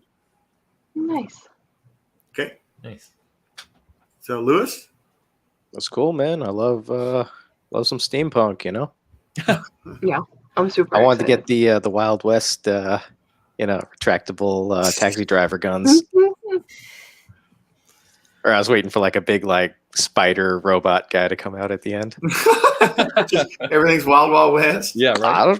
It could have been. Well, yeah. I'm hoping. Wild West. I don't think it's that high tech. I mean, you got to think revolvers are not that far out of the realm of possibility in the regular. We got motorcycles. I was also kind of hoping that I could find like a chainsaw or something if I was like walking around town. I don't know. You never know. So it was possible for you to find the shotgun, but it was extremely high roll to be able to find something like that. I regret not just taking the bartenders. Well, but would you want to leave the town defenseless? And he was like the only defense then. There was also another damaged gun that you just didn't pick up that I could have mended. Seemed out of character. Okay. Cool. All right. They wouldn't have Caroline. been defenseless. They had a sword. One sword. Caroline, I feel why don't like you tell us your thoughts. I feel like we did a lot of things we didn't expect each other to do this game. I think so too. A lot, actually. But it's fun. Like, it makes it like, oh shit, okay, now we're doing this. Let's go. Well, yeah. You never kept up your end of the deal with the guy who sold the motorcycles, though. It doesn't matter, does it? I rode it around town. It doesn't. I but rode could've it made- around town. Yeah, it doesn't, but it could have made a difference if you had tried. I wasn't concerned about it. Okay. It's all about choices. But What's he gonna do? Fight me? Tell us some more. Later on, he's our biggest enemy. I got oil from him. It's fine. You didn't advertise for me. How's he gonna know I didn't advertise for him though? The secret agency planted Well, around. no, that's the thing. He wouldn't know, but he would know if you did. Well, we rode them into town, and then we rode them in the desert, and then I rode it back into town to cash that blank check at a casino. I rode up to a casino with a unicorn. Yeah, dude, we saved a whole town on it. That's got to be. Oh yeah. That might come into play. People know about these bikes. All right. So, do you have any other final comments, Caroline? No. All right. Fun. I liked it. Well, those of you remaining in the chat, which might be just Sean at this point, or maybe Johnny's still here, because I know he was coming back off of his stream. Yeah. Appreciate you guys checking it out, following the game, and appreciate all of you that are watching the rewind. I had a ton of fun, and we will see. No game on Tuesday, or are we just going to meet and shoot the shit for an hour when you guys get done with your interview? We'll play it by ear. We'll play it by ear. Okay, so I won't make any official update on that yet. It'll be a little bit later. Okay. We do it. All right. Well, have a good night, everybody. Bye.